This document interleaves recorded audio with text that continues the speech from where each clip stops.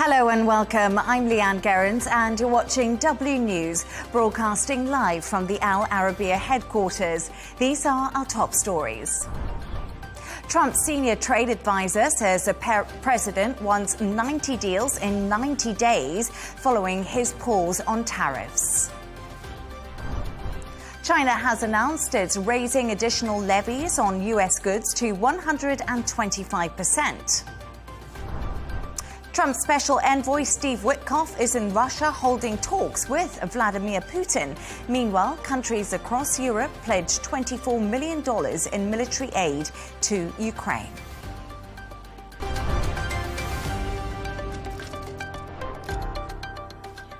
Our top story. China's announced it's raising additional tariffs on U.S. goods to 125%.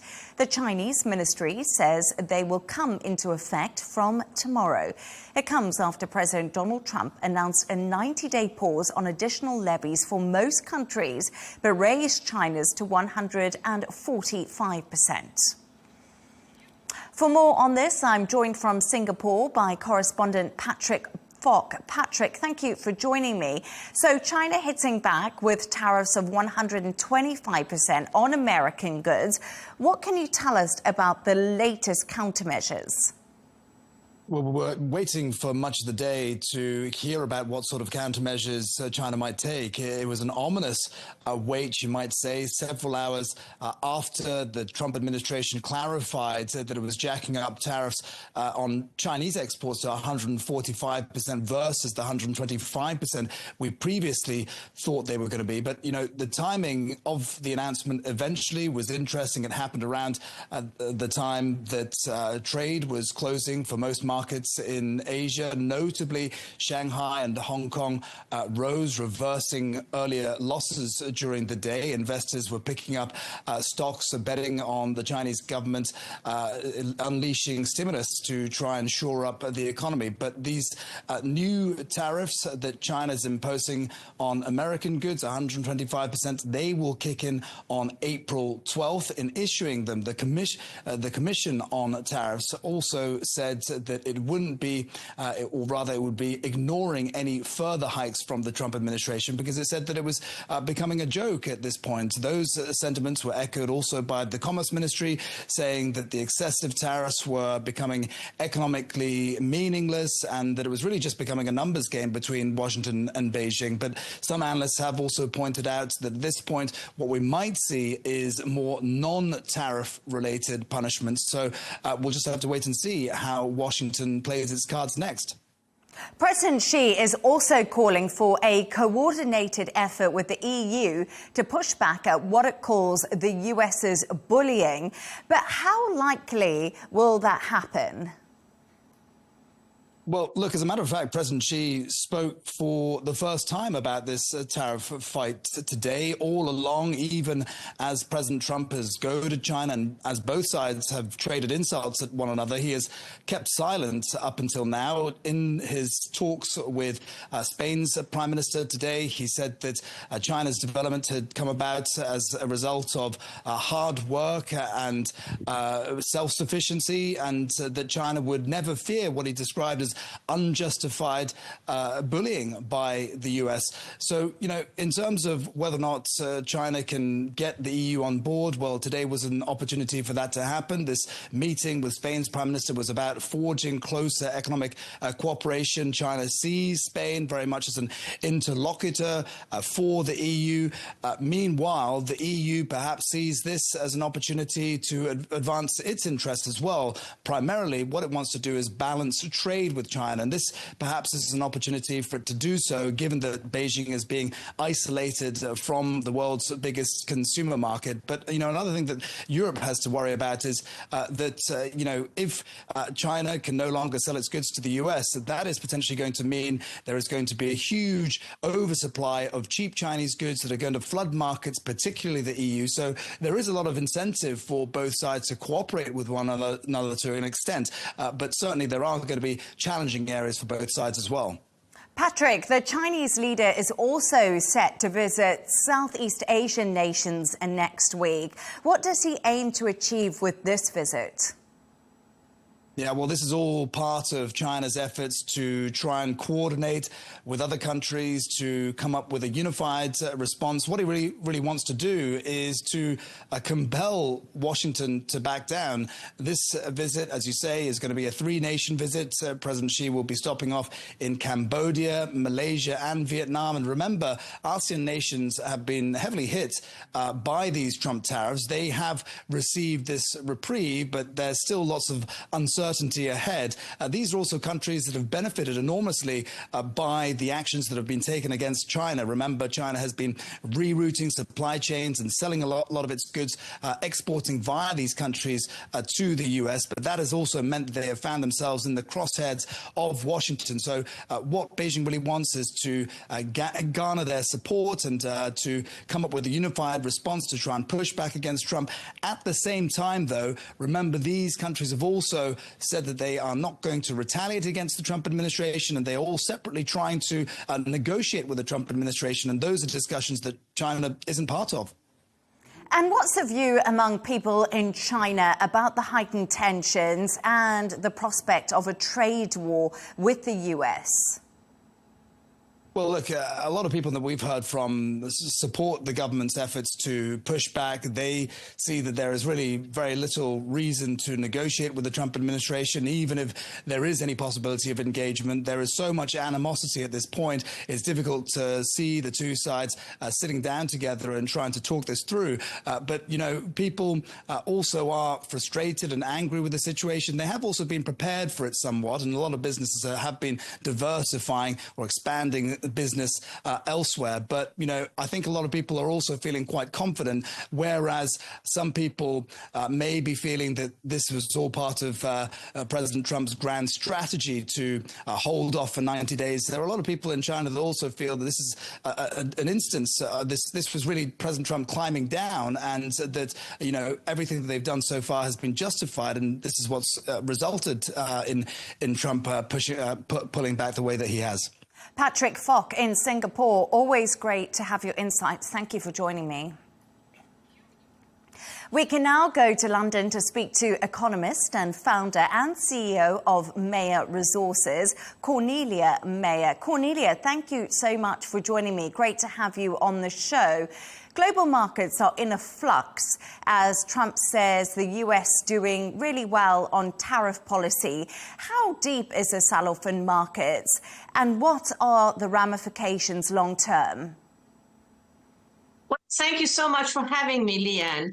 Well, the sell-off in the market is actually quite big, but I think what's even worse than the sell-off is this, tariffs, then reprieve, and then you don't know what's happening. So investors really don't know where they're going. So you see markets in gigantic gyrations, whipsaws, and we used to be used to whipsaws in billions. We're now talking to whipsaws in the trillions. So this is very bad for investors. It is also very bad for companies because they don't know where to invest the next dollar to realign their supply chains. Cornelia, actually, as we were talking earlier, Trump has paused tariffs on everyone but China for 90 days. And this has caused a major backlog for businesses around the world. What does a pause actually in supplies mean for global trade? Well, it's not it's a temporary reprieve, but you don't know where it's going, and it's very bad. Let's say you're an exporter in Germany, you don't know, when are you loading the ship to bring the goods to the States. You don't know when they will be hit with tariffs, whether they will be hit with tariffs. It's an impossible situation in terms of pricing. So it's huge instability for anybody who's involved in trade. JP Morgan's boss has warned the US economy is facing considerable turbulence. Trump's senior advisor says the president wants 90 deals in 90 days. How realistic is this?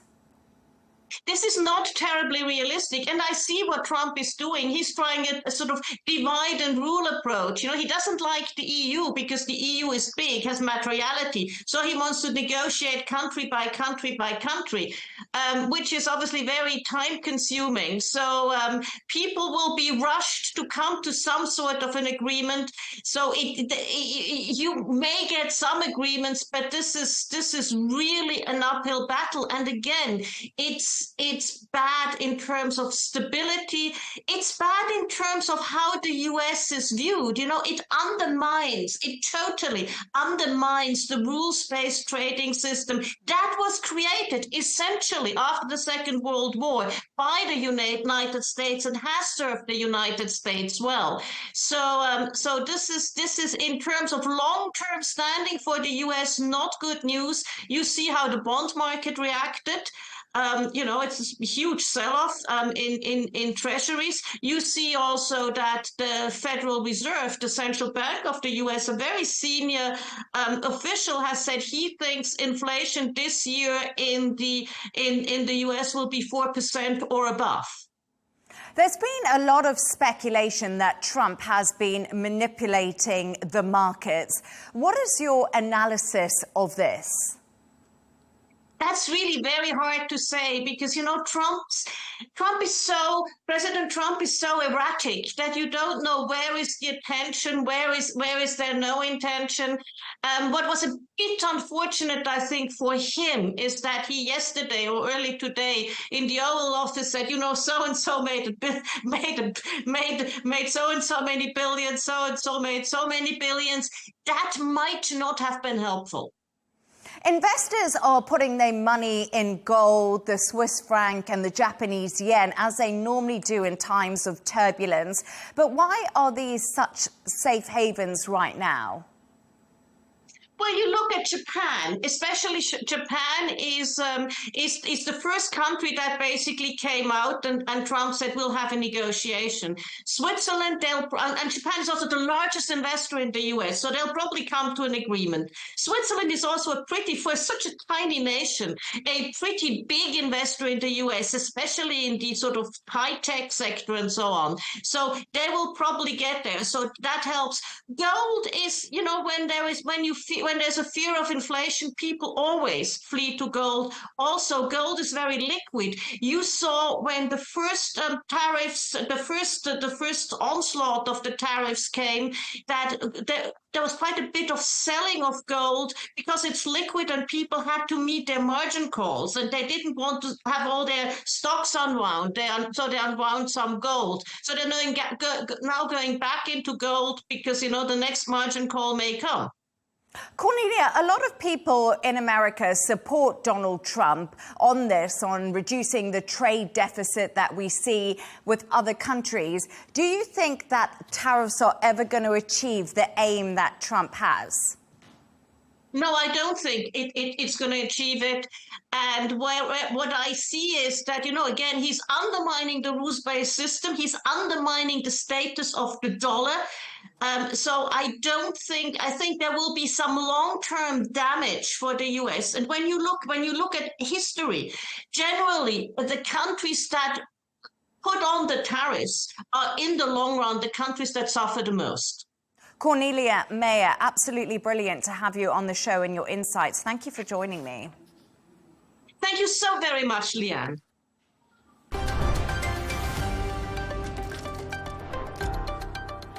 Let's take a look at some of the other stories making the headlines today. An Israeli airstrike has killed 10 members of the same family, including 7 children in Khan Yunis. In another deadly attack, the Israeli army targeted a group of civilians, killing 2 people in the northern city of Bitlaya. The Israeli military said it had struck approximately 40 targets across Gaza over the past day. More than 200 people died after a roof collapsed at the Jet Set nightclub in the Dominican Republic, according to the latest death toll. The director of the Emergency Operations Center, Juan Manuel Mendez, said 189 people have been rescued alive since the incident on Tuesday. Among the dead is singer Ruby Perez, 2 former Major League Baseball players, and a local politician. Former South Korean President Yoon Suk-yeol has returned to his private home after his removal from office. Yoon was stripped of all power and privileges last week by the Constitutional Court over his December the 3rd martial law declaration.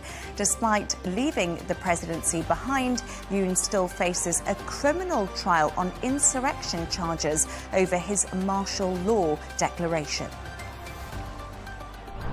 And northern China is on high alert as a powerful cold vortex from Mongolia is expected to bring typhoon-like winds over the weekend.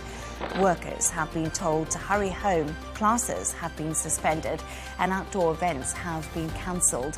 Meteorologists have warned wind speeds could exceed records dating back to 1951.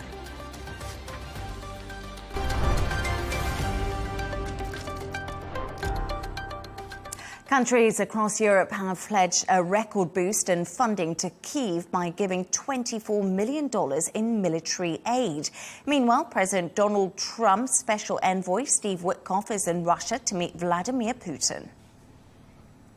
We can now go live to Moscow to speak to our correspondent, Dasha Chernyshova.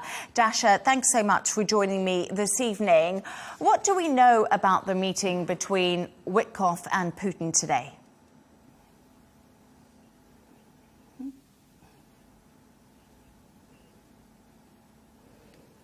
Well, we know that this meeting is already taking place in the Russian city of St. Petersburg, where the Russian president is working on Friday. We know that in this conversation, the likely topic is the settlements of the situation in Ukraine. That's according to Kremlin spokesman Dmitry Peskov, who has said that this meeting gives a very important opportunity for the sides to bring to the table the concerns they have and for Russia to convey its messages to the United States, to President Donald Trump, so that he receives the signals from the Russian side. We also understand that they could be touching upon the possible summit between the two presidents that could be taking place. So there is plenty to discuss, and the Kremlin has also noted that there is no timing for this meeting. It is the third time that Witkoff is in Russia. Last time he was in Moscow on the 13th of March, when again he brought some clarifications of the American position to the Russian president and returned to Washington with the signals from the Russian side. And earlier in February, he was in Moscow negotiating the release of American Mark Vogel, who was convicted in Russia. We also understand that early in the day, Witkoff has had a meeting with one of Russia's negotiators, Kirill Dmitriev, the head of Russia's direct investment fund, who in turn last week traveled to Washington again for the talks with the American officials. So definitely it is seen as yet another brick into the construction of the dialogue between Moscow and Washington and the revival of their bilateral relations. The development of the Russian Navy was also discussed today. What part can the US play in this regard?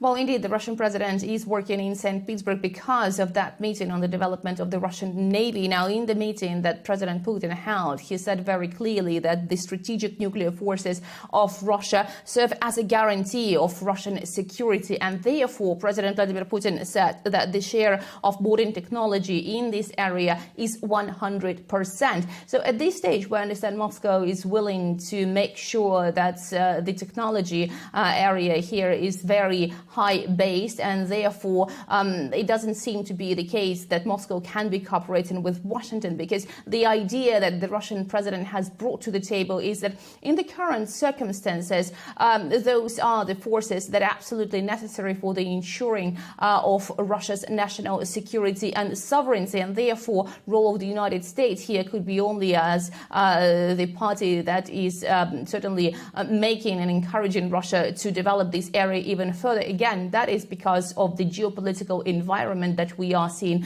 at this stage. So undoubtedly, we've heard the Russian president saying that he's satisfied with the level of the development of this military fleet, but also saying that Russian ships have to be able to solve the whole range of tasks that they are facing, making sure and making it clear to both domestic and international audience that Russia is definitely betting on the development of its military might.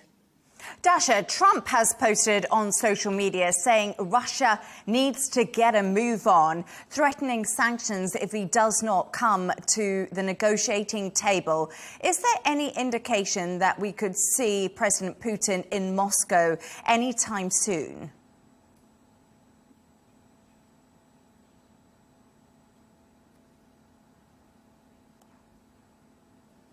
Well, what we definitely can understand is that the sides are negotiating, and obviously the expectations were before the talks started that this Ukrainian conflict could be solved much faster.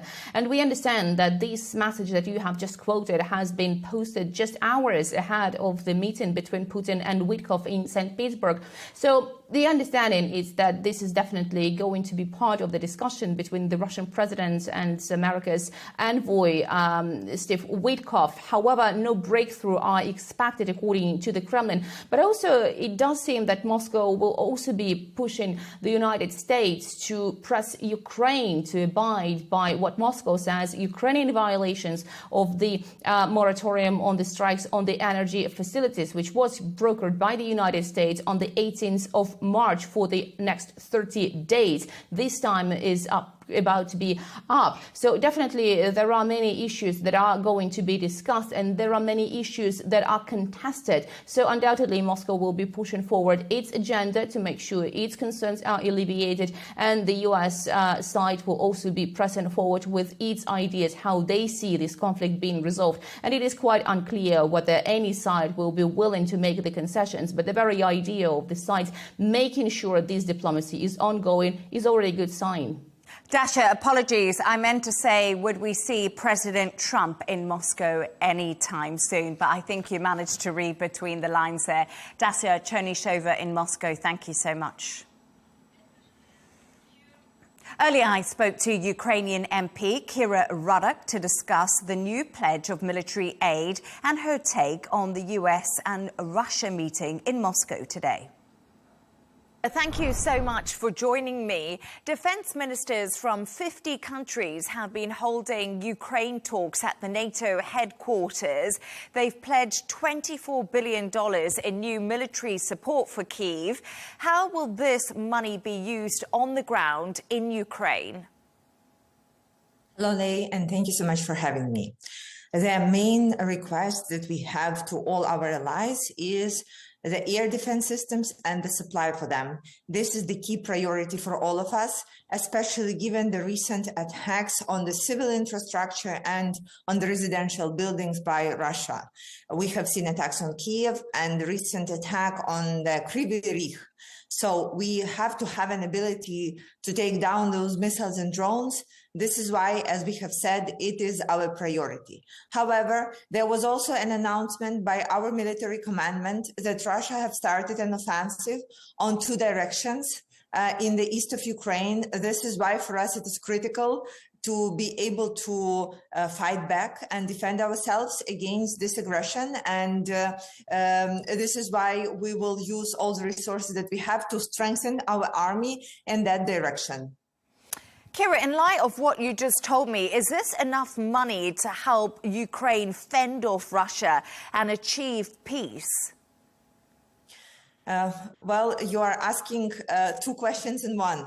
The first one regarding would it be enough? Well, Russia has planned to spend over $100 billion on its military this year. This is why, for us, though we are very grateful for all pieces of the support that we are receiving, we cannot say that something is enough to fight back, especially given that right now we are concentrated again on the defenses. Second point is about peace, and I'm sure that peace cannot be delivered when Russia is attacking us at the battlefield in our peaceful cities. And there were very high hopes with the negotiations that was led by new President Trump's administration. However, this is not something that we have seen again on the ground, that these negotiations had some results. We know that right now the special envoy, Steve Witkoff, is meeting with Putin, trying to bring him back to the negotiation table. But I want to make it very clear that it was much easier for President Trump to talk to Ukraine and to pressure us into having some peace negotiations. As of right now, we haven't seen any sign of goodwill from Russia. And as of right now, we haven't seen any ability to trust Russia's words, and they have made President Trump look very bad, especially given that after the negotiation in Riyadh, the U.S. representatives and Russian representatives gave almost opposite statements about what they have agreed on, and that after those ceasefire negotiations, Russia has constantly been attacking us at the battlefield and on the civil infrastructure. So, Kira, Donald Trump has actually just sent a message out on social media, and he's basically saying Russia needs to get moving. You mentioned Steve Witkoff and Vladimir Putin are meeting today. Does this meeting signal Trump's growing frustration with Vladimir Putin? As you said, it seemed a lot easier to pressure Ukraine into coming to the table.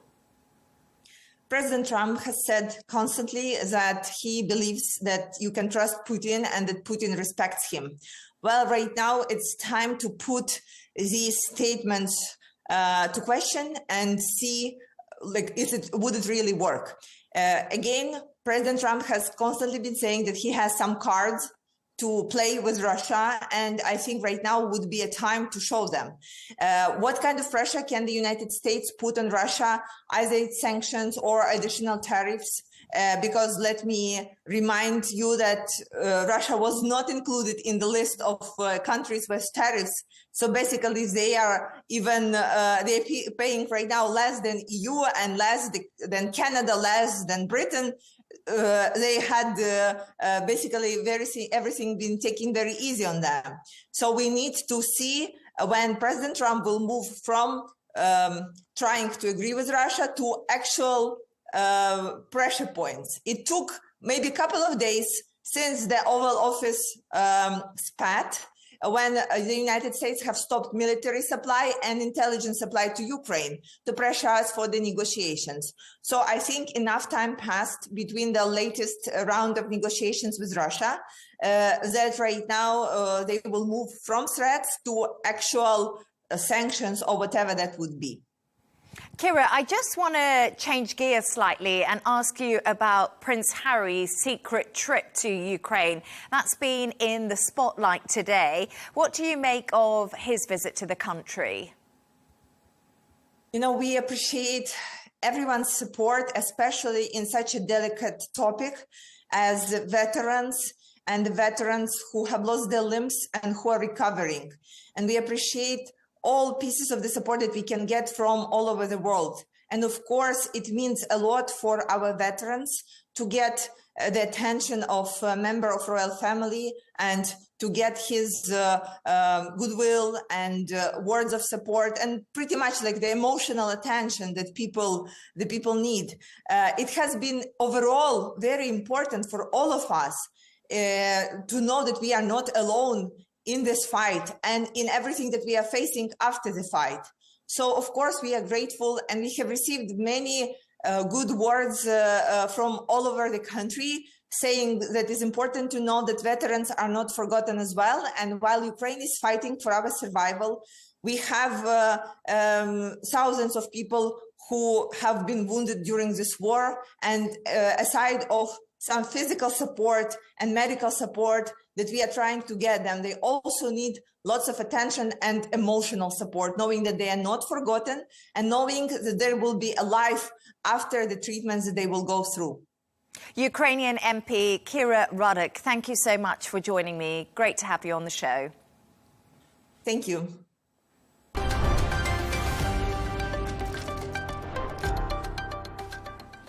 Let's take another look at some of the other stories making headlines today. Israeli Prime Minister Benjamin Netanyahu has vowed to bring back the remaining Gaza hostages during the Jewish Passover holiday. His comments follow President Trump's suggested progress in the hostage release talks, telling his cabinet, "We are getting close to getting them back." President Trump will face a defamation case brought by the members of the so-called Central Park Five, the 5 black and Hispanic men who were wrongly convicted and imprisoned in 1989, have enough evidence that the now US president defamed them in comments during the 2024 presidential campaign. A new high-speed rail service will be built in Italy, connecting the underdeveloped south of the country. Using European funds, it's hoped the new network will help the population and the economy. The 145-kilometre route will connect cities on the Mediterranean coast to the shores of the Adriatic in just 2 hours. Star of Euphoria and Grey's Anatomy, Eric Dane, has been diagnosed with ALS, the most common form of motor neuron disease. The 52-year-old actor told People magazine he was grateful to have his family by his side as he navigated the next chapter. Dane says he plans to continue working and return to the set of Euphoria next week.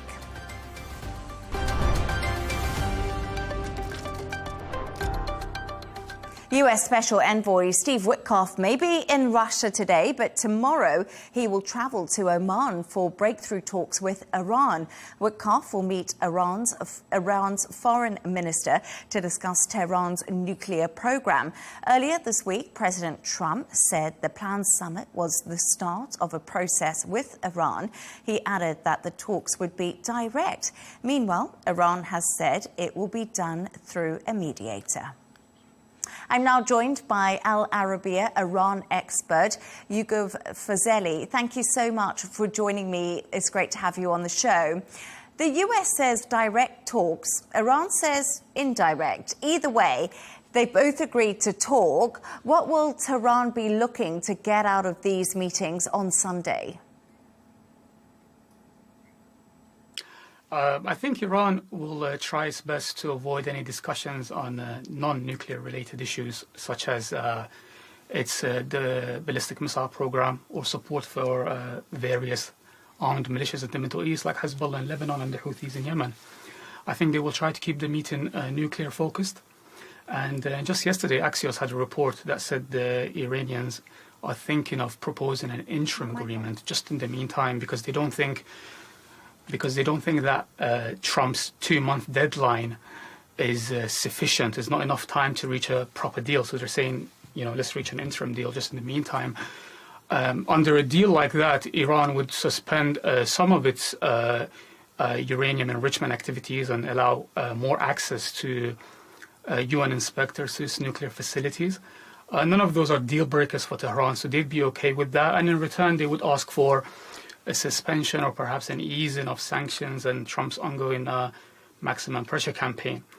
Now, whether that would be enough or acceptable to Trump, we'll have to wait and see.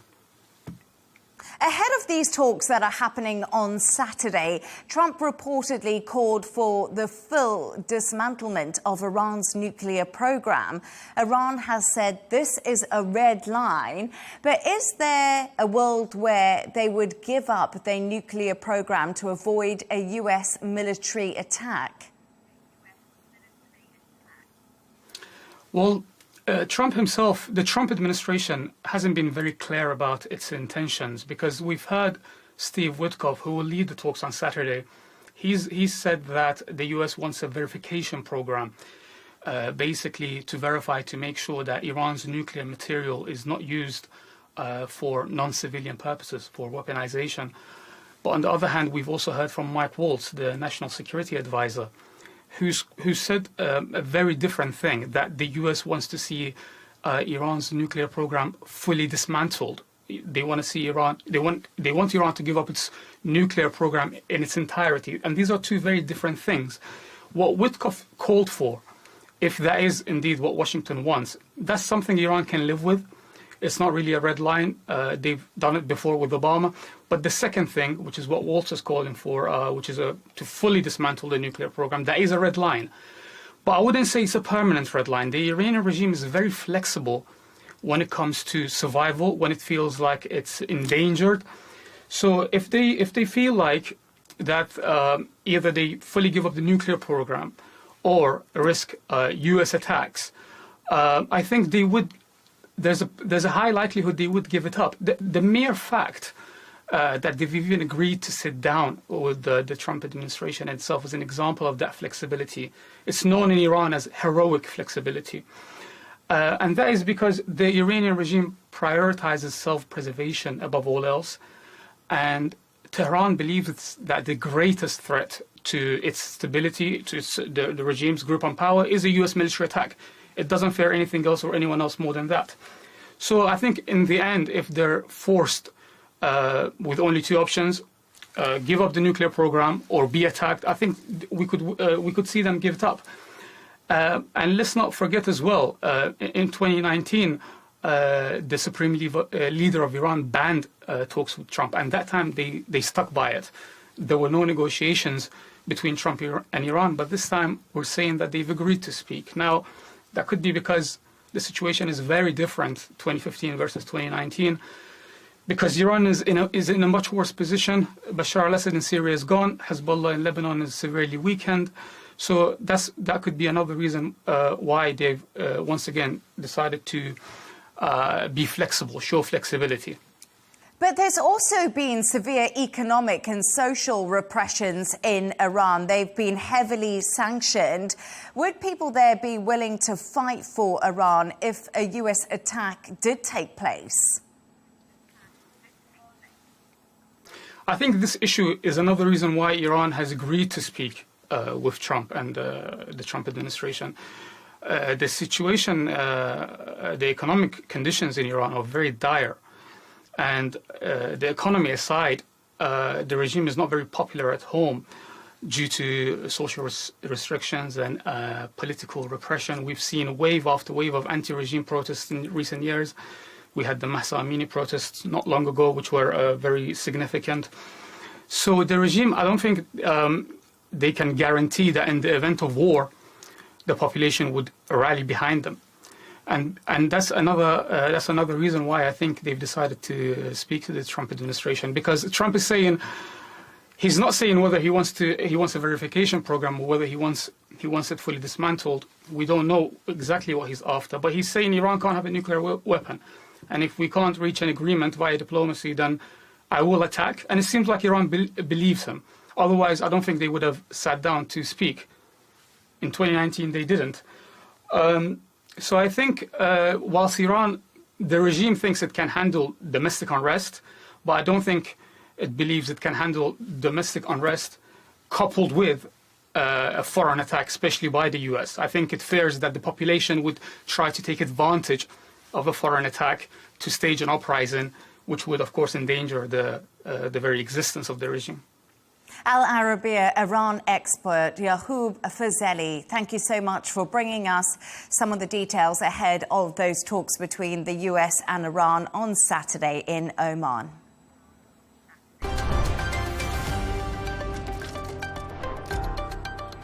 Let's take a look at the top business news now. The British economy has returned to growth in February with its fastest expansion in 11 months, beating economists' expectations.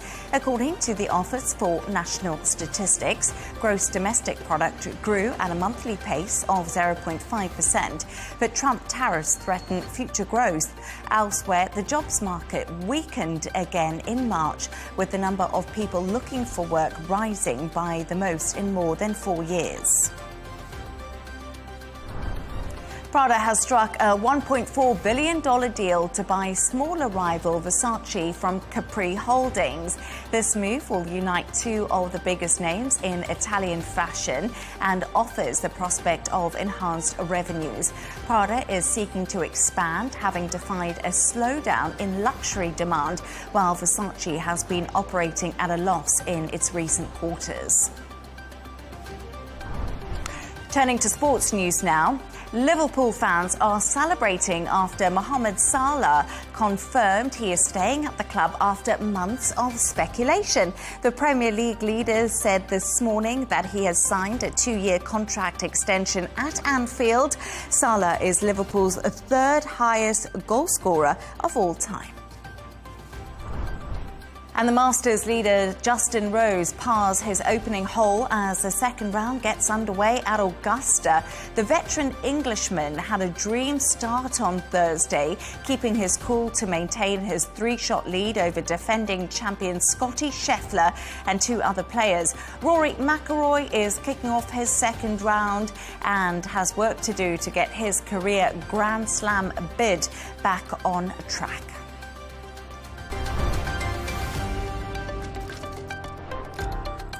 A reminder of our top stories.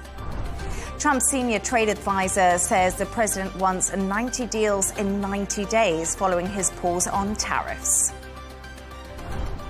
China has announced it's raising additional levies on U.S. goods to 125%.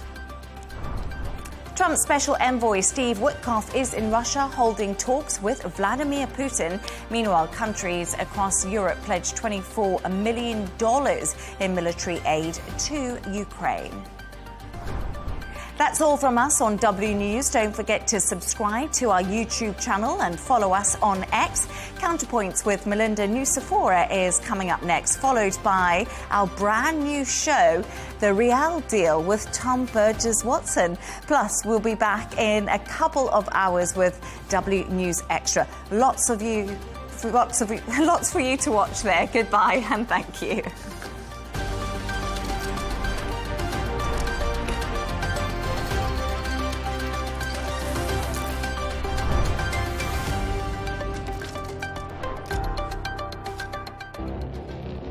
It feels like decades are passing by in a matter of weeks. Seismic shifts in the world order. Never, ever will be part of America. With so much happening and so much noise. Whether it's political upheaval, Canada has been ripping us off for years. Economic shifts or social movements. And no one wins from tariffs. I think America can be more friendly to the rest of the world. The in-depth analysis and all the latest developments across the globe.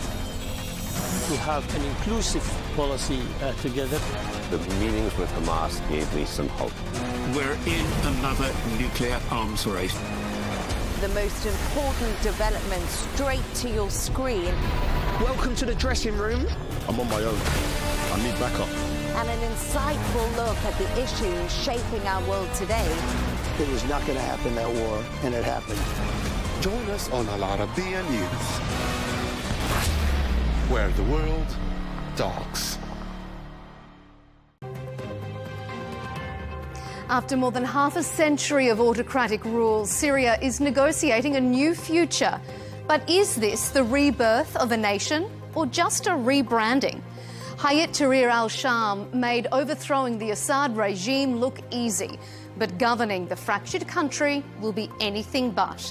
We'll debate if the interim government is up to the task ahead, here on Counterpoints, with me, Melinda Nusafora.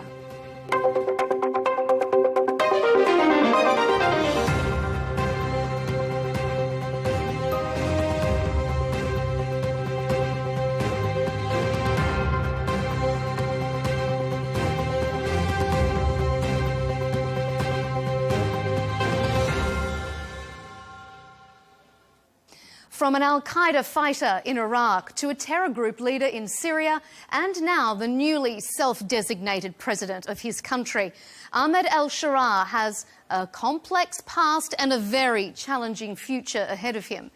The HTS was disbanded when al-Sharaa took power in December. He's swapped his fatigues for a suit and tie, but is it realistic to believe that his entire team has discarded their extremist ideologies and embraced unity and justice? Now that would truly be a road to Damascus-style conversion. His administration has a lot to deal with. Israel has started launching attacks from the southern border. Negotiations are underway to remove international sanctions, and domestic rifts between minority groups and the government are threatening internal stability. The Constitution does not represent us as the people of northern Syria, especially for us as Syriac people. We have been marginalized for 53 years. The Constitution has returned with the same approach, including only one perspective, to exclude and marginalize us.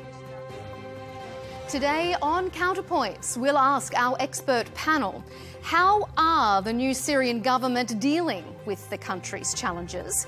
If minority groups will accept an Islamic government that pushes Sharia law? And what role, positively or negatively, the international community will play during the transition period. Stay with us. Well, joining me for today's discussion on Syria is Mahmoud Touron, the independent Syrian politician who is working to bridge the differences between the new government and the West, including the lifting of sanctions. Salih Muslim, the co-chair of the PYD, a leading political party in the autonomous Kurdish region in Syria's northeast. And rounding out our panel, Ambassador James Jeffrey, the former US Special Envoy for countering ISIS in Syria and a former ambassador to Turkey. Gentlemen, thanks for being with us here on Counterpoints. I want to begin today's discussion on the huge in-tray the new government faces. It's believed 9 out of 10 Syrians live in poverty. The country's economy has contracted by a staggering 85%, and it's estimated it will cost up to $400 billion to rebuild the nation. Added to that, an outbreak of violence against the Alawite community has raised concerns about the new administration's ability to coherently govern the fractured country. Ambassador Jeffrey, let me start with you. Is the new administration up to these challenges of rebuilding, repairing and uniting the country? First, thanks for having me on. It's good to be on with Salih Muslim again. Let me say that the new administration has been much more active generally in the Middle East than we had thought, with all of the talk before the election on pivot to Asia. That's good. The one area where it does not have a clear policy, in particular compared to the Biden administration in the last months, is in Syria, and that is not good. The administration did play a role in encouraging the Syrian Democratic Forces to negotiate a deal with Damascus several weeks ago for eventual inclusion. That's a positive. But the administration still has not taken a final decision on the sanctions, known as the Caesar sanctions, which are imposing really crippling costs on Syria. And it will be impossible for the international community, because it's a larger job than America, to fix Syria without the Caesar sanctions being lifted. There are some conditions being placed on the lifting. These have been passed reportedly to the al-Sharaa government, but still Washington is being far slower in this administration than the last one was to reach out, and of course far slower than Arab countries or the Europeans have been, and that's not a good thing. We are absolutely going to come to the US's involvement and of course those sanctions a little bit later on, but let me turn to Mahmoud. What do you think? How have you assessed this new government's, first few weeks, months in the role? Can they live up to expectations?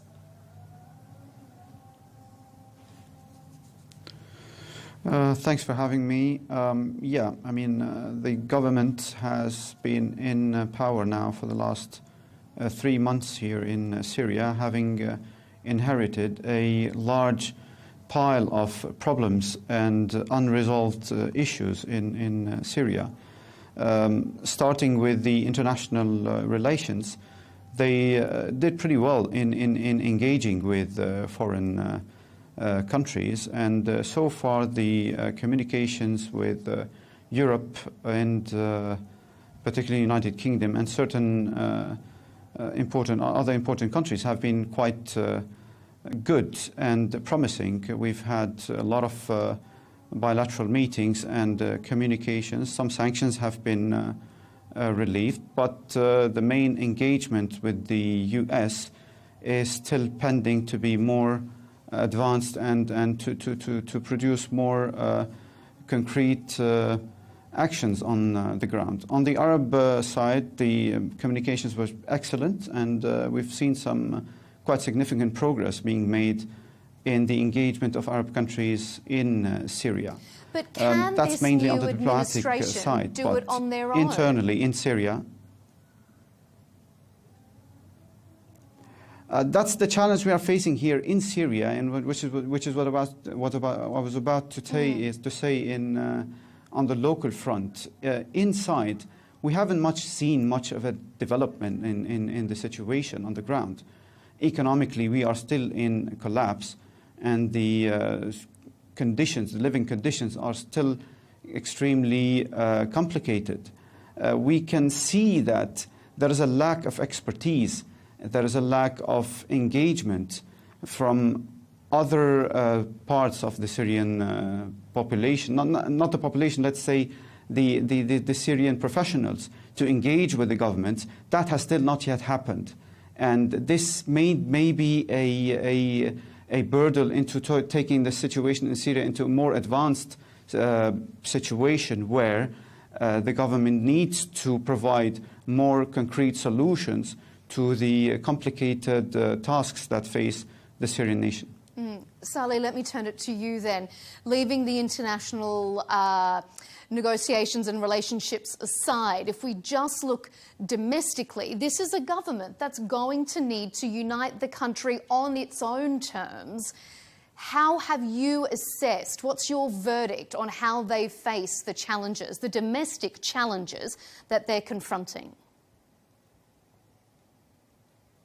Well, first of all, regards to your guests and your team, and thank you for giving me this opportunity. What's going on, at the new government, of course, all the Syrian people, they were happy and they were expecting a lot of things. But maybe they are facing the truth now. And the new administration, they are careful about to satisfy outside more than inside. Outside, maybe there were some visits and connection with the European countries, with the United States and the other, and everybody welcomed this new regime, and also the Arabic world also. But for the local issues, they didn't solve any issues till now, and on the ground you can find these massacres going on in the coastal areas, and fighting going on with some groups in the north of Syria between those groups encouraged by Turkey and supported by Turkey, and even Turkish attacks. Just last week, one family, all children, they were killed in Kobani, and those problems. And the government is keeping silent without doing anything. So the situation inside is different from the outside policy and diplomatic policy with other countries. I think this regime or this government should care locally more than outside, because the base is to satisfy your people inside. So they have to prevent such massacres and so on. From the other side, we have seen a deal between the SDF, Democratic Syrian Forces, and the new regime, it was okay for eight paragraphs. And in just a few days ago, there was another meeting to arrange the committees for implementing this agreement. It's a good step, and we are happy about that, but it's not enough. It's the beginning. From the other side, I mean the steps taken for the constitution and these committees established, and even for the constitution issued, temporary constitution issued, it's all against the people's wish. So we believe the wrong steps from the beginning will result in maybe in some bigger mistakes. Ambassador Jeffrey, let me ask you then, we just heard from Saleh saying wrong steps at the beginning can lead to future mistakes. This transition period is 5 years, and that came as a surprise to some observers. Do you see that as perhaps a wrong step from the beginning? Well, first of all, it's for the Syrian people, and we have two of them here today, to decide whether these are wrong steps or not.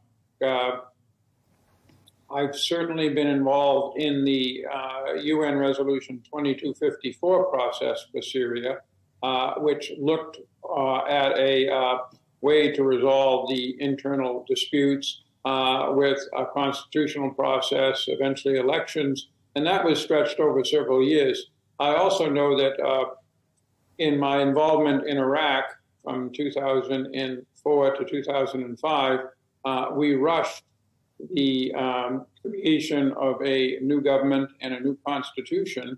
The plan we had was ironically also 5 years with an American governing presence authorized by the UN.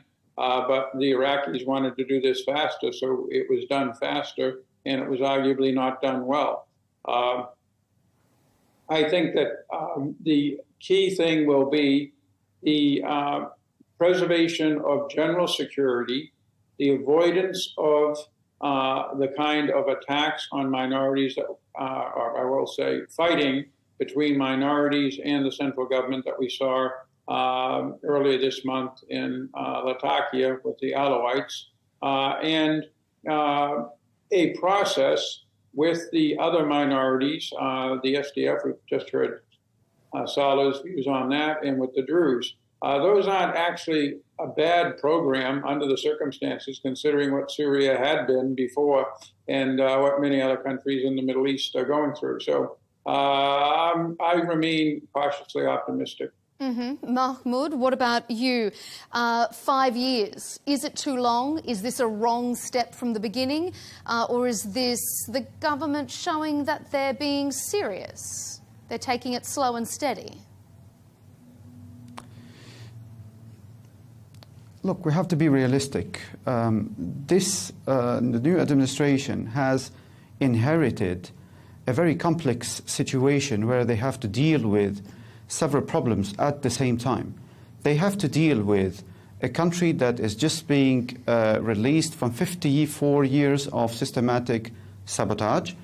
It's an administration that has to deal with multiple armed factions that already have divided loyalties, and that they need to reunite under one umbrella and form a new armed forces. It's an administration that has to deal with a completely collapsed economy while also facing crippling sanctions that is really limiting their way to maneuver.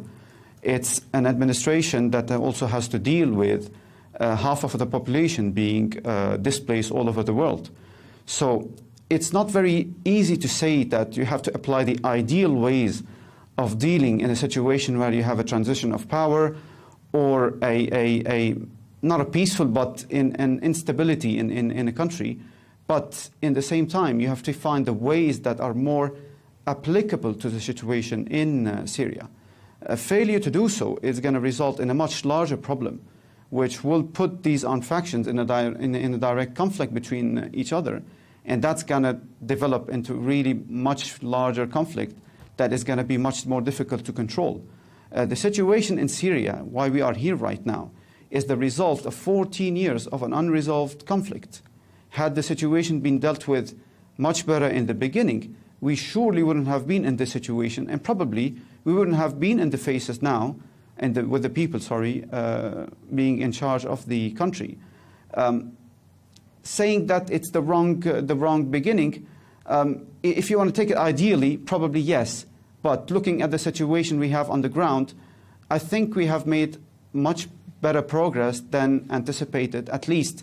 Obviously, we don't have to see attacks neither against minorities nor against any other sect of the Syrian people, but we do not see evidence of mass acts of violence, each targeting neither minorities nor any other sects, except the incidents that happened in the coastal area, which have been dealt with and which is actually pending an investigation. And that gives slightly a message of hope that probably the days to come would show better results and better engagement from the government. Okay, we're going to move on to minorities in just 1 minute, but Salih, I just want to ask you just briefly, one of the key roles that this new government needs to play is providing security for its population. Has the government been able to provide a sense of security and stability for civilians? They've been in the power for 3 months now. Should they have been able to if they haven't? Well, I think if you are looking for the security of the people and for the society of Syrians and the minorities and so, you have to be sincere about consulting those people, which they are meant by this, all the actions you do. And you have to choose the right tools to do that. I mean, you cannot do it with Salafist or jihadist ideas, which the groups are taking. I mean, we have a lot of those foreigners coming from Tajikistan, from anywhere else, and they have massacred, I mean, what's going on in the coastal areas mainly. So you cannot do security with those people. You have to choose the Syrians, to choose the right people to do it, and to do it in consultant with these people, which they are subject to this means you are trying to do. And I think all the Syrians, I mean, all the components of Syria, they are ready to do it. And all of them, they were happy about getting off from the old regime. But of course, they are looking for more good conditions and stabilize Syria. And so they're looking for that. But you cannot do it with those tools already. They are inactive, I mean. So they have to change it. And even the committees established for doing many things, those committees, they were one color, not more than that. I mean, same idea, the same people, they cannot do anything. I think, I mean, or at least are not acceptable by the Syrian people. So this is the case, I think. All right, let's look to the task of unifying the country. Syria is not an easy place to govern. The civil war over the last 14 years has seen violence along sectarian lines. The new Syrian administration will be an Islamic government, but religious and ethnic minorities make up about 30% of the population. And there are some, including the Druze in the south and the Kurds in the northeast, who are reluctant to relinquish control of their regions to a centralised government. So, Mahmoud, do you think Syria can ever be governed as a unified entity? Or could we see a future where the country is divided along ethnic or religious lines? Well, we have to go back to a bit in history in Syria. The only period where we saw a massive exodus of the minorities and non-minorities was during the 54 years of the Assad regime reign. Before that, we had a very nice and peaceful way of a unity in Syria, where we did not really witness any sectarian, neither violence nor divisions in Syria. It is only the last 54 years where we saw actions being taken against minorities by the Assad regime and by the Assad family regime. I'm not going to say the Assad minority regime, because it may not be considered as such. Assad regime was a family-targeted era that is just targeting any part of the Syrian people that opposes his regime. The issue now, that is over. Though, is that today, that's been it's a more new than beginning 50 for years Syria now, and you've got a whole new generation or generations of people who perhaps have been radicalised by what they saw during the Assad regime. So can this new administration unify them, or are they going to break further apart? I believe they have no choice but to unify them, because breaking apart is not a solution for the country. It's not a solution for the needs of the people. Today, being in Damascus gives you the impression of what people are expecting for the country. You have to bear in mind that the most part of the Syrian population is not a radical, is not radicalized, and is not really a big fan of extremism. On the contrary, they are more into a different culture of religion, and the government understands this nature very well. We did witness some kind of a leaning towards the Syrian society when the current interim president has visited certain mosques in the city where they are completely where they are ideologically different from the background where they came from during the last 10 years. So unifying the country is not an option that we have, but it's just a direction where we need to head towards. And the government so far has shown signs of being directed into this direction. First, we had the SDF agreement, which was signed with Mr. Mazloum Abdi. Second, we had a limited participation of minorities in the National Dialogue Conference, in the Constitutional Committee discussions, and right now we're just about to focus on the government. So we don't see evidence of the government being radicalizing the future of the political life in Syria, rather than giving the opportunity to several factions to participate in the political process. Salih, you represent the Kurdish region. You've said in an earlier answer that you don't think the government has done anything to solve any of the issues so far. Do you disagree with Mahmoud then, that the government is making progress and that its only option is to unify? Well, what I said, I mean, all the people are ready for unification and to work together and to be helpful for this new regime. But the problem is in the regime itself, because as I said, I mean, those tools, I mean, for example, those, I mean, doing these massacres in the coastal areas, maybe I don't know if they are part of the regime or not. So they have to clarify themselves with tool. I don't think somebody came from Afghanistan or from Uzbekistan to Syria is fighting for the democracy of democratizing Syria. No. So he is different. So I think the government itself should be clear for what they are doing. And even this committees established, you can see now maybe some of them are from different areas. One is Jordanian and the other is Turkish origin and so on. And all the government, I mean, without any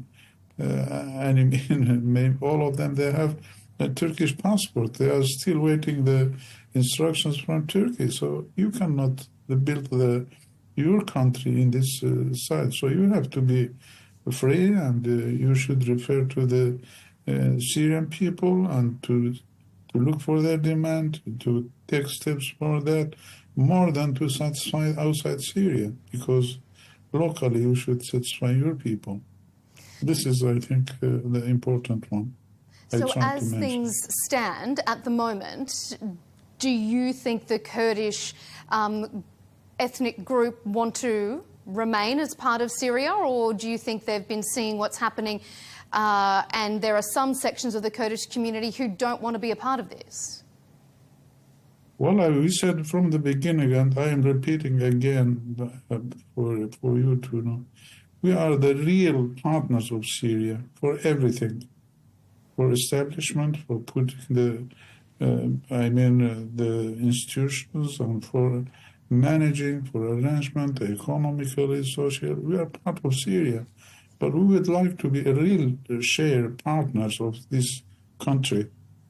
So the problem is not from our side, and we are trying to do. Maybe in near future, in just few days, maybe this the discussions for that will start. With the new regime, and we are ready for that. I think all the Kurdish area. There is no any Kurdish movement looked for independent or for dividing Syria or no. And maybe you can recognize what we are calling for in our system, which is established in northeast of Syria. We are living together with the Arabs, the Syriacs, maybe Turkmens, and all the minorities. With all these divisions, we are living together. So there is diversities all together is a good thing. Accepting each other, changing the ideas and mentality are the same for unification, and it's valid for all of Syria. What we are calling for. Ambassador Jeffrey, let me ask you, as an observer, as someone who has had a long history in the region, you also mentioned the reconstruction of Iraq. From the outside, looking in, we heard Salih there saying the problem's not coming from the Kurdish side. They want to be a coherent part and a valued part of this new administration. Are you seeing enough being done by the al-Shara government to not just say that they're going to include ethnic and religious minorities, but actually doing it?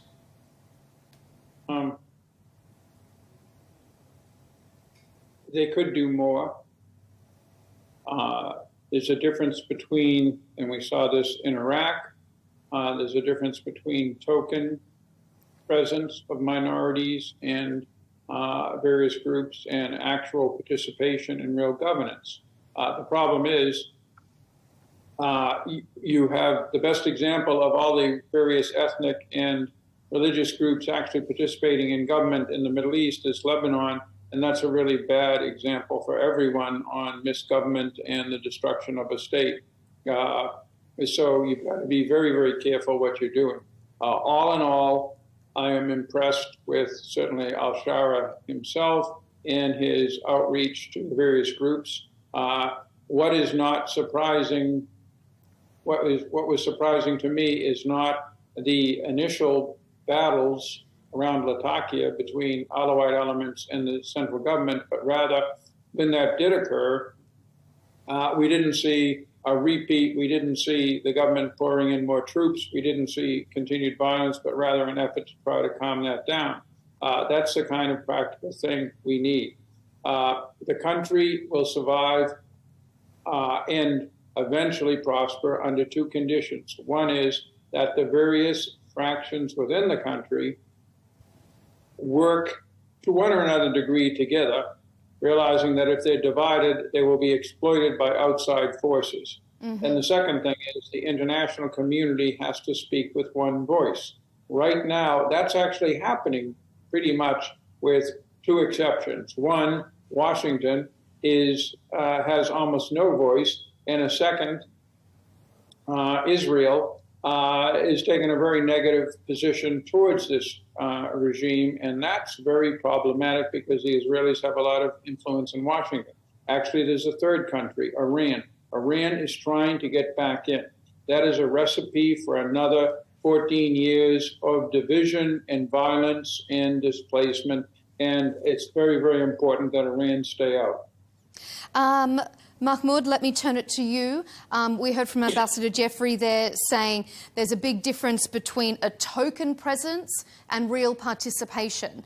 What do you believe you've been seeing at the moment? When you consider that in this constitutional declaration, the new president of the country must be Muslim, how does that make minorities feel included and valued?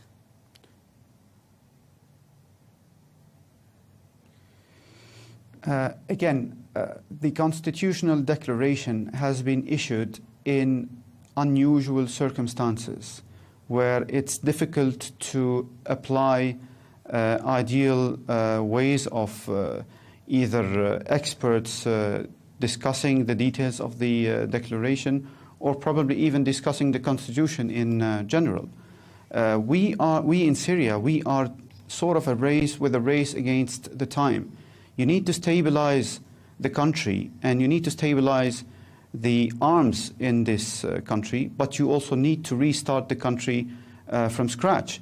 So neither the president nor any other governing body have the luxury of spending enough time talking to everyone and everybody, including minorities, including any other sect, while dismissing the dangers that we have in Syria.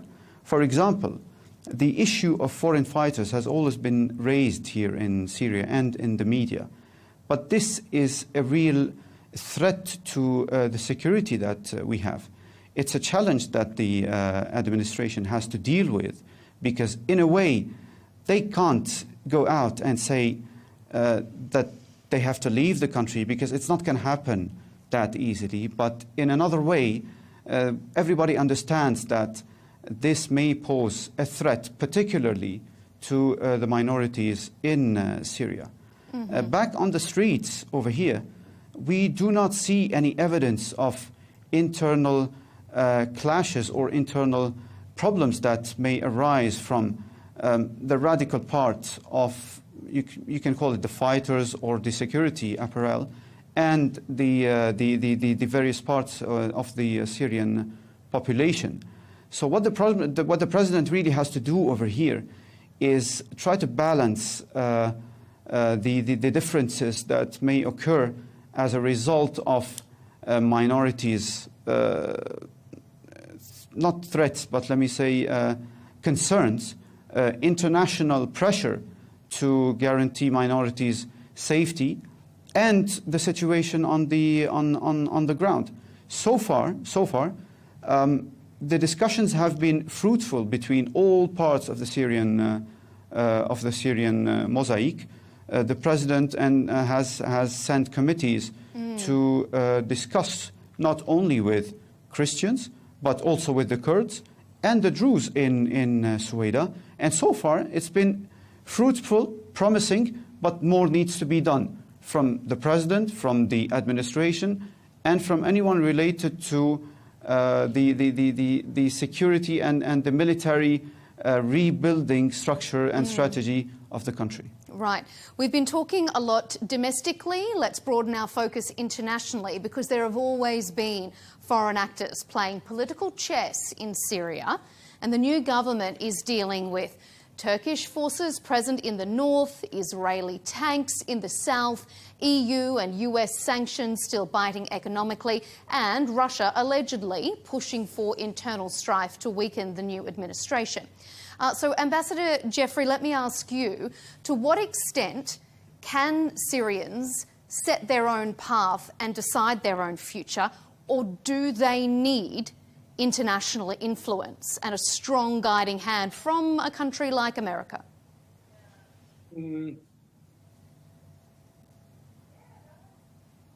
From my own experience working on Syria,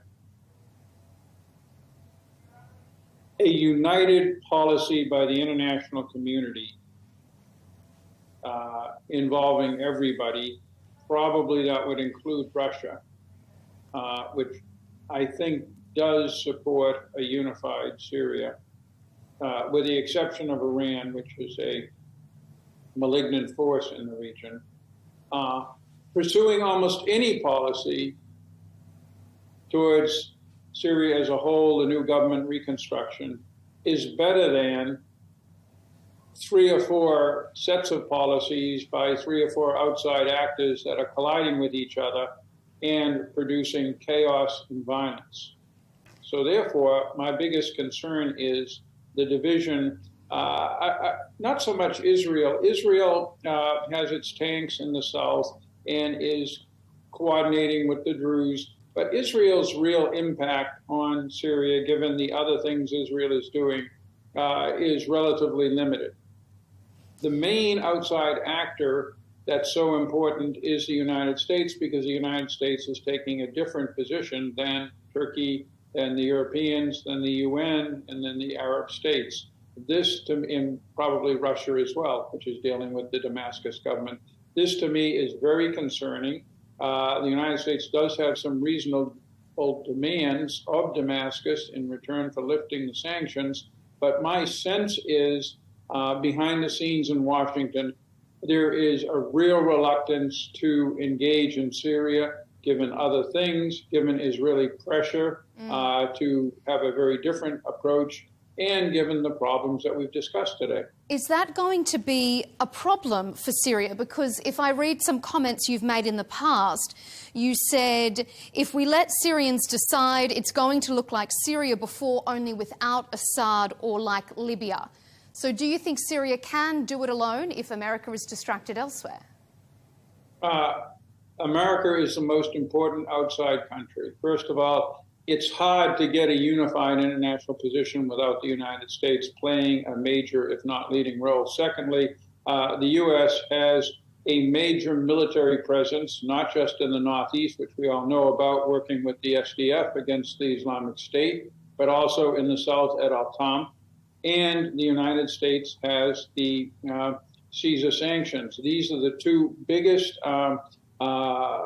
impediments to a unified, economically functioning Syria. And therefore, the United States holds the key, and the inability to fathom what Washington is really thinking, but the reality that whatever it's thinking, it's put it in a different place than the Europeans and the Arabs in Turkey, is troubling. Mahmoud, what do you think about that? The US holds the keys, as Ambassador Jeffrey said. Do you think that if left to their own devices, if left to Syria to decide, it will look like Syria before without Assad if you don't have US influence?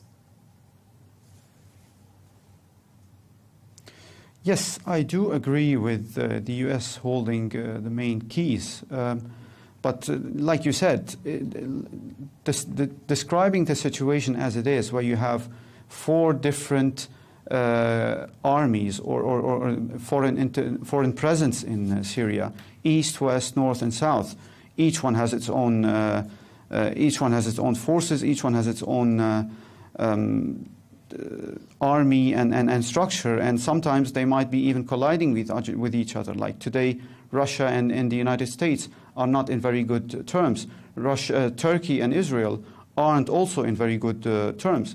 So preserving the independent Syrian decision making while having foreign forces on the ground is a very complex situation. Probably we haven't seen that much in other similar cases. Mm-hmm. But in Syria today, we look for a better future that is completely different from what Assad has taken us. Assad has mainly aligned with Russia a lot in the past, and Russia has its own reason to align with Assad as well. As ordinary Syrian citizens, we don't feel we should follow that same path. And the only other option that we have is by aligning closer to the West.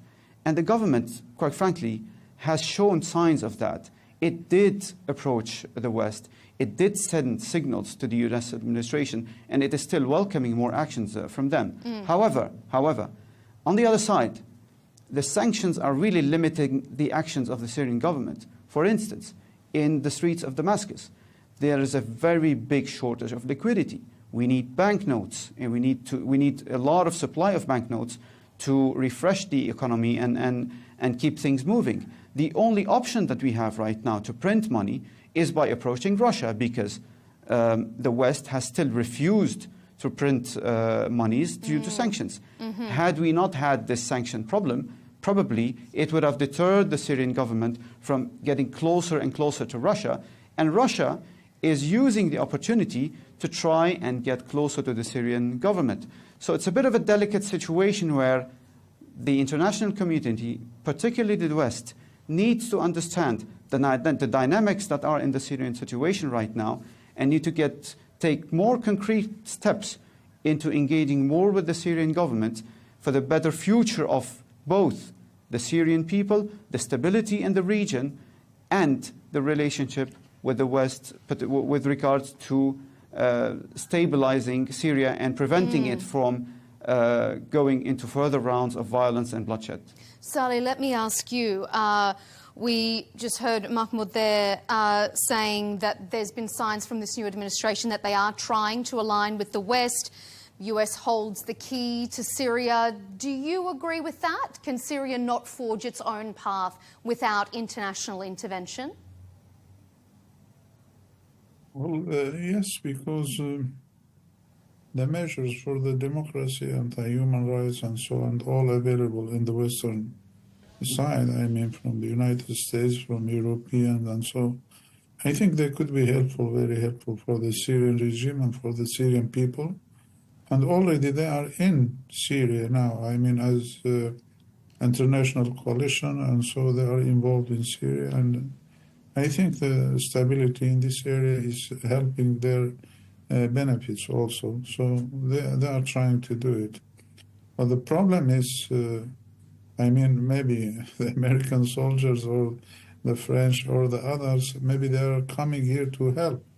The other soldiers or maybe armies are coming for occupation, just like Turkish army and maybe even the Iranians and the others, I mean, even Israelis.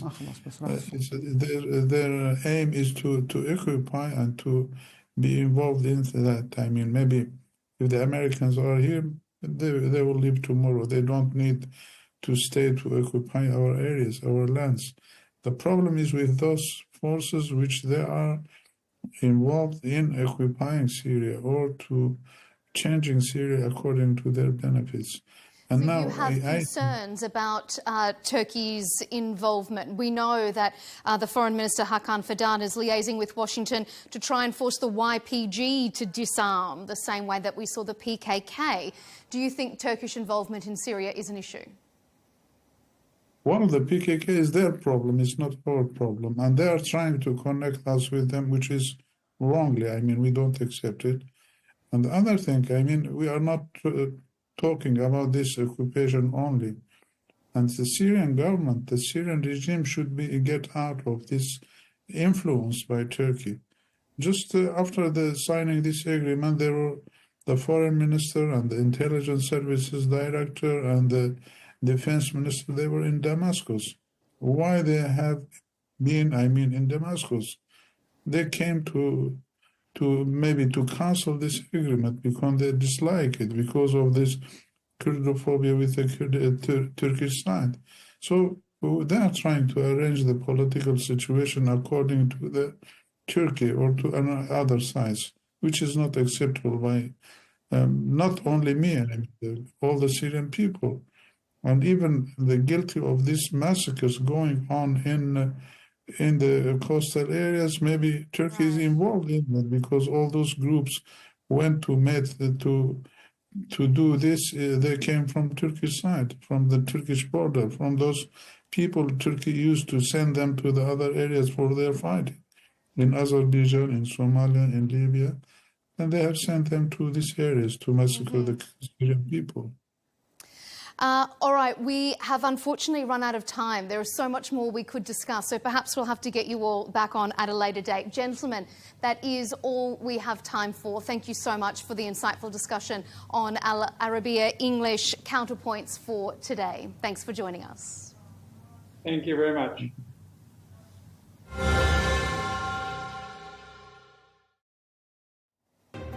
You've been watching Counterpoints with me, Melinda Nusafora. Remember to subscribe to Al Arabiya English's YouTube channel and follow us on X and TikTok so you don't miss any of our lively discussions. Thanks for watching.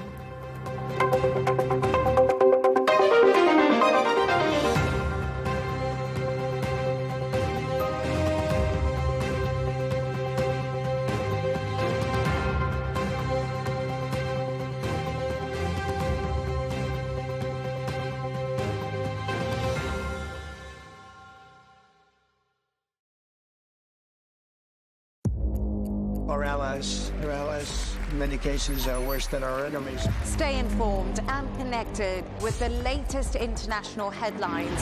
There obviously is a risk. From breaking news to in-depth analysis, it would appear that this war is coming to an end. Who buys this stuff? Investors, pension funds. We deliver the most important developments straight to your screen. Iran always wanted to deal with militia. Join us for compelling, expert-driven conversations. A curfew order has been established. And an insightful look at the issues shaping our world today. There are a lot of proposals about European architecture for security. I'm Leigh-Ann Gerrans, and this is W News. We dealt with this when I was Chief of Staff in the first term. Where you don't just hear the headlines, you get the full story.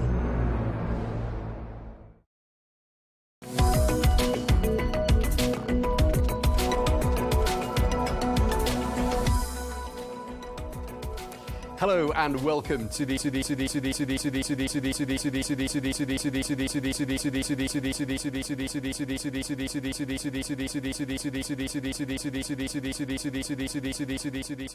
who is the Chief Investment Officer of the Saudi Arabia Holding Company. Welcome to you. Hello, Tom. Great to be here. Great to have you with us. We're going to start by taking a look at the top stories of the last couple of days. As countries around the world weather the tariff storm brought on by the US President Donald Trump, we take a deep dive into the implications of this baseline tax on Saudi Arabia's economy. Coming up, we'll be speaking to the Chief Executive Officer of the Saudi-based clean power generation company Aqua Power. He'll be joining us from Riyadh. And as Tesla opens its first showrooms in Saudi Arabia this week, we take a closer look at the opportunities down the road for electric vehicles in the kingdom.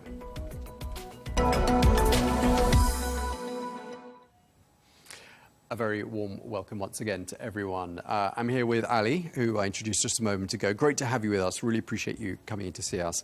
The very first edition of the Riyadh Deal, as we've been saying, a new bulletin in English dedicated to business in Saudi Arabia. I mean, a lot of people seem to be really interested in Saudi Arabia, a lot of appetite for information. Very much so, very much so. We've got a long string of conferences in Saudi Arabia. We've got a range of investment initiatives. There's industrial development that's taking place. The world is paying attention now. And we see that through the conversations that people start with us. And it's very clear that the world is hungry for more insights on what's happening on the ground in Saudi Arabia. Okay, well, you and I will be anticipating some of the questions and trying to address that interest. We're going to kick off the very first episode of the Riyadh Deal with the one and only Mr. Wonderful, aka Kevin O'Leary, the investor and host of the Shark Tank United States, who joins us now from Miami. Kevin O'Leary, investor and host of Shark Tank USA, who joins us now from Miami. Mr. O'Leary, great to have you with us once again, especially for this, our very first episode of the show. We aim to bring the world of Saudi business to a global audience, and I want to start by asking you, what's been your experience of doing business in Saudi Arabia? Well, it's one of the largest growth areas in the world. And over the last 10 years, the tonality of, investors' attitude has changed completely. I mean, you can see that just by the amount of traffic that any of the trade shows happen or the conventions. It's packed because people really want to understand what the vision is for the next 20 years in Saudi. And it's a very positive tone because there's a lot of stability coming into the way people think. I know the region's been in turmoil, but when you start to hear the vision of the long-term investment opportunity and the growth, it's hard to find it anywhere else in the world. And really, investors pursue growth. That's it. The path of least resistance is the lowest risk with the fastest growth rate. And right now, Saudi's in the top quartile of destinations for that.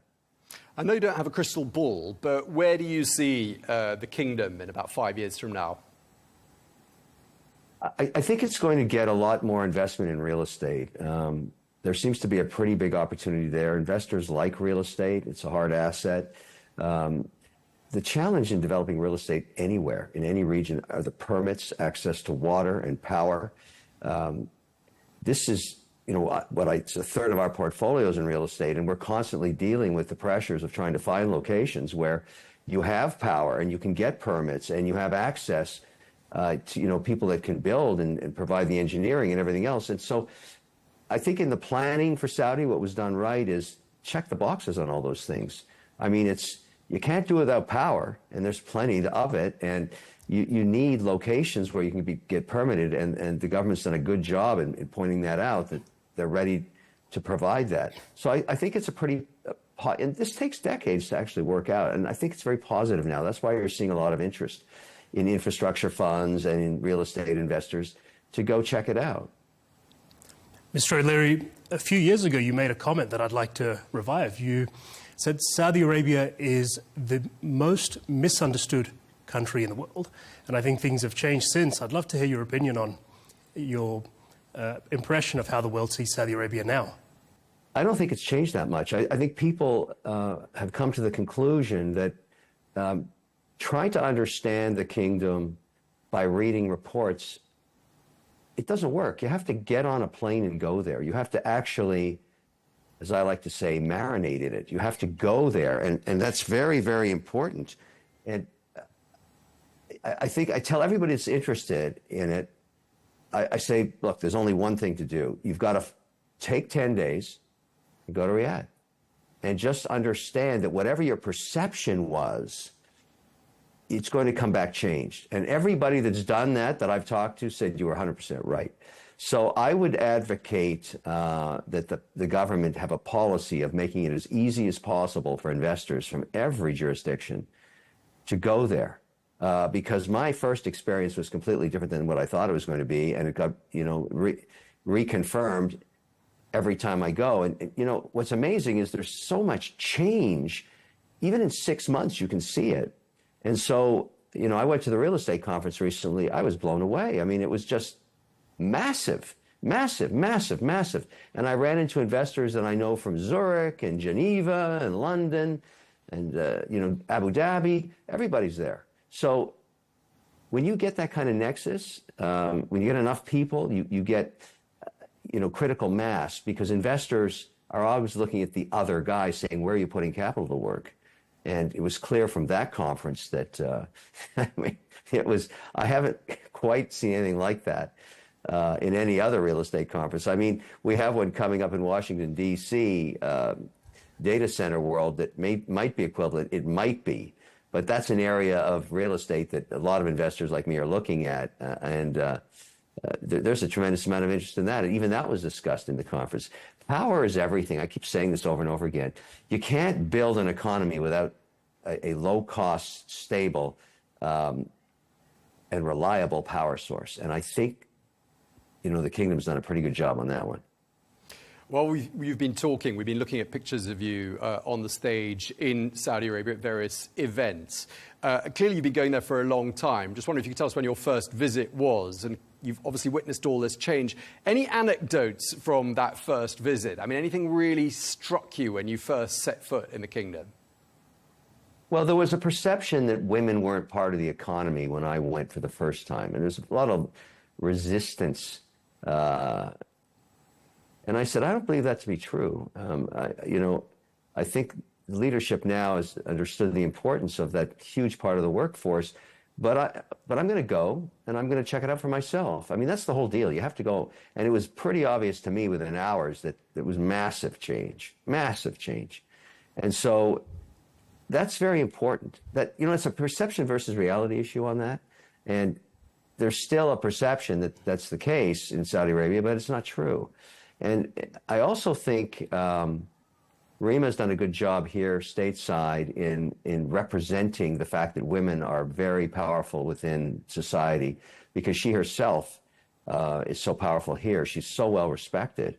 And, she's probably one of the best ambassadors the country's ever had, because everybody knows her, and she's very active, and she's very effective. She can get stuff done, and I think putting her in that position was a brilliant move. Mr. O'Leary, your sentiment and perception of the kingdom, I think, is appreciated by many. Could you tell us, what do you think is the value of a show like the Real deal? Information. It's all about information. It's all about getting facts into the head and hands and eyes of investors. This is a long-term goal. You have to build trust with investors over decades. It doesn't happen overnight. Investors seek stable returns. They would love to get double-digit returns, and they'll go anywhere in the world to get it because that's their mandate. I mean, the real money is in the sovereign wealth and pension plans where, managers, and I put myself in that basket. Where do we go? And on a portfolio basis, we're all happy to take geopolitical risk. I mean, we don't have to put it all in one place, but you want to check the boxes on the things that really matter. Is there law that you can rely on? Is it transparent? Can you find infrastructure that you can work with? And I say business infrastructure. How do you actually craft a deal? Do you have the lawyers? Do you have the banks? All of this stuff. And that's really what a show like this should be doing, is talking about the vertical pillars of the infrastructure that are available. So, I think people want to know, okay, how does the banking system work? How do I transfer, $1 billion? Where is it actually held? And how do I access it? And all of that stuff is going to matter. It's really going to matter because that's the nature of what the investment opportunities are. They're multi-billion-dollar real estate opportunities and infrastructure opportunities and energy development opportunities. That's what I seek. I mean, that's what I'm looking for. And so, it's important to get that information out there. OK, we're going to leave it there. Thank you very much indeed for taking the time to speak to us. Kevin O'Leary, investor and host of the Shark Tank USA. A real pleasure talking to you. Thank you. Take care. See you soon. Bye-bye. Well, as we've just been saying there, it has been quite the roller coaster week for markets right across the globe on the back of those sweeping tariffs, which have also raised some fears of a global recession. Ali, I just wanted to talk to you a bit more about these tariffs. We've got baseline tariffs imposed on all countries around the world at 10%. What's the direct impact, do you think, of those tariffs on the Saudi economy specifically? Well, Tom, first of all, we've all seen this movie before. There's been many instances of tariffs, embargoes, and other economic fluctuations. So that's the first point. The direct impacts are very minimal to Saudi Arabia because the reality is that only around 5% of the exports from Saudi Arabia go to the US. In fact, Asian nations are the greatest trade partners. Now, from that 5%, a large percentage is actually crude oil, which is exempt from the tariffs. So the direct impact is quite limited, but this is not to say that there are risks that we don't need to be conscious of. OK, so direct impacts are minimal. What about sort of more indirect impacts of those tariffs on Saudi? The obvious impact is the fluctuations in the oil price. And as we all know, although Saudi Arabia is working tirelessly to diversify away from oil, it is largely dependent for economic prosperity on the oil economy at the moment. So there's an inherent risk in that. However, I'll go back to my earlier point. We've seen this movie before, right? 2008, 2016, 2018. I think Saudi Arabia has proven itself to be a very resilient nation. In each instance, we've seen fiscal policy kick in. We've seen austerity measures. We've seen all kinds of economic development measures being put in place. The greatest one, perhaps, being the launch of the Vision 2030 initiative in 2016. And in each instance, we've seen the nation thrive, prosper, and continue to build. Now, the indirect impact to the oil prices may see some slowdown in investor interest or some economic slowdown in other parts of the world. I think that's a double-edged sword. That could have some impact on the development measures that are being worked on in the kingdom. However, it could also make Saudi Arabia an even more favorable place for foreign investors to come and participate in the economic development. OK, so that's the impact of the tariffs. I want to talk a little bit more about President Trump's possible visit to the Kingdom of Saudi Arabia, his first destination of his first term in office, of course. And it looks like it's going to be the first foreign trip of President Trump's second term in office. Do we know anything more about that, Ali? Well, so far we can infer what the purpose of the trip will be. We have some record of his previous trip in his first term. And I think if the latest affairs are any indication, it's clear that trade flows and trade relationships are top of the agenda. And they're top of the agenda for both sides, perhaps. Now, I won't infer all of the topics of discussion, but what we have seen earlier this year is His Excellency Minister Al Ibrahim, speaking at Davos, mentioned that that Saudi Arabia is looking to expand trade to $600 billion with the US, and this is between the public-private sectors, procurement, and investment flows. So, once again, if that's any indication, it's compounding or compiling the latest affairs with the whole tariff mess and the discussions surrounding that, taking into account the indications from the Saudi leadership on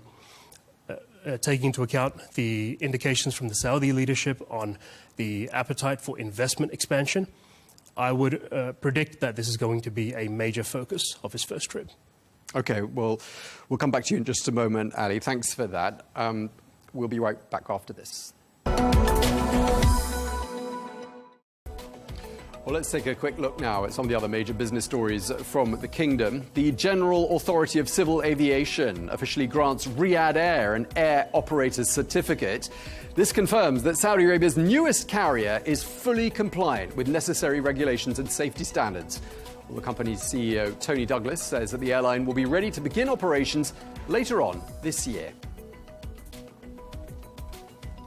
The Saudi oil firm Aramco says it has discovered 14 oil and natural gas fields and reservoirs. This in the kingdom's eastern region and the Empty Quarter. All the oil is reported to be of varying grades, totaling more than 8,000 barrels per day, while the natural gas could total more than 80 million standard cubic feet per day. Tesla has this week started selling cars in Saudi Arabia with the opening of its first showroom and service center in Riyadh. There will also be showrooms in Jeddah and Daman, while Tesla's Model 3, Model Y and Cybertruck will all be on sale. And this marks a new chapter in the company's global expansion. It comes at a time of falling global sales for Tesla. Well, Tesla's Saudi debut comes roughly a year after that of the Chinese giant BYD, which opened its Riyadh showroom last May. Well, electric vehicle sales in the kingdom totaled just 2,000 last year, so clearly there is scope for major growth, not least because people in Saudi Arabia cover more kilometers per year than people in many other markets. This is what the Saudi Arabia general manager of BYD, Carlos Montenegro, had to say. The Saudi market is also very particular because the amount of kilometers per year that the user does is significantly higher than other markets. There is also a lot of intercity trips, so it would be very normal that a consumer will do, in a year 40,000 kilometers on its car. Well, in line with Vision 2030, which will see the Saudi economy diverse away from oil, the kingdom is investing heavily in developing the EV sector. Ali, I just wanted to ask you a bit more because it seems like there's a serious opportunity here for EVs in Saudi Arabia. Absolutely. It's one of the biggest items of the agenda, industrially speaking.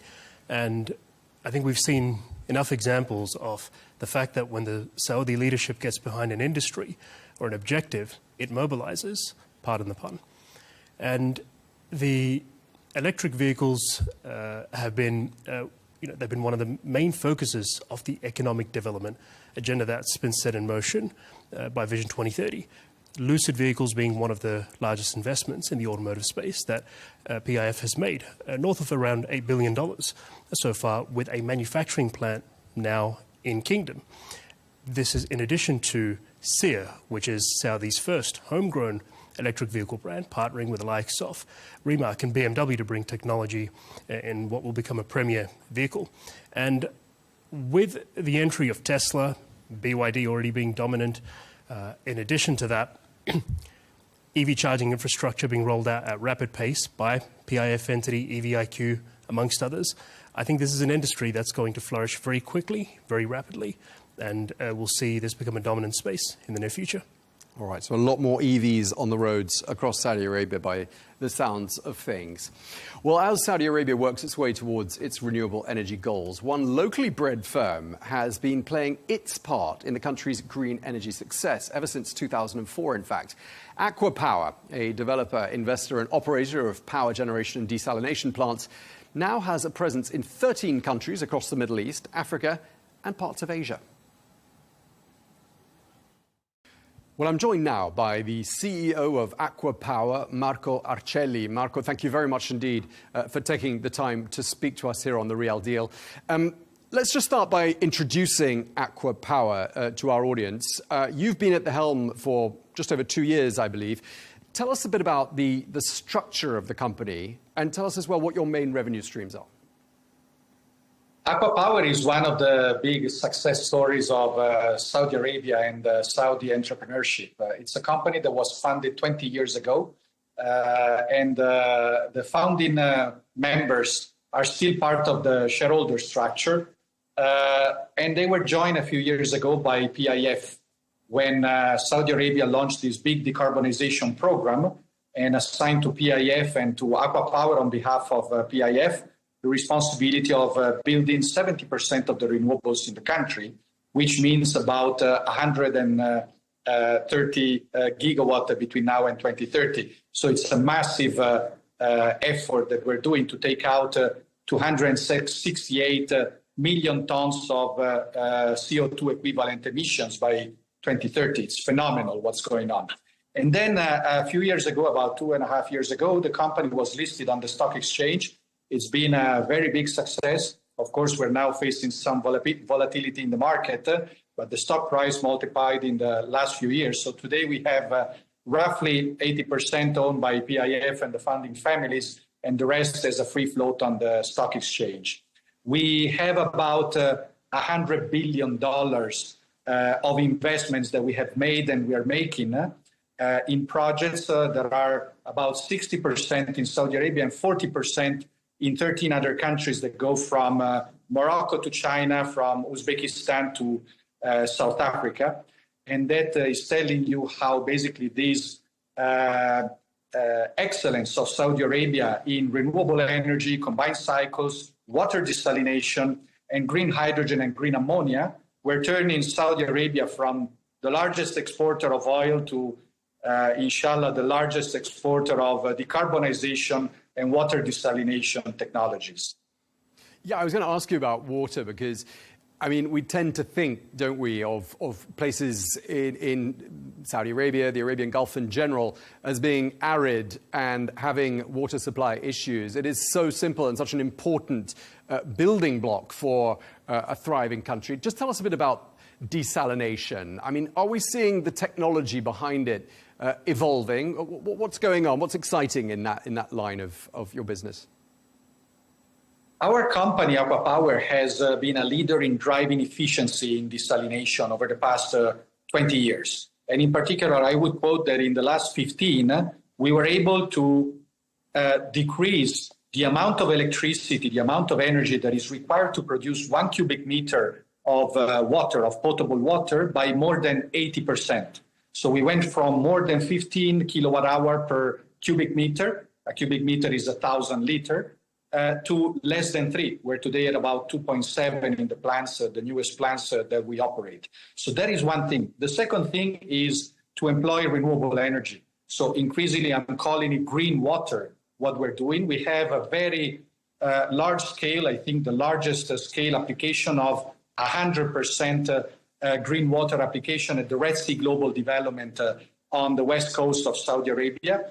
But increasingly in our plants, included in Dubai and in Saudi Arabia, we employ solar panels next to the plant so that about a third of the power need is generated locally, so you don't have to rely on the grid, so you don't put pressure on the grid, and you can reduce the amount of electricity and the cost of electricity to generate 1 cubic meter of water. That is why today, with this in mind, with artificial intelligence that we are applying basically to the process so that the use of all the additives and chemicals that are needed to be put into the water, to all the minerals like calcium, magnesium, to make it potable, are reduced by more than 30% through these artificial intelligence instruments that we are using, and also through a greater emphasis on analyzing all the distribution of the water and the discharge. We're making this one of the most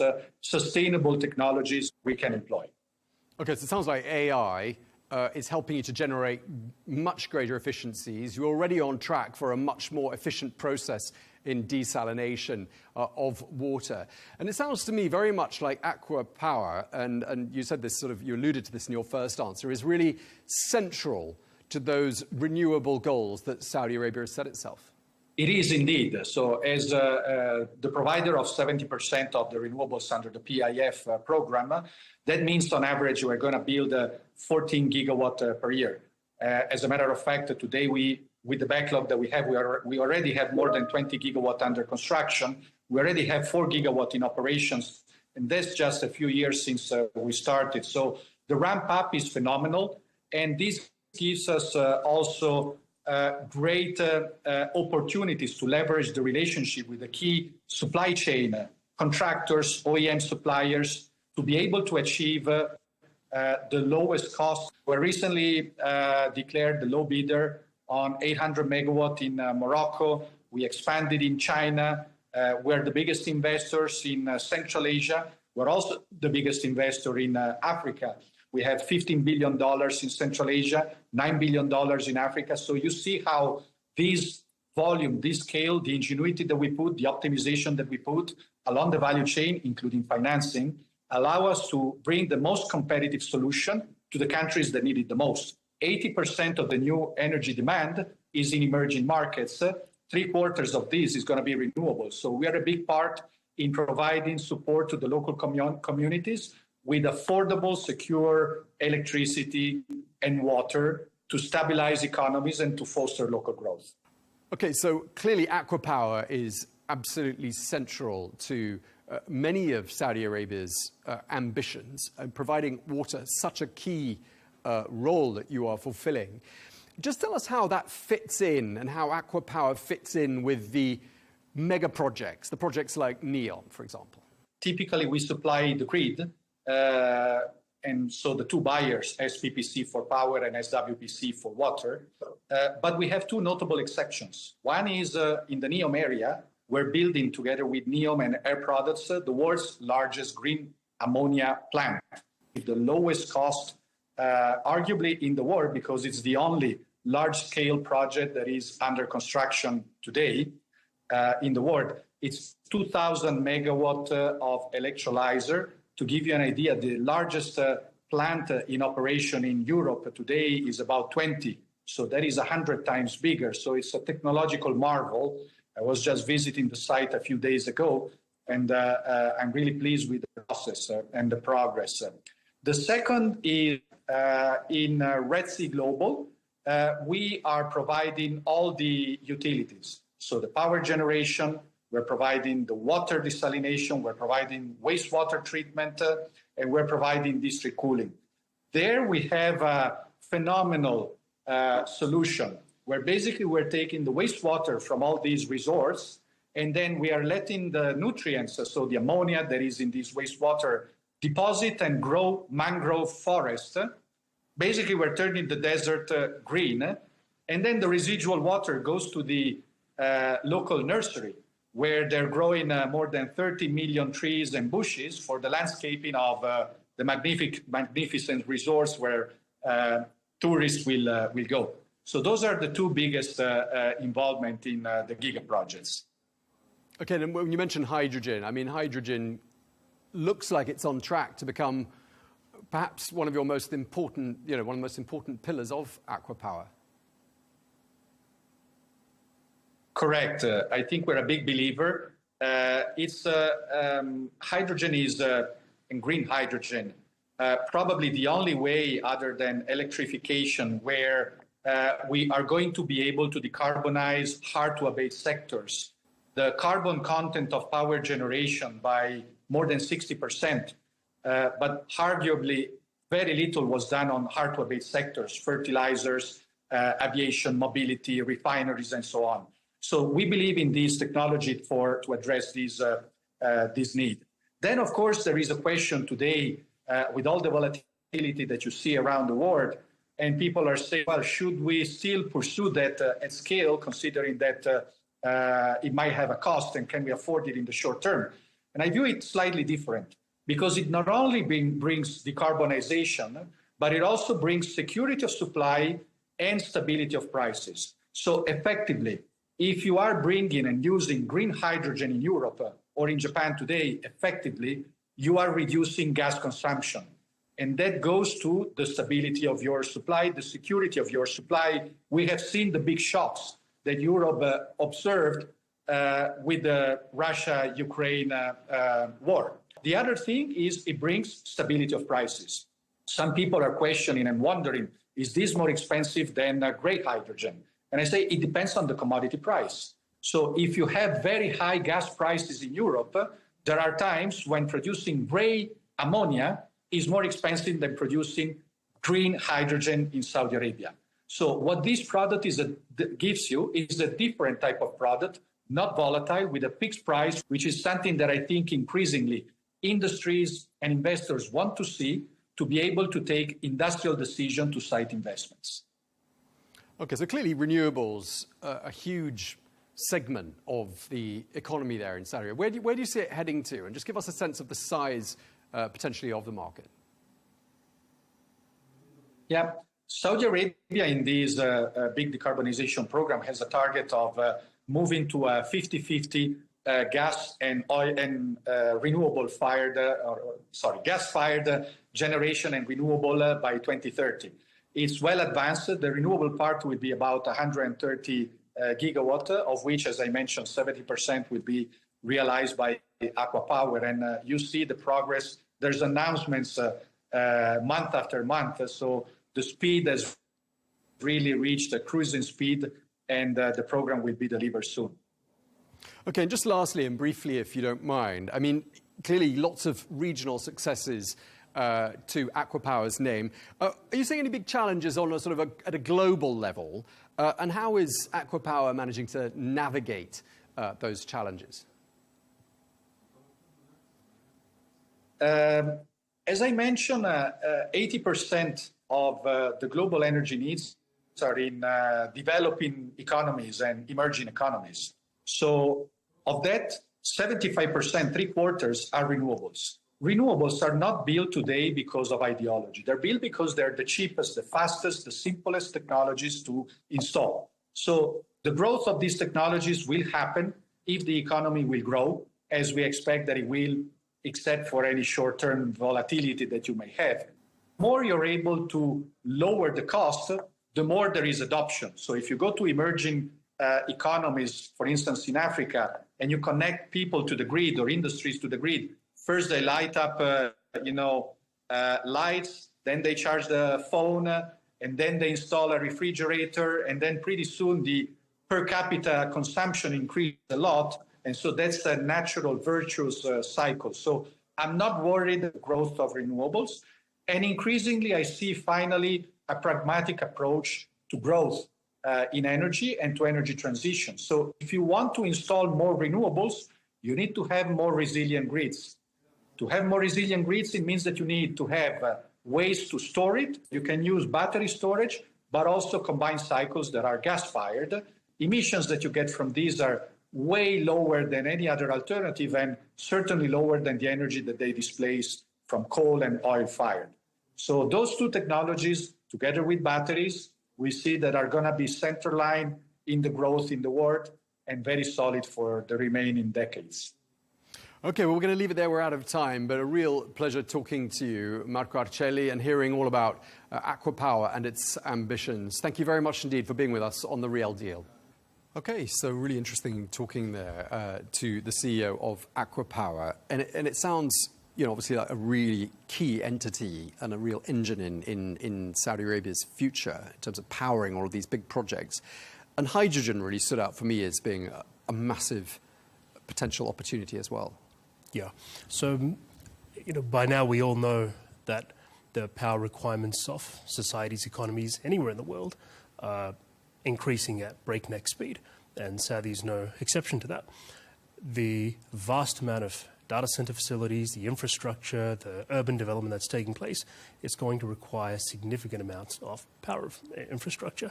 And moving forward, Saudi Arabia has an intention to continue to be a supplier of energy to the world, but perhaps start increasing more of the sustainable energy supply of the world, and hydrogen is a big part of that.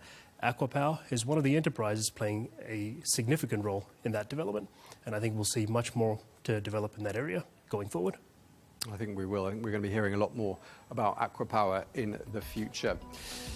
Well, that brings us towards the end of this, the very first edition of The Real Deal. Thank you very much indeed for joining us. If you've got any questions or comments, we'd love to hear from you. Please do reach out to me or to Ali on X or on LinkedIn. But for now, that's goodbye from me. And goodbye from me. Thanks for watching.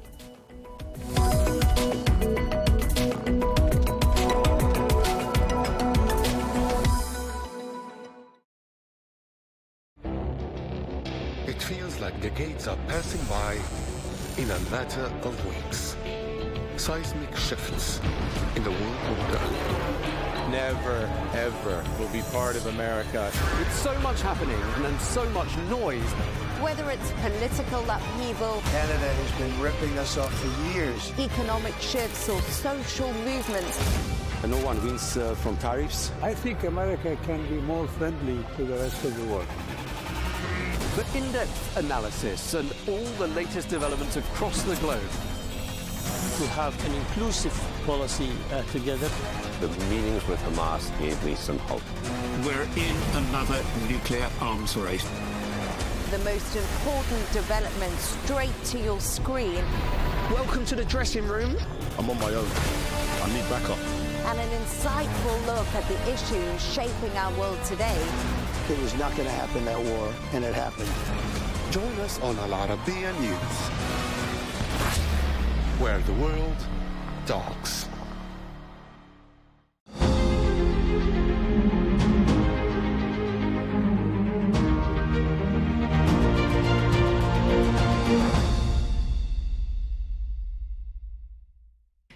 Dan Jurgen, thank you so much for joining Al Arabiya. Glad to be back with you, Hadley.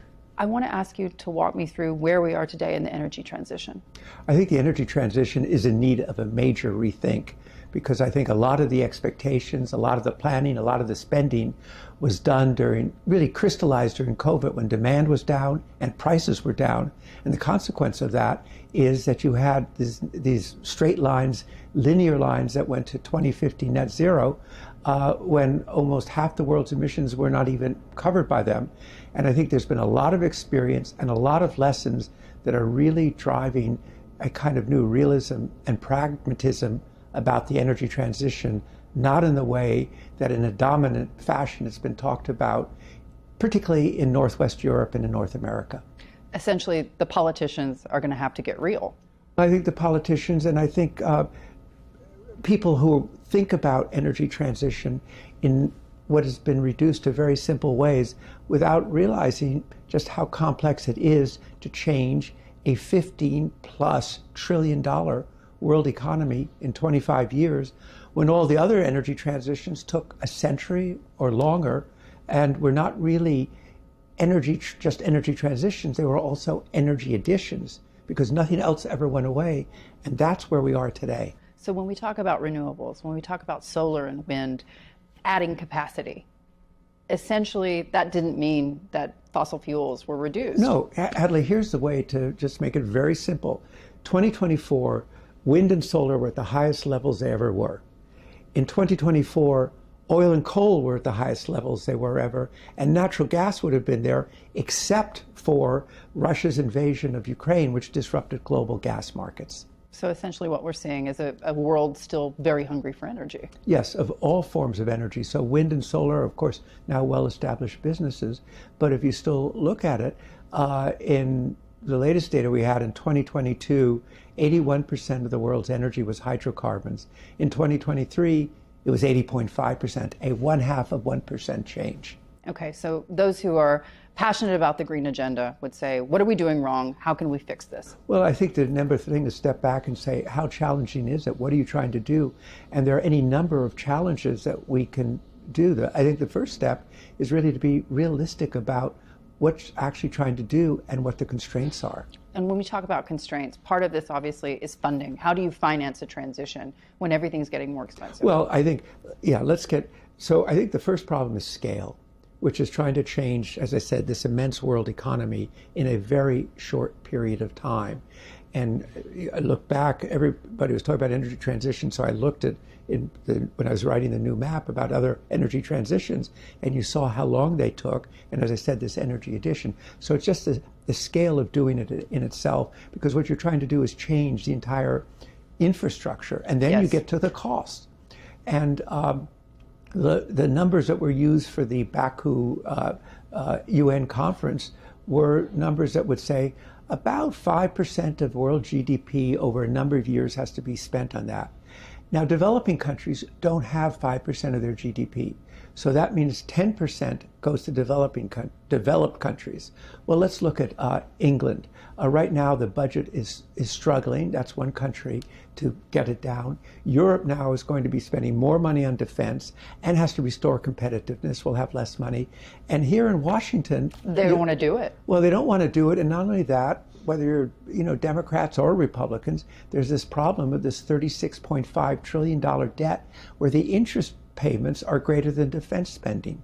So, just the money's not there to do on scale. So that's just one of the, we should talk, there are a number of other of them that really have to be looked at as well. Tell me this, how has energy dominance changed the game for this conversation? Well, I think obviously we've had, like we saw it at our CERAWeek conference this year, like 180% change. Under the Biden administration, it was all of government for climate. Now it's energy dominance, the National Energy Dominance Council. And it's a recognition that the U.S. has this formidable position in the world as by far the world's largest producer of oil and natural gas. It has become, people don't realize it, the scale exports of LNG have become a major export industry. It's twice the value of all of the Hollywood and television exports in the United States is LNG. But I do want to come back to the other obstacles to the energy transition, because I think if people understand them, they'll see that we really do need this rethink. The return of energy security, people went to sleep about energy security until Ukraine. And then you had the Chancellor of Germany flying to Senegal and flying to Canada or going to Kazakhstan to get oil and gas, even while doing that. But I think the biggest issue, and I know in the Gulf region, it's something that people are very aware of, is the split between the North and the South, developing nations who have other priorities. They need economic growth, they need improve health, they need to reduce poverty. So that's there. And then there are a couple of others that have emerged. No one really was talking about critical minerals. Even just a few years ago. Yeah, just a few years ago. It really only sort of started to come on the agenda 21, 22. And then you saw, if you're really going to make this transition, you're going to need a lot more materials. An electric car uses 3 times as much copper as a conventional car. And then you see, we did this study at S&P Global. It takes 20 years to bring a new mine on. 20 years. So, well, wait a second. You need to double copper by 2035, but it's going to take another 10 years to bring it on. And then, of course, we get into geopolitics. China, the United States. China dominates exports of solar panels, but it most importantly dominates processing of minerals. And just now here in Washington, there's a big focus on the mineral issue, the critical mineral. We're going to see that energy dominance is going to be an envelope that also includes minerals. So all of that's out there too. And then the last thing that, we saw this at the CERAWeek conference, which is electricity for AI. And in the United States, that means more natural gas going into it. So those are the kind of the parameters. Oh, and tariffs, trade turbulence, all those things. So the notion that you're just going to draw a line and get to net zero by 2035, that's why we say the energy transition is going to be multidimensional. It's going to unfold at different paces in different regions with different mixes of technology, and of critical importance. different priorities by different governments. And in your mind, how prepared is the world for this reality? I think the developing world is. We've done our Energy Asia conference, and we've certainly heard it there. We've heard it in Africa. We've heard it where, an African country has 1/20th the GDP of a European country being told by European institutions we won't finance a gas pipeline. I think obviously a change is going in Washington, a kind of monumental change. I think Europe is still is struggling with this, and you see it. I think you're going to see it a lot in the battles over the budget, and you're also going to see it in the rise of the populist parties. No doubt. You mentioned CERAWeek. Obviously, this is your conference.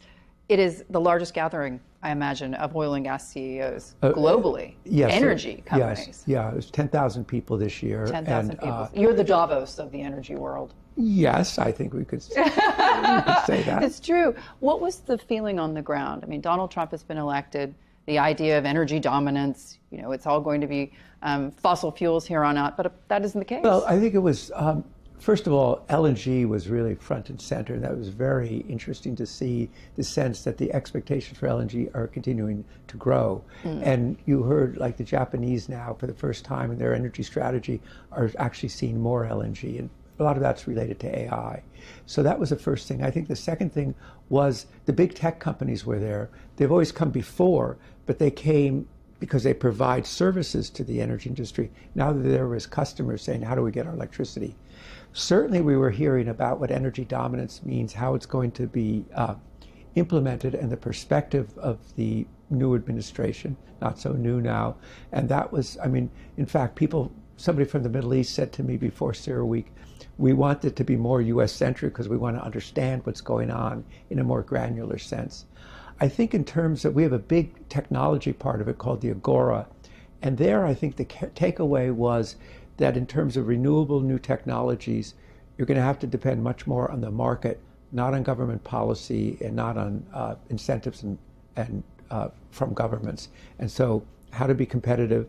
And I think we saw kind of renewables also shifting from climate to energy security as kind of their rationale. How unhappy were oil producers at CERAWeek? Unhappy? No, I wouldn't say unhappy. They were glad to see an administration that was coming in that is going to. The Biden administration had put on. Somebody did a calculation. In general, the Biden administration put on far more regulations across the economy than Obama and others. And to see that unwound was something. They were glad to see the pause on LNG coming to an end and the support for the energy industries. They really want permitting reform because you're not going to be able to provide the electricity if you don't have permitting reform. I think, like everybody else, they're wanting to see how the world economy is going to be changed by the tariff policy, the changes in relations.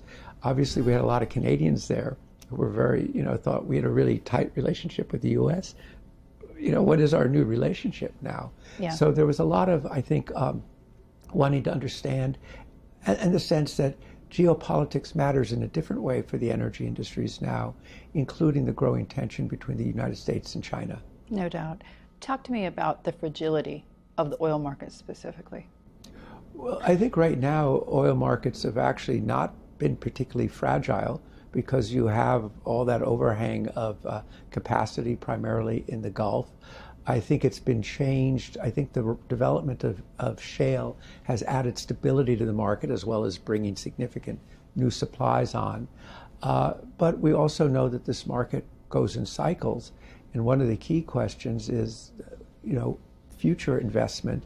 And something else I carried away is the sense that a lot of the producers were having the sense that shale is maturing.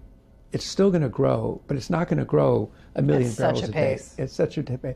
And people were starting to say, we're going to have to do more exploration. We started hearing independent companies that have been overseas out of the U.S. for 2 decades now starting to go to different parts of the world. So I think there's a sense that not now, but you have to look 5 years down the road as to where the markets will be. And the other question, is, of course, is a question about demand, and in particular, what's happening in China. Talk to me about the price Because oil in the low 70s doesn't do anyone any favors. Well, unless you're Donald Trump. Yeah. Well, I think the industry in the U.S. feels that they will do okay in the low 70s. They'll continue to invest, but they're worried about prices in the 60s. Or somebody from the administration, not a total insider, I think, talked about $50, and that will affect how people invest. So right now, I think there's a sense, we've kind of built our plans around lower prices. What a change, Hadley, from when people not so long ago were thinking $90, $100 a barrel. But I think I've just done a new epilogue for the prize. And instead of just trying to tell what happened, that's my book on the history of oil. Your Pulitzer Prize-winning book. My Pulitzer Prize-winning book, yes. What I've done is said, what are the lessons of this book that I worked on for so long and so many people have read? And I think one of the big lessons for me is while there are hundreds of characters in that book, there are only two characters who really, really, really, really matter. One is named supply and one is named demand. And so right now we have an oil market that has a lot of extra supply. But if we see, Iran squeezed out of the market, when the Trump administration talks about maximum pressure, that starts to change the balance. Of course, there are always geopolitical events that can affect markets. But I think right now, the outlook we have is for, low 70s Brent price for now. But we don't know how the world is going to be changed by this new switch from global trade to tariffs. On the way over, I was reading a paper by somebody who's in the Trump administration saying how good it will be for the economy. There are other economists who will say this is not going to be good at all. And we will find out from experience. And one of the things I've learned from writing history, there's a very important law, which is called the law of unintended consequences. Yes. Tell me this, how much trouble is Saudi Arabia in? Oh, I don't. With oil at 74. I don't think Saudi Arabia is in trouble. I think Saudi Arabia is, will obviously adjust to lower prices, but it's in a formidable position. It is still, the single most important oil producer in the world. And I think the economy, adjustments will be made, but that's what you have to do in a cyclical industry. Timing will change of things, and projects will be managed differently. But I think, many, many other countries would like to be in the position of Saudi Arabia. Tell me this, when you take a step back and look at this sort of within the historical context, you mentioned the prize. Is it difficult to foresee, as you say, unintended consequences, but is it difficult to see how this energy transition is going to be managed? Because we've been talking about this now for several years. The Gulf countries, all of them on board for the energy transition, moving as rapidly as possible. They've got the money to do it, they've got the technology, and they have the will. But when you take a step back and think about this, you've just said this is going to take a lot more money, a lot more time, and it's going to be much more complicated. Right. How messy? Well, I think in a way, I think it's probably useful to think that's a very good question to think about in terms of energy addition. I mean, obviously people will continue to put emphasis on how they manage their emissions.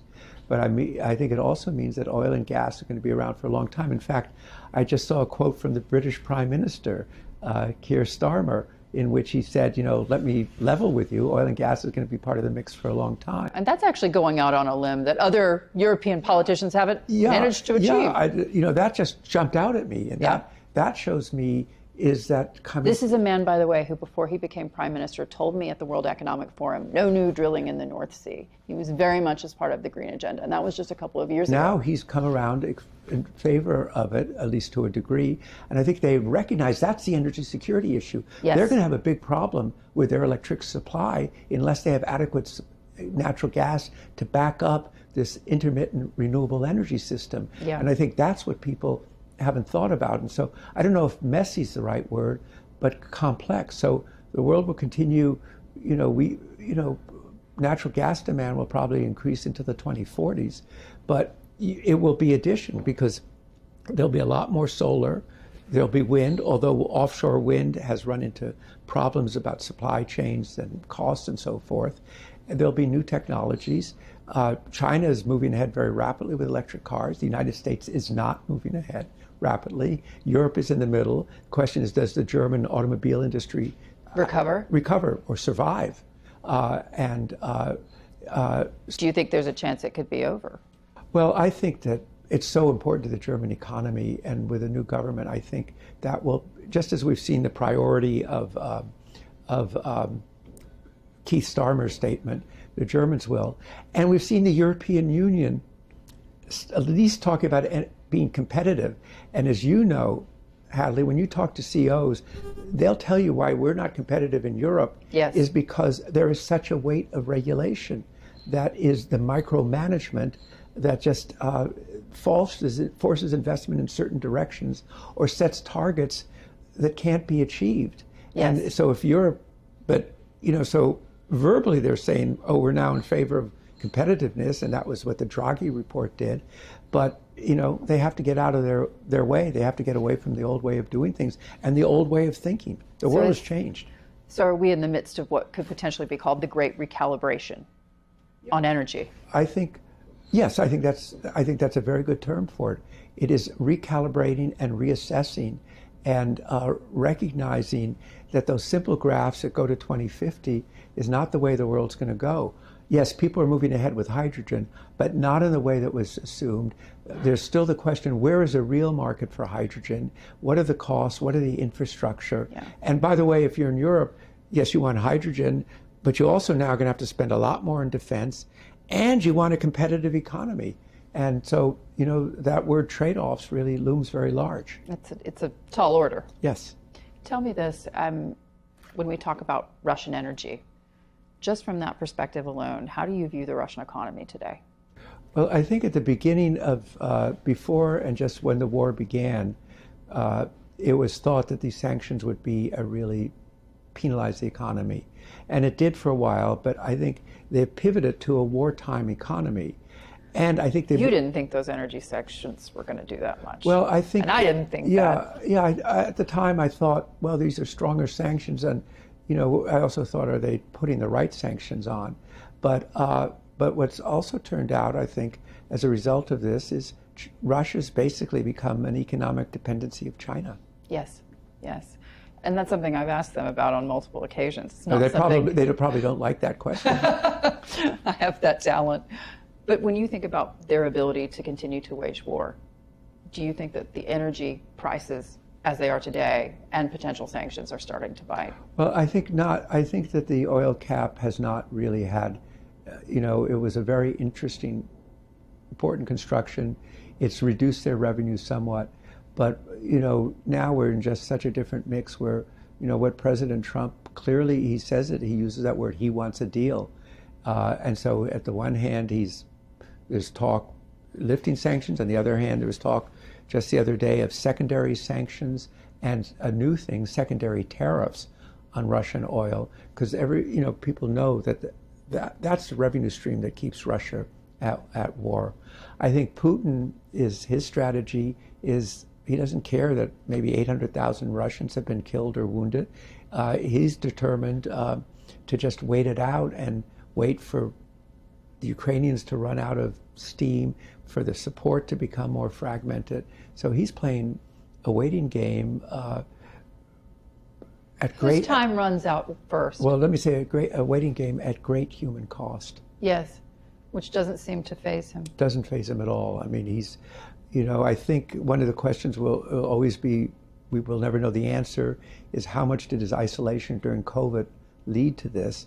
Because if he'd been meeting prime ministers and presidents and CEOs instead of, as you know, where you had to wait 2 weeks in a hotel in Moscow. I did. Yeah, I know, you did. I know. That's why I mentioned it. In isolation. Yeah. Well, it was either that or meet him across a very long table. Yeah. So I took the lesser of what seemed to be two evils. And so he's with very few people, and one person's obsession can, really change the course of the world, and he's done that to a considerable degree. When it comes to energy, the same question could be applied to Europe, because as Donald Trump has signaled, at least thus far, he's not interested in continuing to fund European defense. In your mind, how difficult is this going to be for Europe to foot the bill? Yeah, I think it's that's where they're going to have to face the trade-offs. That's why, they're going to basically one of the big things is, okay, you've been putting money in energy transition, you're going to have to put more money, and you're going to have to get organized. And by the way, it's not a single nation. It's 27 countries plus Britain for everybody to reorient their policies and to collaborate, not across as the United States state borders, but national borders. It's a big challenge, but I think it really seems that the Europeans are serious about this and realize now that they, have to do it. I mean, this has been called an obsession of Donald Trump, and that they're not paying their share. Yes. And and that applied to Canada too. And so they're I would say they're scrambling right now. Yes, almost like the grasshopper that sang all summer. I don't know that story. Oh, well, it didn't end well for him. Oh. In my mind, when you take a step back and think about this with regards to Europe specifically, okay, they know they're in real trouble. Donald Trump has signaled that the United States is not going to be there for them necessarily. What do they do next? Because there's been a lot of talk over the years about a single market for energy. Is that, in your mind, feasible?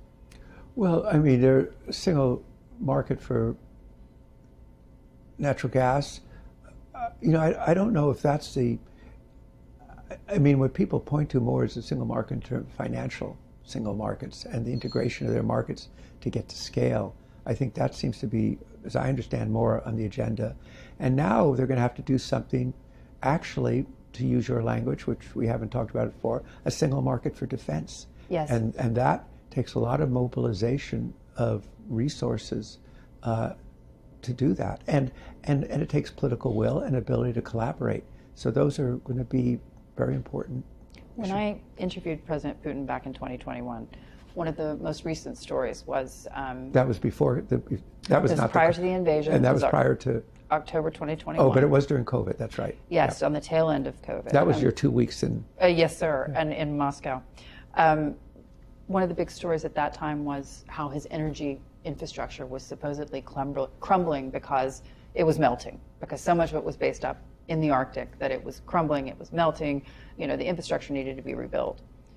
How much of President Putin's energy infrastructure is at risk, in your mind, in the far north, given the fact that it hasn't been serviced by Western energy companies in these years? And also, Greenland.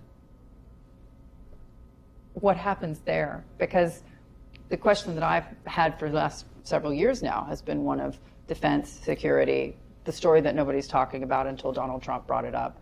But it's also a question of energy.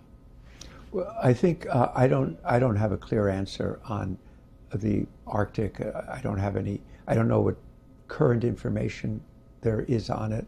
Obviously, you need to continue you have a natural 3% decline in energy, or 4% every year, so you have to keep investing.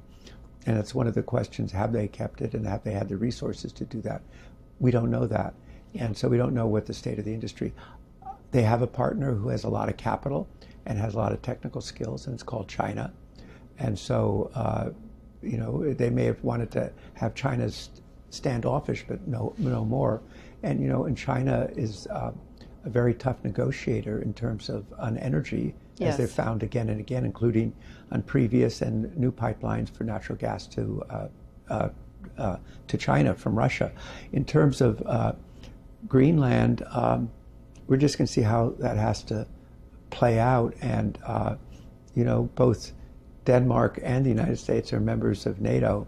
So for now, obviously, one of Vladimir Putin's great dreams is to shatter NATO, and as well as establish a Russian sphere of influence and establish Russia as a great power on the world. And certainly for him, the divisions between transatlantic unity is something that he's always disliked. I mean, he has a great sense of kind of not retribution, but resentment about the way the Soviet Union collapsed, and that seems to become his leitmotif. And so, invading Ukraine, he really severed his economic relations with the West. Now we'll see what kind of settlement happens in Ukraine and on what basis it happens. But you're not anticipating that happens. Well, I just say it's volatile. I mean, Donald Trump is determined to do it, and he'll use all of the muscle and tools. For, you know, what he said the other day about how angry he was with Putin. You know, this is, you know, he sees this as the great deal, and he sees himself as the great deal maker, and so he'll use all the tools of deal making that he's developed over his whole career to try and get it there. How do you anticipate this will play out, in the sense that there's the big question about supply and demand, what global growth will look like after the announcement of tariffs, versus that is the really big question. Yeah, versus what's actually happening in the market with regards to Iran or with regards to Russia. How do you see this evolving? Well, that's such a big question. I mean, we'll have to see. The answer on tariffs will not be evident in a day or a week or a month.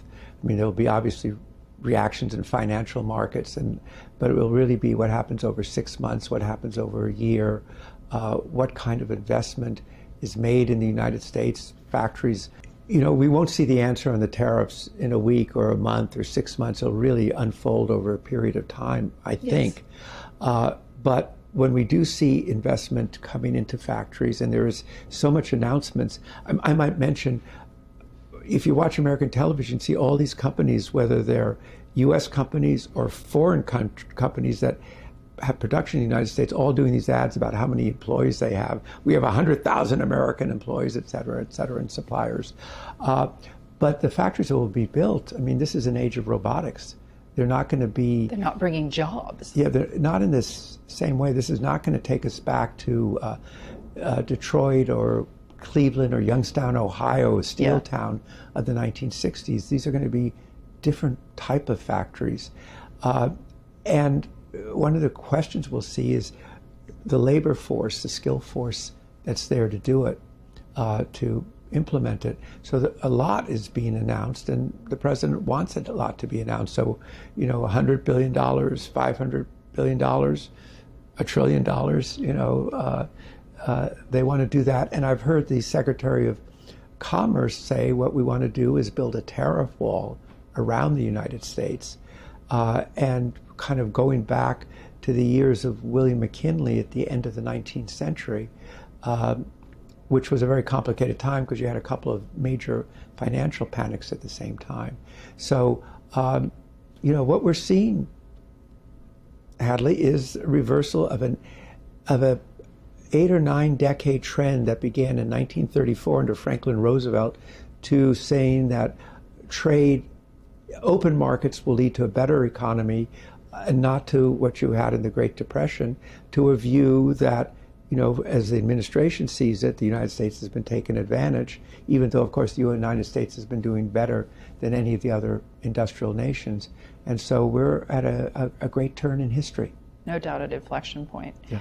Tell me, from the breadth of your experience, have we been here before in this way?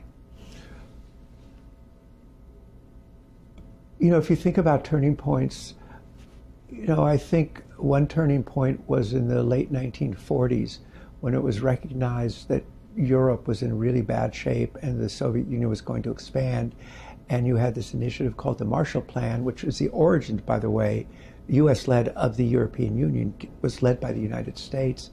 I think that was certainly a huge turning point when you really created the beginning of the post-war world order. You had that, then a year or two later you had NATO, and that was kind of the foundation of this rules-based international order that is now in reverse or under crumbling. Great pressure. Under great pressure, we'll see, but it's one that you know, delivered immense benefits in terms of economic growth around the world, and we'll see if where this new path leads. But it is as you called it, is an inflection point, and it's being led in a very determined way by the new administration. So now, the Biden administration was also rather protectionist, Yes. So it wasn't like, oh, this all started yesterday. IRA. Yeah. Well, the IRA and tariffs, and famously Joe Biden did not invite Tesla and Elon Musk to the electric vehicle summit at the White House in August of 2021, allegedly because it was not a union shop. Yes. And so protectionism is not new, but and I think what's made it a great fuel of it now is also it's tied into China and the tension with China and the view of China, which is so different than it was in this country from what it was 15 years ago. No doubt.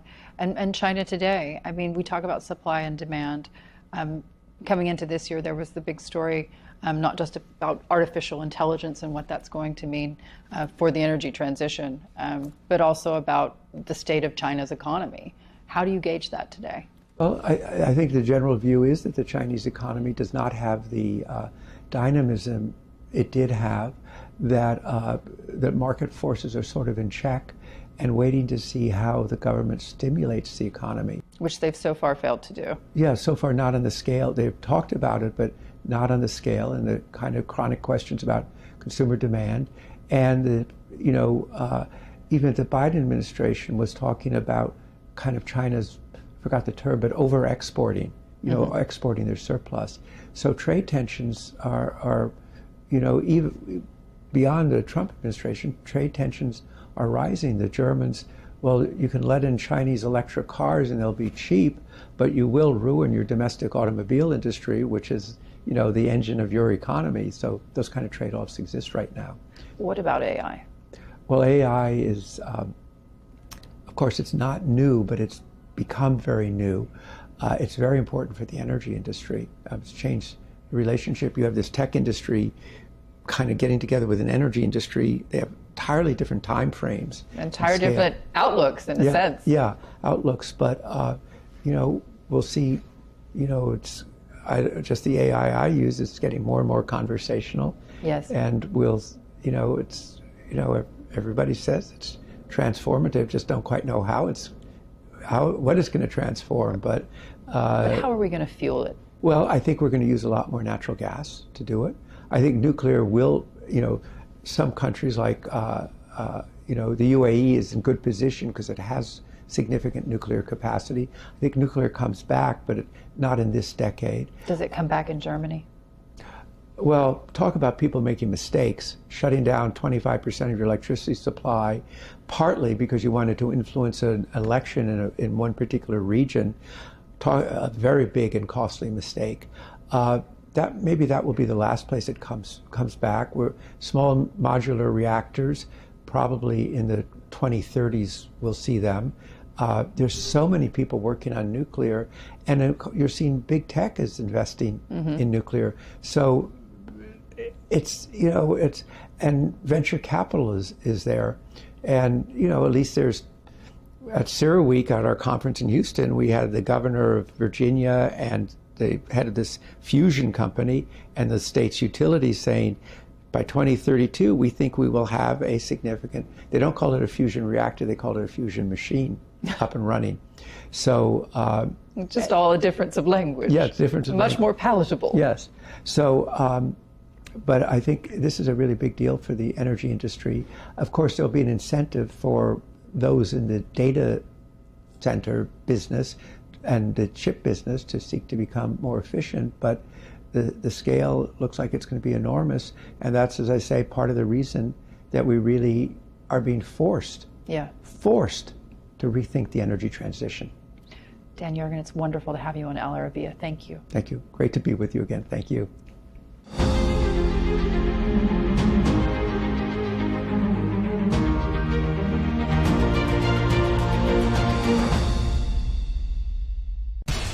We have to take care of our people, and we're going to take care of our people first. For in-depth analysis and all the latest developments across the globe, make sure you join us every weekday. President Trump is trying to negotiate a ceasefire. With so much happening, so much information, and so much noise, international law will have no part in his administration. it can be hard to keep track. Tariffs will just fuel inflation. We're going to fight these tariffs. But you can count on us to tell you what you need to know. We stand by your side. Join me, Tom Burgess-Watson, for Global News Today, right here on Al Arabiya News.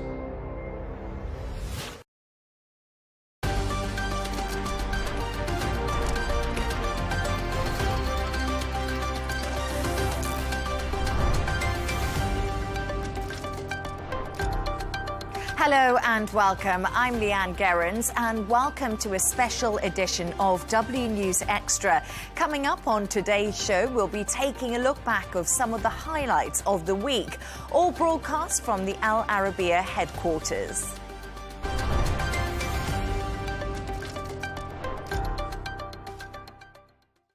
Now to our top story. In the last hour, President Donald Trump has admitted there's a transition cost to his tariff policy. While speaking during a cabinet meeting at the White House, he also acknowledged economic problems and said he hopes to work out a deal with China. Let's take a look. Again, there'll be a transition cost and transition problems, but in the end, it's going to be a beautiful thing. We're doing, again, what we should have done many years ago. We let it get out of control, and we allowed some countries to get very big and very rich at our expense, and can't let that happen. It's not a sustainable formula. Earlier this evening, I spoke to Republican strategist and president and co-founder of Spencer Pruitt, Hunter S. Gayler, if Trump was a mastermind or a maverick. Well, I wouldn't say it's a maverick or a mastermind. I think what we're seeing is an America First policy. I think it's the Trump trade reset. I don't think we're witnessing a retreat. I think we're witnessing a recalibration. And I think by President Trump pausing tariffs globally is not a sign of weakness, but it's a very strategic move to isolate, in this particular case, Beijing, and stabilize our global partners. To discuss this and all of today's stories, I'm joined by Dr. Eli Al-Hindi, Professor of International Relations at the American University in the Emirates, and Shane McGinley, News Editor at Arabian Gulf Business Insight. Thank you so much for both joining me this evening. Great to have you both on. So, Shane, Trump finally blinked. Yes, yeah. When I was here on Tuesday night, we did say who's going to blink first. And I honestly didn't think I'd be here two days later saying this is all that's happened. But there was a great quote from today. There's lots of great quotes, as you just showed, when Trump said, "What a day." And that is a complete understatement, because when we have a DC correspondent at AGBI, and when she filed last night, oil was up, the markets were reacting really, really well. Then I woke up this morning, oil was back down, and now we've seen in the last couple of hours that the stock markets, which opened really well in both Asia and Europe, and I think it was the biggest one-day gain since late 2022. So this was all this is all good reaction. But then the last couple of hours, all of these notes are nearly pointless now, because I was just reading while we were coming in here that the markets have gone back down again. So what a day is a real understatement, and Trump saying it's a beautiful thing is wow. He said eventually it's going to be beautiful. He didn't say it is. Yeah, but then how long can people wait for it, the eventuality, and how long is that eventuality going to be? Because there was one great stat I saw earlier today as well, which was the Consumer Price Index, which is basically the people on the street. We're not talking the Elon Musk billionaires. We're talking like the people on the streets, real Americans, people who voted for Trump. That was actually down 0.1% in last month. So I was kind of thinking, well, all of this great work that he could have used this to say, look, I'm in office now, things are getting cheaper. All of the analysts that I read that were on Reuters were saying that this is going to now be reversed. And when we're at the end of this month, when we're looking at the Consumer Price Index, it'll probably be the opposite. What do you think? Yeah. I think he definitely have a big challenge, and pressure is going to build up until the midterm elections, by that time, if things don't start to show real fruits for the average American person, I think the Republican Party is going to take a very big hit. And I think this was really interesting that you mentioned that, because I was reading earlier, you know, obviously a stunning turn by Donald Trump. You know, we had that news come out that he would possibly pause for 90 days. The White House said it was fake news. 2 days later, he did pause. But a lot of people are speculating that that actually came from Republicans and the concern over the midterm elections. Definitely. I think many significant supporters of the Republican Party have lost huge amounts of money in what happened. Definitely they feel the repercussion on people, and they asked him to take it a bit slower. I think this is a fact. That said, I still think that the majority of the American people see in what he's doing as something positive, as something that should have been done a long time ago, because where the U.S. or how the U.S. was going is really not sustainable, whether in the international debt or the trade deficit or all of these things. So something very crucial had to be done. Now, Trump is doing it in Trump's way, and this is definitely brings all the demons out, and definitely some recalibration was needed. Dr. Ellie and Shane, a question for both of you. Dr. Ellie, for you first. Reputation. We know Donald Trump, you know, he's a big man of reputation. He likes to be seen as strong on a global stage. What do you think this is going to do for his reputation? Definitely, this is a big challenge. He has blinked, as we said. He stepped back on something that he's doing, but still he's on the same course that he promised he would go for, and he is still fulfilling very rigorously all his election promises. So I think he's careful on that side. Now, his image and his reputation in the world is already very damaged. I mean, he's not on good terms with almost 90% of the leaders of the world. They fear him somehow, but they definitely don't like him. Even those who are somehow on good terms with the U.S., they have this hesitance on how to deal, how unpredictable he is, and how he's going to react to all things. This does not mean that he cannot get the work done through his deals, through his push, through the power that he has, through the American economy and the American power altogether. Well, I think you said about getting the deals done. I think you know, the art of the deal is what we hear a lot about. But I think all of these sort of dozens of leaders that are calling up. When we were here on Tuesday, it was kind of thinking it was in Trump's court, and he'll call the tariffs, or he'll put a tariff on this, that, and the other. But now that he's pulled back, I think that loses a little bit of his bargaining chip. Sure. And because they'll think, okay, well, if we just let the S&P suffer a bit more, oil has gone down. A lot of his trump cards, you could say, are sort of falling by the wayside. But as we've seen, 24 hours is a long time, and things could change again. We're it's now back in China's court, so to speak. Like, how are they going to react? And I think that will be the key. So is Beijing going to blink? It's just really, it's scary, to be honest. And I think the problem is that all these measures are going to take a really long term to start to show fruits, like on bringing back industries into the U.S., like companies shifting their production and all of that. This is a very long-term thing. How long is this transitional period, and how much suffering will it take? This is where the big challenge is. And this is where I think he needs to keep pulling the people towards his policies, keep transparent communication with his people, and of course keep raising their hopes that we're still on the right track and eventually things are going to be beautiful. Do you think he wants to bring manufacturing back to the US, but is that realistic? Because if the reason that there's so much... I'm not an economist. I know. But I think that's the sort of ultimate goal. But if you bring all the manufacturing back to the US, where are the low-cost workers that are going to do all of these manual jobs? Yeah. You would have said it's immigrants, but that's a completely another debate. So I'm not really sure that's going to be realistic, and I'm not sure that's going to be achieved within 4 years, the way manufacturing timelines are. And even one of my reporters was looking at a story in relation to cars. If you want to do more sort of car manufacturing, a lot of the car parts are built in other parts of the world. So that means American cars are going to get more expensive immediately in the short term. which, you know, our American consumer is going to be happy with more expensive cars. But on the flip side, I just saw as well that BMW has said that it's going to boost its production in the US to appease Trump. So that will be interesting if all of these international players do actually kind of look at increasing their manufacturing capacity if they can. So it's a bit of sort of give and take on both sides. So yeah, it'll be interesting to see how that all plays out. I feel like we use the word uncertainty a lot, but I think we've really got into that uncertain territory. And I think Donald Trump said that the markets had the yips yesterday, something I'd never been heard of in business news before. But I think that's the thing, isn't it, right now? Like both of you say, we don't know what the future holds. It's a wait-and-see situation at the moment. But I'll be back with both of you in a second.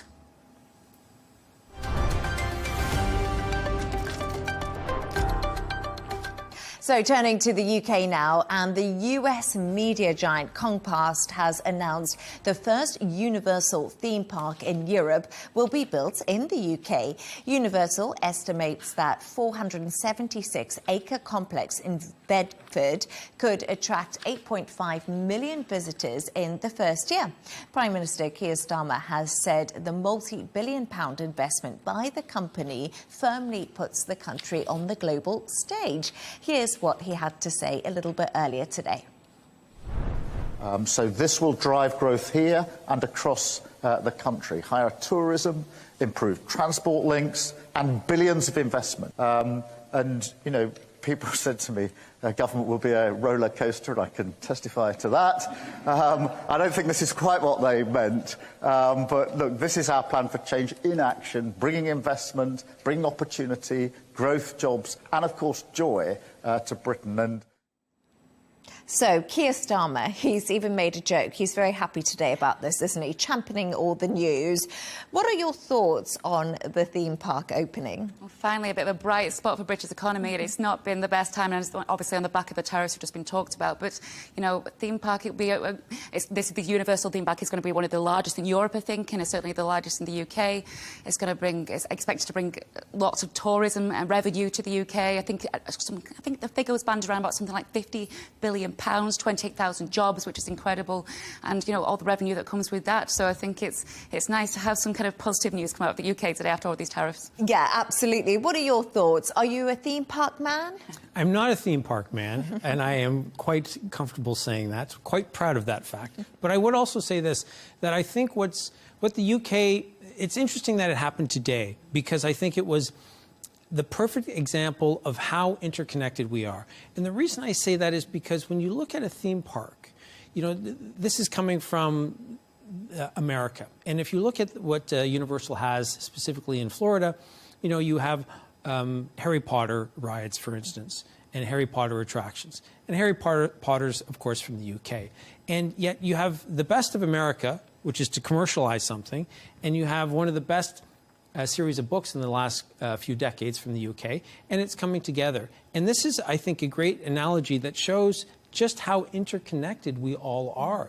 And it doesn't matter if it's Bollywood or if it's Taylor Swift. We all recognize what it is that we all share in common.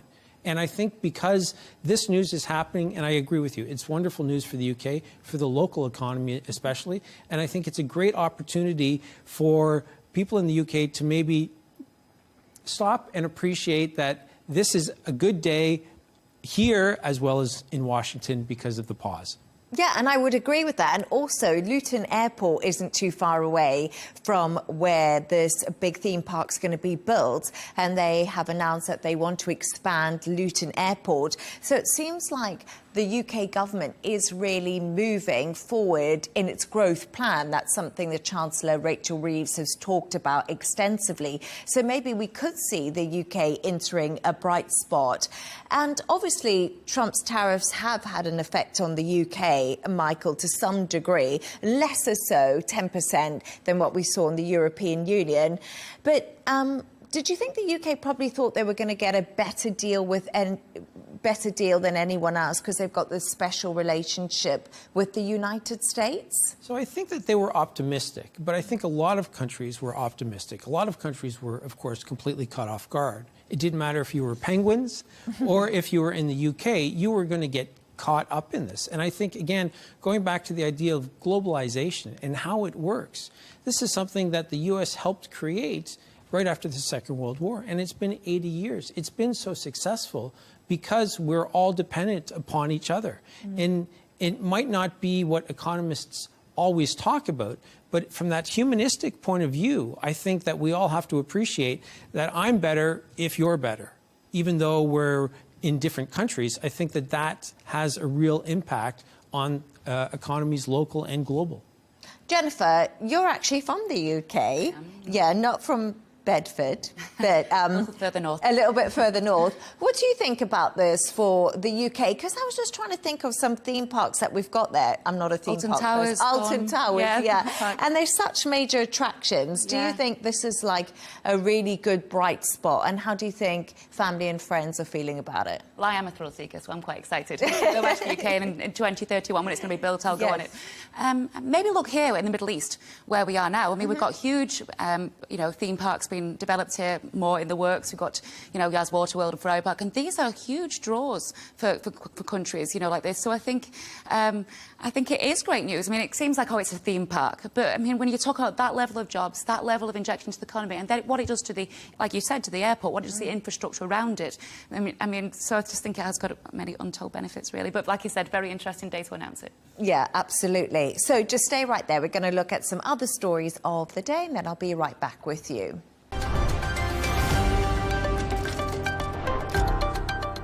Let's take a look at some of the other stories making the headlines today. Ukrainian Prime Minister Volodymyr Zelensky says 2 Chinese soldiers have been captured whilst fighting in eastern Ukraine. China has been accused of assisting Russia in the war against Ukraine. Zelensky says he has ordered an explanation from Beijing. South Korea will head to the polls on the 3rd of June for a snap presidential election triggered by the removal of impeached leader Yoon Suk-yeol. Leading contenders have started to throw their hats into the ring today. Opposition leader Lee Jae-myung is the current frontrunner in the polls. Saudi Arabia's foreign minister has actually arrived in the US to meet with government officials. The trip comes ahead of President Trump's visit to Saudi Arabia later in spring. Prince Faisal bin Farhan Al Saud is expected to discuss Gaza and the Houthis. And a newborn baby has become the first child in the UK to be born via a donated womb. The infant's mum received her sister's womb in a pioneering operation in 2023. The miracle child, named Amy after her aunt, was born to London mum Grace Davison and weighed just over 2 kilos.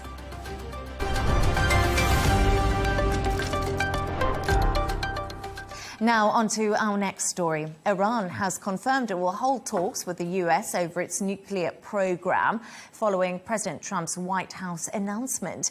The Iranian foreign minister took to social media to say the indirect talks will take place in Oman on Saturday between himself and US envoy to the Middle East, Steve Witkoff. So, Shane, more on Donald Trump, a different segue here. It's on Iran and what he said about that. So Donald Trump announced yesterday that the US and Iran were going to be holding direct talks. However, Iran's foreign minister has pretty much contradicted that. He came out on social media saying they're indirect talks. What's going on? Well, yeah, I said before I didn't think when it came to the tariffs that that this wasn't really rhetoric and it was concerning and it wasn't surprising. This is definitely, there's a lot of rhetoric in the Iranian story, and it's kind of a bit like, with Trump, China might be taking over as the baddie in his sort of story that he wants, narrative, as you would say. But so Iran, I think, is probably going to move up in sort of the rankings as the baddie in sort of the White House. But there's a lot of rhetoric I was reading the Reuters story, and they were talking about how, is this direct, is it indirect? And it's not really a good sign if you can't even decide whether it's direct or indirect before you even start talking. And for example, like to give you some other information, there was a Reuters sort of unnamed Iranian diplomat said that we need to lift some sanctions and we need to unfreeze some money to, as a sort of carrot to start the talks.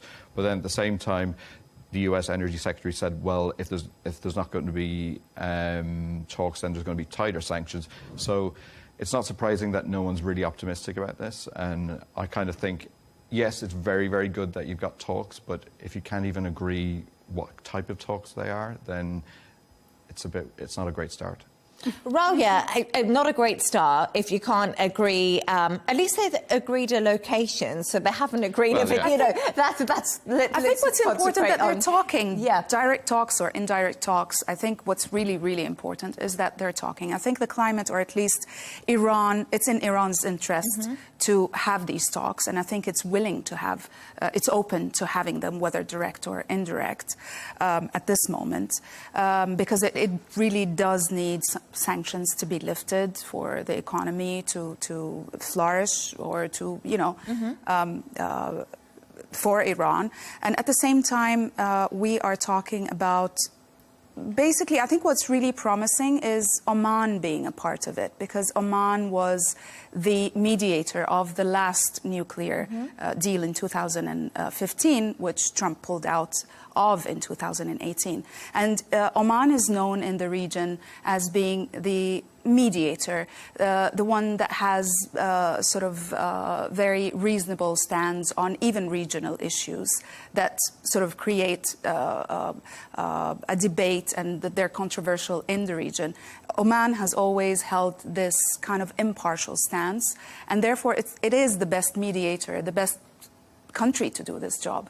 So I think that's promising and positive. Yeah, that's promising. So we've got Oman as the location, but like we were just saying, the relationship has deteriorated significantly if you have a look at Iran and the US. I'm just wondering, do you think the US thinks is now the right time for these talks? Because we know Iran has economically been going through its own strife. And also, if we look at Hezbollah and we look at the Houthis, they've also been weakened. So is this the right time for both places to meet? Well, I think, I agree exactly what you said. Talking is always very good. So I think that's commendable, and they should continue to talk. But you're right what you said about Iran as well and their economy, because obviously oil went down with the stock market on the back of the what we spoke about previously and the tariffs. And oil is central to the Iranian economy, so that's going to directly affect them. So it's kind of like Trump is kind of getting them in two different ways. But I think it is good that they talk. But I was speculating when I was on the way here in the car, and I was thinking that Trump is known for, the Arabian Accords and, creating peace in his last term. So I kind of think he would prefer to be, sitting in the White House having these people shake hands. So I think, peace with Iran would be like an ultimate goal. Would that be his Nobel Peace Prize winning moment? Do you think that's what he's looking for? I bet he would like a prize, I would say. Yes, definitely. Yeah. I think he has more chance of getting the Nobel Peace Prize because of making peace with Iran rather than solving the Palestinian-Israeli issue. Wow, I think he has more chances. That's so interesting, because I think this is what Trump is really pushing for, isn't it? He's pushing for talks, he's pushing for ceasefires, he's pushing for peace, and we see this. Maybe he doesn't always do it in the right style, but it seems to be where he's moving towards. Or maybe he doesn't always do it to the end. Like we've seen some progress at the beginning of Trump's term when he appointed the his super special envoy, Steve Witkoff. There was some progress. There was a ceasefire deal in Gaza, but that sort of, fell to the ground soon after. We've also seen some progress in talking to the Russians, trying to stop or, put an end to the Ukrainian war. Yet at the same time, that also has not materialized in any way. So he's greatest at starting things and getting things started, but not necessarily finishing them, especially because he aims to finish everything at sort of light speed. And that's not possible. It doesn't always happen that way. Yeah. But it is interesting when we're in the notes about sort of Russia and Iran have kind of gotten friendly as well. And if you believe what you read in the media, and I generally do, you know, if Putin and Trump are kind of, you know, friendly, then maybe there's a way in for you know, Putin to mediate between Iran and the US. But then you've got Ukraine sort of complicating everything. So I think that there's a lot in the mix, and I think, you know, Trump's inbox is just getting bigger and bigger, and what's going to take the precedent and priority, really. And his phone's ringing and ringing, isn't it? Because everyone's calling him about the tariffs. But I think that is an interesting point when you talk about the relationship between Iran and Russia. That might possibly open the door up to even more talks. That's something I hadn't really thought about before, and I'm not sure what One thing is... well, maybe Putin could then get the Nobel Peace Prize if he gets Iran and US to shake hands. Can I tell you what? In Moscow. That'd be interesting. Happens, with Trump together, that would be one of the... That would be something I never thought I would see. Well, it is strange times, actually. Yeah. We are witnessing things we never thought could happen, and they are happening. One thing is for sure, when it comes to Iran, I don't think it is in anyone's interest for this issue to turn into a war. I think that would be disastrous for everybody involved. I mean, least of all that, you know, Iran can cause damage, regardless of whether Trump thinks that, you know, he managed Iran's arms have been deeply weakened, like the Houthis and Hezbollah. But Iran in itself is still capable of fighting. And it's, the least thing it's capable of is disrupting trade. You know, by targeting ships, continuing to target ships, or even target them more now in the Red Sea. Yeah, we obviously see the Iranian proxies, the Houthis, have launched those. And they can do it directly as well. And they can do it directly. Yeah. But let's hold that thought. We're going to have a look at a bit of the sports and business news that we're seeing today, and then we'll be back with more from you. So let's take a look at the top business news. Clothing retailers across the US are delaying orders and have a freeze on hiring after tariff hikes affected products imported from Vietnam and China. Businesses like Nike and Lululemon face offsetting the cost of tariffs by rising prices by 40%, potentially damaging sales, or absorb the cost increase and further strain already thin profit margins. Gold surged to a high of over $3,166 per troy ounce. That was last week. Analysts have drawn comparisons with the last political and economic turmoil, which were the main drivers of record prices back in 1980. But market players say the nature of this rally looks more sustainable as big powers look unlikely to resolve issues like tariffs, which has driven interest in gold as a safe haven from risk. Turning to all the sports news now, and defending champion Scottie Scheffler is the man to beat at this week's Masters, where Rory McIlroy is making his 11th and perhaps best shot at completing the career Grand Slam. Much of the excitement ahead of this year's tournament does revolve around the two best players in the world. The opening round is scheduled to begin on Thursday at Augusta. And former Australian batter Will Pucovski has retired from cricket at the age of 27, saying he doesn't want to risk doing any more damage to his brain after repeated concussions. He made one test appearance, scoring 62 against India in Sydney in 2021. He has suffered 12 known concussions during his career and last played competitively in March 2024.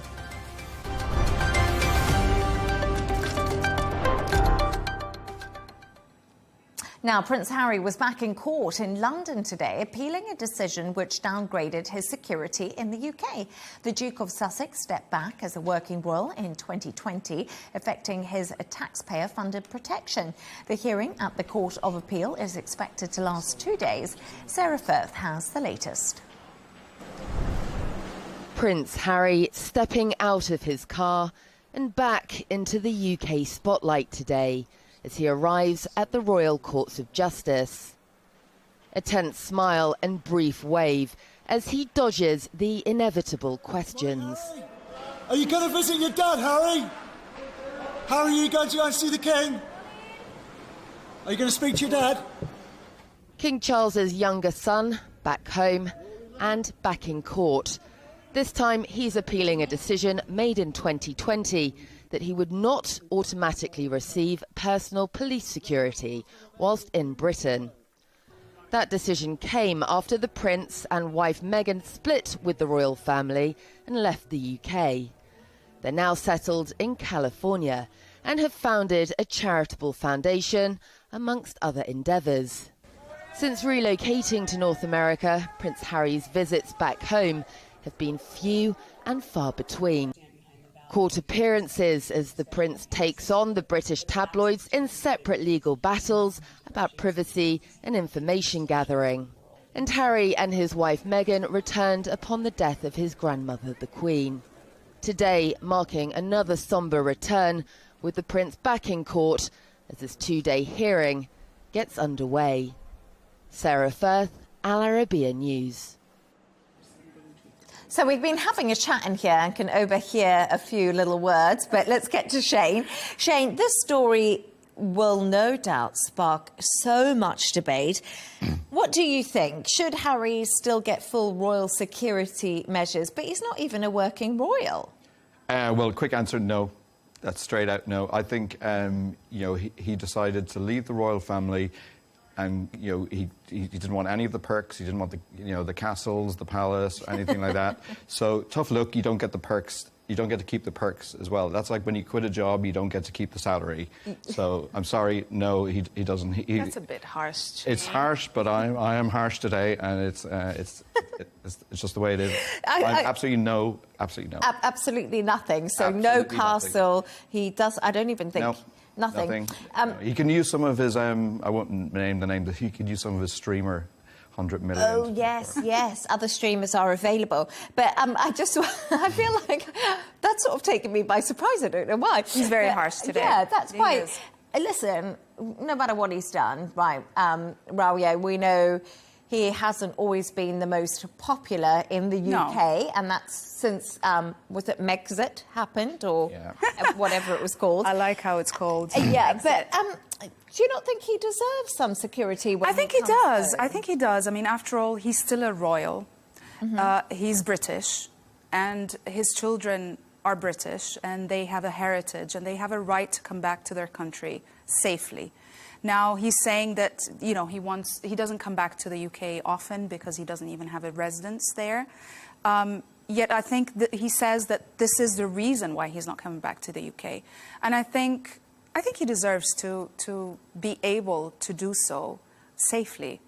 And I don't think it's outrageous for, I think the British police to pay for it. I don't think the British police should pay for it. They should use that money to look after, citizens who actually live in the country and pay tax.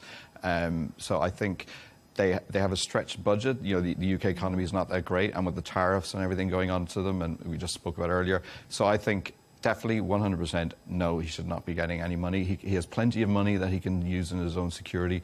Every other celebrity that comes there, they pay for their own security. So he can just his wife can just sell more jam. OK, so the wife can sell more jam. I don't know how popular. Apparently it's quite runny, that jam. I haven't tasted it, but I read it somewhere. But, I just wanted to say that the hearing is expected to last 2 days. It's obviously an appeal because they formally said that he wouldn't be able to have security. It's on a case-by-case basis. But do you think the court will maybe be a little bit more lenient? As you say, he's got a family, he's got children. We know, that he has links to the UK. Actually, we were talking off before the show, and Shane, you were mentioning that there was a precedent, remember, with yes. I can't remember the name of Wallace Simpson. Yes, the Wallace Simpson and case. the Duke of Windsor. They lived in the Bahamas and Paris, if anyone remembers that show called The Crown. It was in a lot of it. They when he did abdicate, I think it was Edward the Eighth, but don't quote me on that. They did get money from his brother, who was the king, I think George VI, maybe. Yes. So there is precedent that they do get money, but I think that precedent means that it shouldn't come from the British police and the British government. Where should it come from, though? Prince Charles should just pay for his security. Out of the Duchy of Lancaster, is it? Cornwall or something. Oh, no, I don't know, but if you know, please it doesn't matter where it's coming from, as long as Exactly. Prince Charles should just, not Prince Charles, it's King Charles now. King Charles, yes. I was just thinking. He should just pay for his security. And then if he doesn't want to do that, then that says a lot about the relationship, which is another day's work, really. Which is strained already. Which is not surprising, it's strained. If my brother said that, what Harry said about his family, then we wouldn't be talking either, and I wouldn't be paying for his security. Oh my God, you're so harsh. I am, yeah. You're so harsh. I must say something, you know, I feel like maybe if we put ourselves in Harry's shoes a little bit, you know, he did feel that he wasn't having the right security when Meghan joined him and they got married in 2016 in the UK. He said it was quite frightening. And obviously Princess Diana was hounded by the press. So I wonder if in some way we're kind of forgetting that Harry has been through something quite traumatic. Meghan, he felt, was at risk. So is there and he feared that, you know, something similar might happen to her as what happened to his mother. I honestly think that the court should rule in his favor. Now, whether the money comes out of the British police or a different government entity or King Charles himself, I don't think it matters. But I think I believe that he has the right to protection and to come back to the UK safely and, you know. Still shaking your head. Yeah, I'm sorry. Shane's still shaking He's stubborn on that point. It's probably because I'm Irish, maybe, I don't know. Most probably. I was going to say just one other thing. We just touched on King Charles there, and when we saw Harry walking into the court today, people were shouting at him, the press, like, have you seen your dad? Have you spoken to your dad? And people seem to really want to know what's happening in that relationship. We obviously know King Charles has been suffering his own health problems. It is disappointing, isn't it, for the royal family that this rift has become so public? Well, yeah, but I can also see it from their point of view, because every time they probably have a conversation with him, he's going to use it for his next book or his next TV series or his next interview. So, again, there's massive trust issues there, which I can completely get. I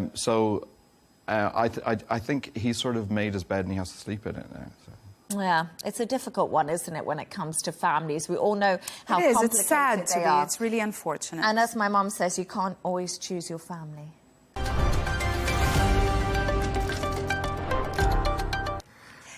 Now, over 200 Venezuelans have been deported to El Salvador as part of Trump's crackdown on crime and immigration. One of those is 34-year-old Arturo Suarez, a professional singer who was arrested by immigration agents and put on a military flight to El Salvador last month. His family claimed he entered the US legally and has never committed any crime. His only crime, they say, being Venezuelan and having tattoos. And of course, Wissam, we're just going to mention quickly there something that you picked up on. Donald Trump touched on this in the news conference, didn't he, that we just saw with Netanyahu saying that it was all Biden's administration's fault for letting these people in and there were mentally ill people on the streets. And this is kind of something that he's talked about a lot. I wonder if it appeals to Trump's supporter base, and also what more do we know about Arturo Suarez, apologies. Arturo Suarez is a singer of Venezuelan origins, but he also has links to Chile and to other, South American countries. He has entered America legally, and his family say that he was abducted, well, not abducted, he was detained while he was producing a song, which is, a very unfortunate story. And then things, he had to present his plea to the tribunal on the 2nd of April, and he was sent to El Salvador before even having the chance to say, I'm legal, I entered, I have asylum. So what his family are saying is that he is the victim. He was only put in jail because of his tattoos. And we have American officials who are saying that these tattoos are clear.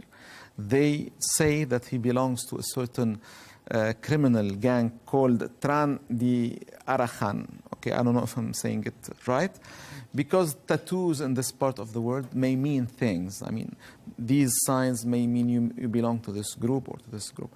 His family are saying these tattoos are very normal, very artistic, chosen by the person on purely aesthetic choices. And now what we can say is that this case, whatever he is, means and is the proof that this policy of going for hunting these people will always have some kind of incidence. And at the same time, this is a very good story to be used by those who are against Trump. Let's face it. I mean, this is a perfect story to say that Trump's policy on immigration is bad. And okay, maybe there is a mistake there, maybe not. At the same time, it is used both ways. I mean, Trump is using this kind of story to say, I'm delivering. His opponents are saying, you see, your policy is taking innocent people to jail. Let's just pick up on that slightly, actually, because I wanted to speak to you about this, Michael. These El Salvador flights have created a really big divide in the US, like you say. We saw Trump's Homeland Security Secretary, Kristi Noem. She actually visited the prison last week, and many people are saying the photo op was not ideal, or some people... What's your kind of take on the whole situation of this? So I think if you're on the political right, certainly in the United States, you would 100% want that. You would lean into it, you would accept it. That's exactly why you voted for Donald Trump.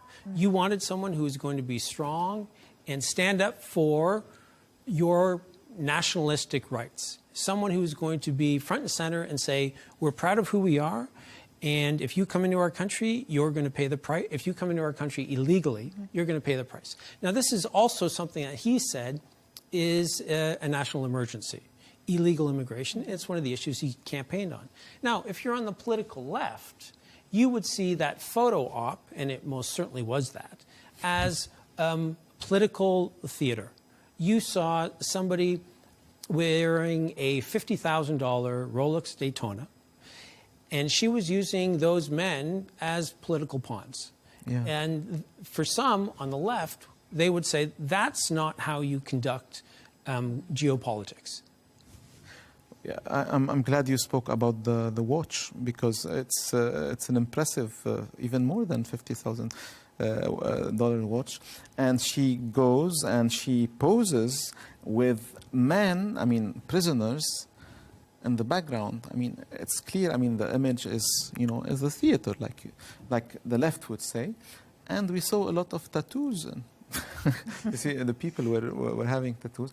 But it's definitely, it shows how divided is the country. Like Michael said, people with Trump would see exactly what they want to see: a strong, America who goes for its right, and the left will see, this theater. But still a sad situation for the family of Arturo Suarez, who are claiming that he's innocent. And now it's that difficult transition of when are they going to see their families again, and are people being deported fairly? So I guess we'll probably talk about this again. The prison itself is a story. They are detained 23 hours and a half per day in this prison. It's one of the, the harshest conditions in any prison in the world. Yes, no, I have seen some videos, and they all share beds and they all shackled together. Very tough situation there.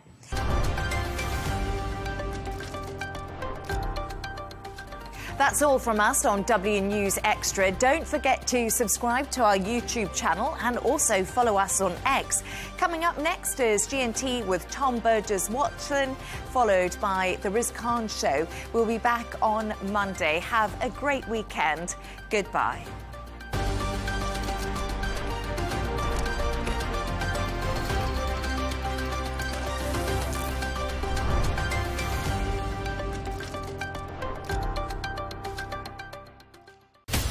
From the White House to Gaza, Kyiv to Beijing, elections, economics and the environment compete with conflicts and other complex issues for our attention.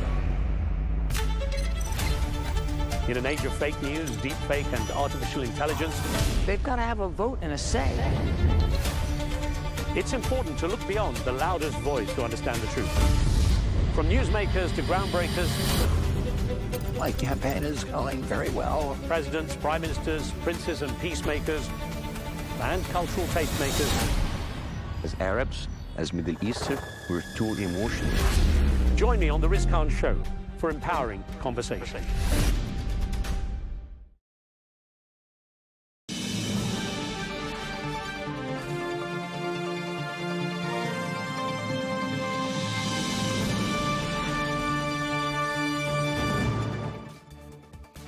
Hello and welcome to Global News Today, bringing you exclusive interviews with leading experts every weekday here on Arabiya News. I'm Tom Burgess-Watson, and in today's special programme, we take a look back at some of the best interviews during the last couple of days.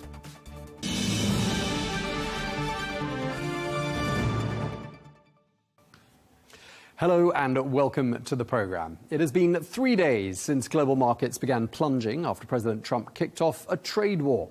Well, he did so by imposing tariffs on US trading partners, amongst them China, which has vowed retaliation. Well, President Trump slapped a 34% tariff on Chinese imports, and Beijing is vowing to respond with a 34% tariff on US goods. This just the day before Trump's tariffs are set to take effect, escalating the conflict even further. Well, President Trump has fired back, threatening to impose a 50% tariff if China doesn't back down. As you know, against my statement, they put a 34% tariff on above what their ridiculous tariffs were already. And I said, if that tariff isn't removed by tomorrow at 12 o'clock, we're putting a 50% tariff on above the tariffs that we put on. So they've gone for years. They've become a rich country because of people, again, that were in the White House that allowed this to happen.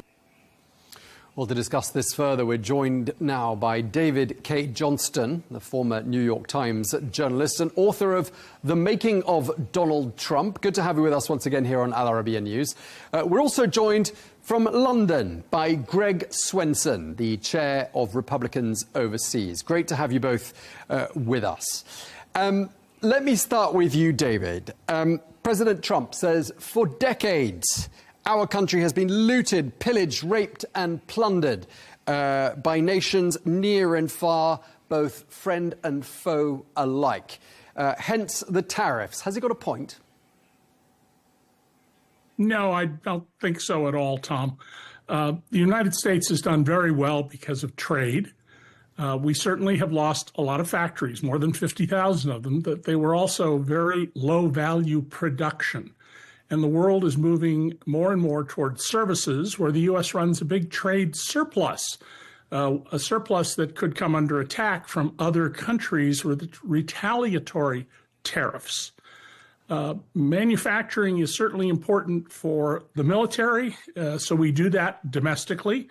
And we saw 700,000 more jobs in the manufacturing sector during the previous administration, while Trump in his first term lost manufacturing jobs through his policies. OK, let me turn to Greg. Feel free to pick up on what David just said out there. And I want to ask you what the logic is behind these tariffs. Well, I think there's a few, and David alluded to the factories that have that we've lost, or the industrialization, the deindustrialization of the Rust Belt, especially the middle part of the country. So, and there's some merit to the argument that some of these factories might have been obsolete. We're moving into a more high-tech world, but I do think it's important, especially for national security reasons, to have supply chains at home. So tariffs can be used. Not perfectly, but they can be used to encourage the onshoring. But I don't think there's going to be a lot of tariffs. I think this is right out of the classic President Trump playbook of threatening the tariffs and then getting to the negotiating table. And you've seen 70 countries reach out to the White House in the last few days. You've got already you're seeing the deals being proposed. Vietnam folded first, or at least offered zero tariffs first. So I think, and then of course you saw the EU yesterday make that, offer at least a promise to negotiate. So look, I don't think there'll be as many tariffs as people fear. And if tariffs are so bad, I've always wondered, why do all these other countries use them? So I'm not convinced that tariffs will be harmful to the consumer like they say it will, because we didn't see that in the first term with those tariffs put on China. So, look, I think there's a bit of alarmism here. I know the markets got spooked because they don't like uncertainty. I get that. But I do think there's some sensationalism here.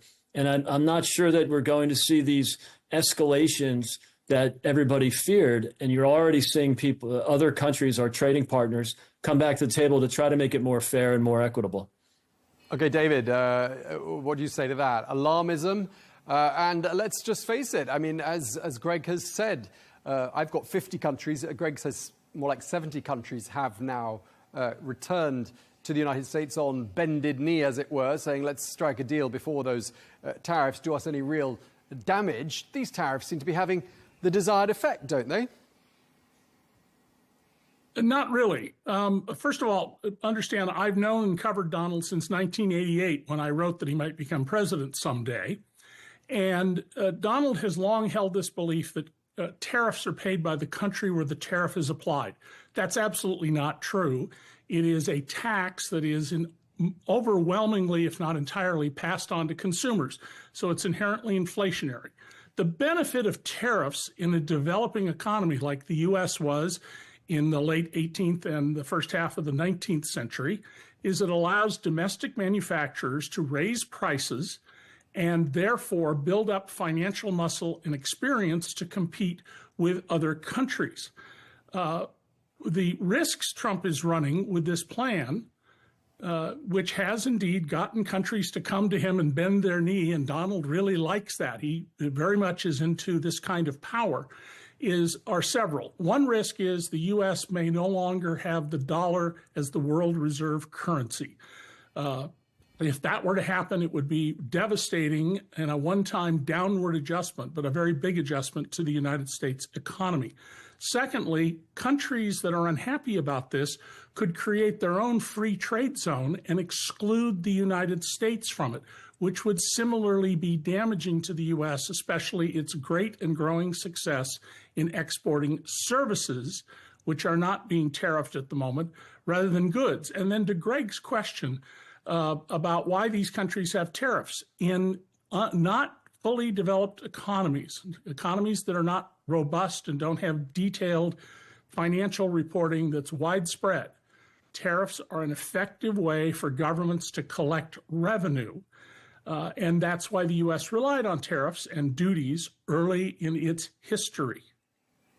Okay, Greg, let me ask you to pick up on some of that. I mean, these tariffs are risky because of the risk of collective retaliation, which could be extremely damaging to the United States.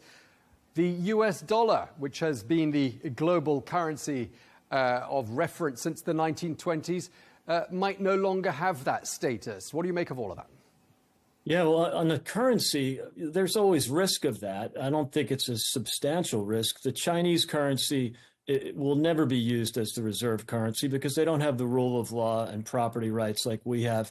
So that wouldn't really work. And then, of course, the European currency, which could be an alternative, is a collection of 28 different bond markets. So I think that's a bit of a stretch. I think in terms of using tariffs, as a revenue tool, it might be it might be a rounding error compared to what we take in income taxes. We didn't have income tax till the early 1900s in the U.S. There is some merit to that argument, but I do think. And Tom, what was the first part of the question? One was on the currency. What was the other one? Retaliatory. Collective retaliation. Thank you. Sorry about that. Yeah. Look, I think it's clear that there will not be escalation or a so-called trade war with President Trump's response by using tariffs to the tariffs that already exist with our trading partners because of the trade surpluses that they have. The country with the trade surplus always loses in a trade war. So there's a little risk of that. That's why you're seeing the Chinese come to the table. You saw Vietnam come to the table first. The EU, same thing. $300 billion trade deficit for the U.S., surplus for the EU. They cannot afford that. They're much more dependent on trade than we are. We import 20% from China of what they export to us. I mean, sorry, we export 20% of what we import from China. So look, there's very little risk escalation. I think the threats of that were very short-lived in the last few days. And again, that's why 70 countries are reaching out, even promising zero tariffs, which I think would be great for free trade and fair trade. But David, what's your understanding? Are the Chinese showing any signs of coming to the United States negotiating table cap in hand? Is that how it looks to you? Because a lot of what I'm seeing sounds like the Chinese are saying, just you try us, we'll take this to the next level if we have to. Tom, I think you're capturing what President Xi and the other leaders of the Communist Party in Beijing are saying, that they're very resolute. One of the major differences between American and Chinese governments is that in America, we think very short term. The Chinese, like the Catholic Church, adopt the position of we're here forever. And so they're willing to take their time. And notice around the world, a growing number of countries where the U.S. Was the largest trading partner of that country now have China as their largest partner. China's economy, its sophistication is growing. Its electric cars are taking over the world. And so the Chinese are in a very strong position relative to the U.S. on these issues. China certainly has a lot of problems. It's been very fiscally irresponsible internally. But so long as, like the United States, it can borrow in its own currency, it has zero risk of going bankrupt. It's only when you are subject to another country's currency that you are at risk.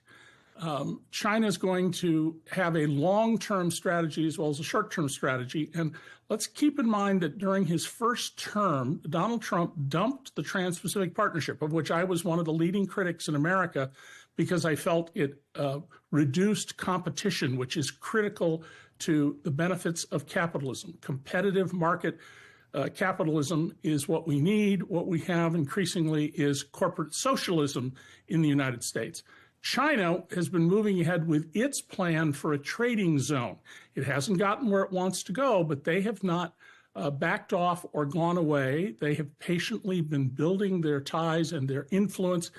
And Australia, the lapdog partner of the U.S., the single most loyal country of the U.S. in the whole world, more so than Canada, the Australians now have as their biggest trading partner China, and they are increasingly having their economy tied not to Washington, but Beijing. That should be a big warning sign. Yeah, I mean, what you're saying is interesting because you're talking about two time frames here, the short term and the long term. And it prompted another thought in my mind, and this goes to Greg. I mean, there can be some immediate reactions to all of this and these threats from the United States. They may come in the form of capitulation, if that's the way we want to look at it, and the striking of a deal. But then there's going to be the longer-term response, isn't there, which might lead to the United States being written off as being a reliable trade partner. I mean, is that a risk, do you think? No, because we've been a reliable trade partner because other countries have taken advantage of our kindness, of our generosity, and that's no longer something we can afford. It was important after World War II to help rebuild the West and help build countries like South Korea and rebuild Japan. It was also important during the Cold War, but that's a long time ago, and we don't have the capability to service $36 trillion in debt. That's $1 trillion a year just in debt servicing. And I'm glad David brought up electric vehicles. You know, he's right. The Chinese are the biggest producer, biggest exporter. That's why the EU has 45% tariffs on Chinese electric cars. And so tariffs can be used in tactical situations because nobody wants to be dependent on the Chinese. The shipping is 50% of the world's shipbuilding is being produced in China. It's down to under 1% in the United States. So we do have to make some changes to reindustrialize to a certain degree. And that's again why, emerging countries had protections in place, had trade barriers and tariffs, because they had to industrialize. I think there's a little bit of that. Trump is playing the long game, even though, we have elections every 4 years. We're not going to see Donald Trump see many of the fruits of these efforts. It might take some time, but I think it's really important for the bottom 50% of Americans that have really not participated in the upside of global trade. David, I want to turn to you. You're quoted as having said President Trump's ratings will continue to be good until such time as people discover his economics are not good for them. I mean, that's clearly in the context of these tariffs. I mean, what do you see these tariffs doing to the average American consumer? Oh, it will help the average American. I don't know that it's good for those of us in the top 10% that own 88% of the equities in the U.S. and the other 40% own 12% of the equities. 50% of the people don't own equities. So if they had $1 in 2021 when Biden took office, that dollar is worth 80 cents now in purchasing power. If I put it in the stock market on day one of Joe Biden, it's worth $1.80. So I think, those of us with financial assets and property are doing just fine. We do very well. We did very well during the Obama years.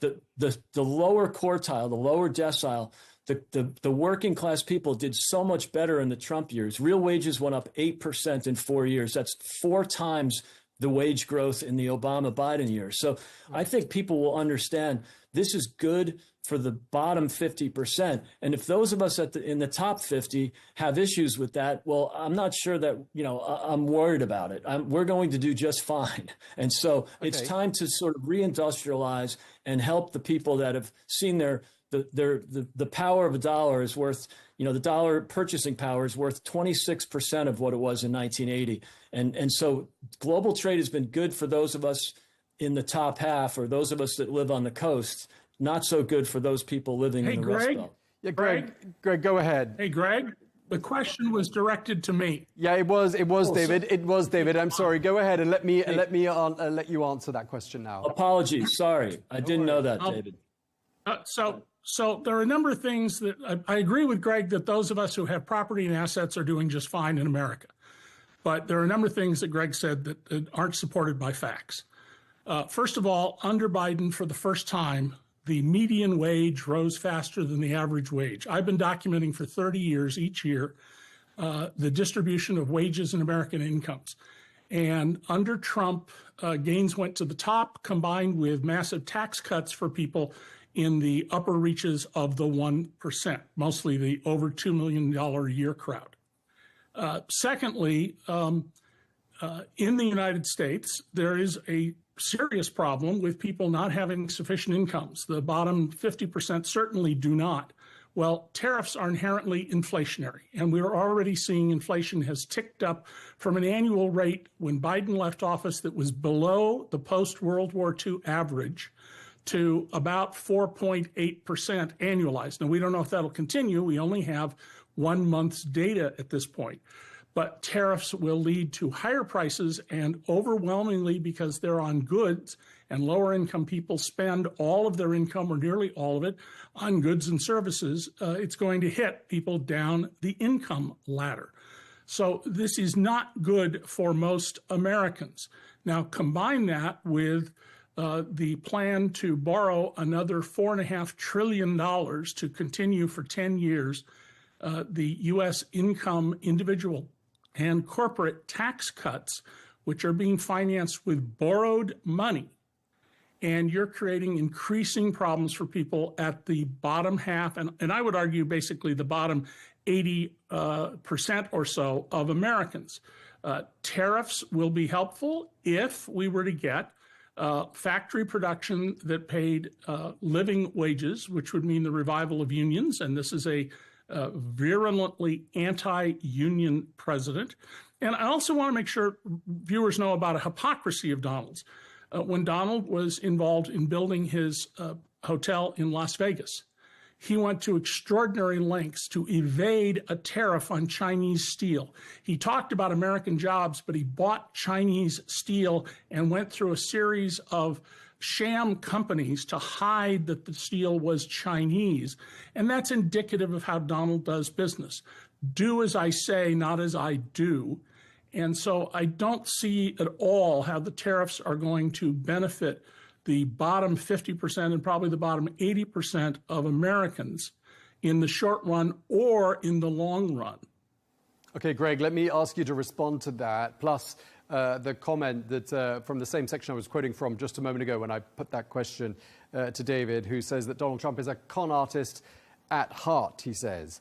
We what do you hear make of the all fact that time. he's also a misogynist and a fascist and a racist and anti-Semite? Yeah, we've heard it all. So that's, I'd like to stick to what's important here. And I think, a few things. One, on the tax cuts for in the first term, 93% of Americans got tax cuts. When you have across the board tax cuts, yes, rich people get the bigger chunk because they make more money. So, that's just natural. But they were not just for billionaires. That's just a typical Democrat talking point.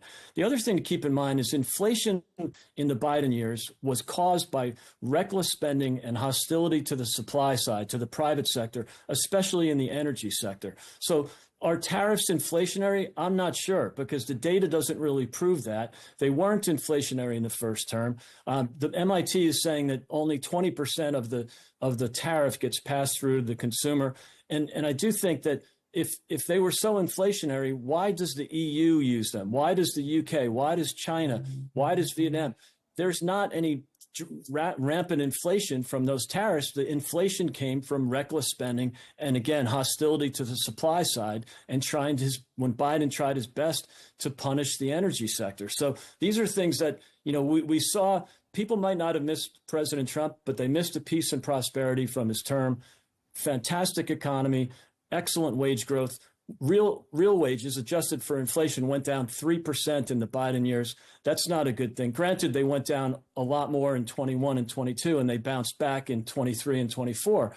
But net down 3% in 4 years after being up 8% in the Trump years and up 2% in the 8 years of Biden Obama. So I think the economic argument is laughable from the left, and I think that this is disruptive. Absolutely. That's the nature of this president, but it'll work in the long term for workers by reshoring production, by returning some good blue collar working class jobs to the Rust Belt, to the middle of the country.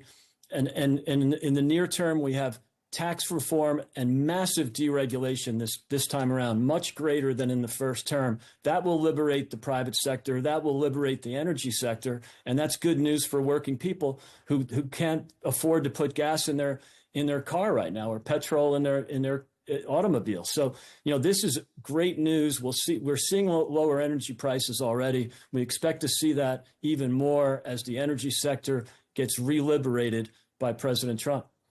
Okay, some flawed economics on the left, and tariffs are not necessarily inflationary. David, your response? Well, in fact, Donald Trump lost manufacturing jobs. Joe Biden brought back over 700,000 more manufacturing jobs. With $9 trillion of stimulus. Investments, and borrowed stimulus. He made massive investments. Under Biden, we had massive investments in manufacturing, especially high-tech manufacturing in the industries of the future. In Donald's case, we saw massive subsidies to cons like the Foxconn project in Wisconsin that was nothing but a pile of mud that cost a fortune. We had to subsidize grain farmers because Donald lost much of the soybean market to the Brazilians through his mismanagement of the economy. And we saw that, the thing that Greg keeps leaving out is that under Biden, the wages of people in the bottom half rose much more quickly than people above. It was a leveling out of top pay that went down under Biden. The number of people making over $100 million a year for their labor fell by half, from about 500 to about 250. That's why the overall number appears to be down. It was a leveling out of super high paychecks. Well, the paychecks of people in the bottom half were rising, and all you have to do is study the Social Security data, and you can see that in detail. And I study those every year. I think that we're in a period here of a great deal of uncertainty, which is not good for business. The new Canadian Prime Minister has said the U.S. is no longer an ally of Canada. 11 Canadian premiers, essentially governors, came to Capitol Hill a month ago when I was there, and they literally asked leading members of Congress, is Donald Trump going to invade Canada as we last did in 1812? And they're serious about it. People who live in Canada, including one of my grown children, They talk constantly about when is the U.S. going to send tanks and soldiers and overwhelm Canada. That's not good diplomatic relations. That's not good economic relations. And that's all part of the fundamental problem with Donald Trump, which is he's appallingly ignorant. He's a man who didn't know why there was a memorial over the battleship Arizona in Pearl Harbor. He thought Finland was part of Russia. He thought Frederick Douglass, who's been dead for 130 years, was alive today. We're going a little off piece here. He's a con artist, and that's the crucial thing you need to know about him. Greg, I'm sure you want to jump in and respond to some of that. Go ahead. Yeah, no, Trump derangement syndrome is alive and well. It's funny. It always gets personal with the criticisms of President Trump. And, you know, we've heard the story 1,000 times, and it's one of the reasons he won the election in 2024 was sort of the condescending questions from the left. You know, how could you vote for a man who did X or did Y? And that's not what people care about. They care about their wallets. They care about the open border, the mass illegal migration problem we had, and of course inflation that again was caused by reckless spending and hostility to the supply side. So we can cherry pick some numbers and talk about a Foxconn plant or whatever, but overall the voters really appreciated what they saw in the first term and were really disgusted with what they saw in the Biden term.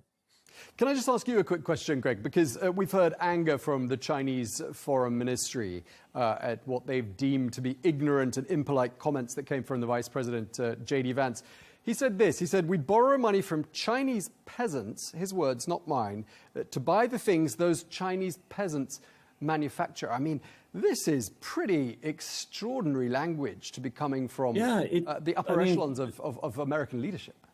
Yeah, the vice president's not afraid to use aggressive language. But I think what are you more offended by? Aggressive language or the fact that we've been importing cheap and slave labor from China for 30 years by outsourcing our production to those factories in China? So I'm not worried about salty language. I'm worried about the fact that China's using cheap and slave labor. I see it in Africa where I do business all the time, in agriculture and mining and timber. And they bring in slave labor, prison labor from China. They don't employ local people. This is a very mercantilist, aggressive country. Yes, they're doing business with Australia, but Australia will not let them own anything in the Australian market. And we're very close to them as well. So, these are difficult times. I think most of the problems are with the Chinese and Chinese, mercantilist economic aggression. And I think the world is really fed up with it. And so you'll see some, reshoring, some rebalancing of supply chains. And I think that's a good thing. Okay, David, your thoughts on that? I mean, this is essentially a row between the world's top two economies, and we're going to see a better and more level playing field as a result of all of this. Your thoughts? Well, there are unquestionably major problems with the conduct of China's theft of intellectual property, the use of slave labor, which was exposed, I should point out, by the New York Times, that supposedly leftist newspaper. And China has acted in its own interest, just as the U.S. should. But Donald Trump is not someone who believes in competitive market capitalism. He's not a businessman. He's a cash extractor. And he's a mercantilist. That was the prevailing theory before Adam Smith wrote The Wealth of Nations. It's the idea that if you have a piece of gold, I don't have it, and the only way to get wealthier is to get your piece of gold. Growing the economy, creating new goods and services, and using profit motive to have that happen is what grows the world economy. Donald, who I have spent hundreds of hours with and know very well, unlike Greg, Donald is a mercantilist. He does not believe in competitive markets. He is given testimony under oath that makes it clear he doesn't believe in competitive market capitalism. And that's the crucial thing to maintain. And one of the things that's happening in this country is literally a belief among many people that competitive market capitalism, that markets are a lefty idea. That's absurd. And some of Greg's comments I find offensive because my best-selling economics books champion competitive market capitalism, and they expose corporate socialism. And Donald Trump, through and through, is a corporate socialist. Okay, let me ask Greg to respond to that, in particular his defense of the comments he made that have offended you. No, I mean, I think President Trump's liberating for the private sector, for the private economy. I think that's absurd. If he was, competitive as a businessman, and any businessman wants to be mercantilist, wants to be in a monopoly position. That's called business. You try. It's not something that works ultimately, because we don't believe in monopolies. But I think what David just described was the Chinese economy, a mercantilist economy. So I don't really buy that. But I think David and I could agree on one thing. I am not a fan of corporate welfare, and I don't think that the president is either. We want competition back in the U.S., and I think by liberating the supply side, getting out of the way, is basically what the Republicans believe in. Is let the private sector allocate capital, not the government. So much of what we saw in the Biden years was government stimulus. $9 trillion of stimulus for $7 trillion in GDP growth. It's just bad math. Okay, David, we gave you the first word. We're giving Greg the last word, and that was it, because we're out of time. Thank you both very much indeed for your time today. Greg Swenson, Chair of Republicans Overseas. David. David Thanks, K. Tom. Johnson, thank you very much indeed to you as well.